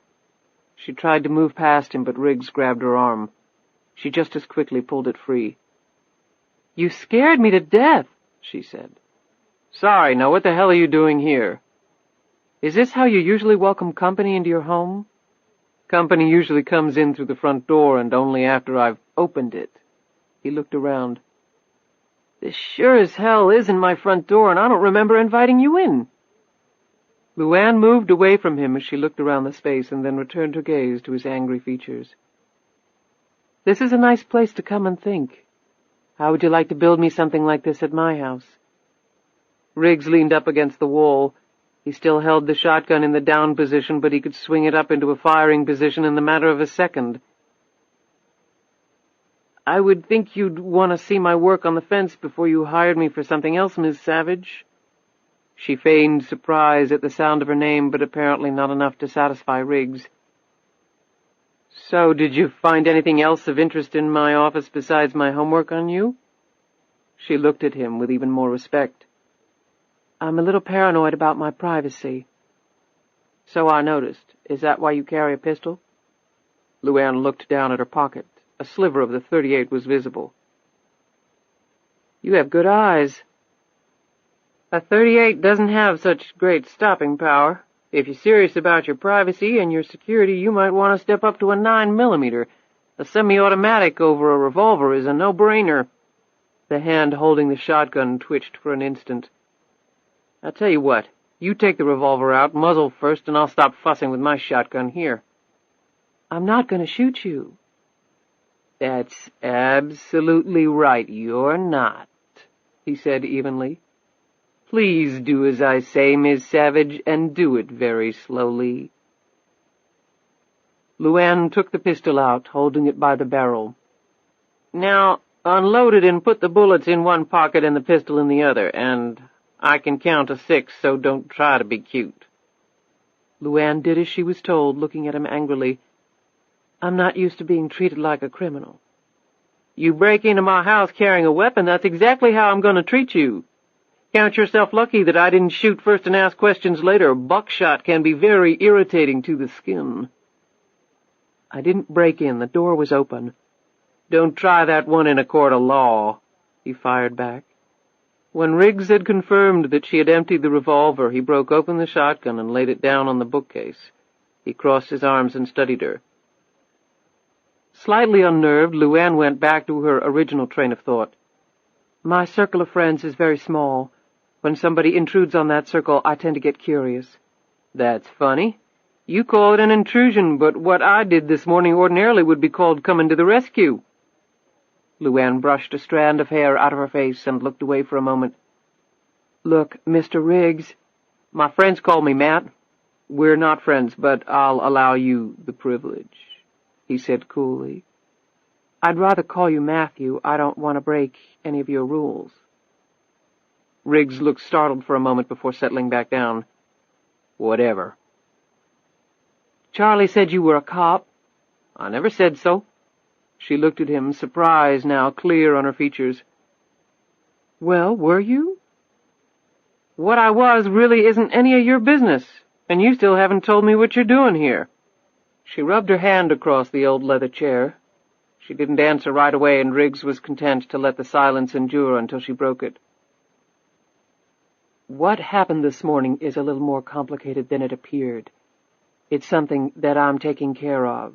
She paused and looked up at him, her eyes searching his. "I appreciate what you did. You helped me and you didn't have to. I came here to thank you." Riggs relaxed a little bit. "Okay, although I didn't expect any thanks. You needed some help and I was around to give it. One human being to another. The world would be a hell of a lot better place if we all lived by that rule." "I also came to ask a favor." Riggs inclined his head toward her, waiting. "The situation this morning, I would appreciate it if you'd just forget about it. Like I said, Charlie and I are taking care of it. If you got involved, it might make things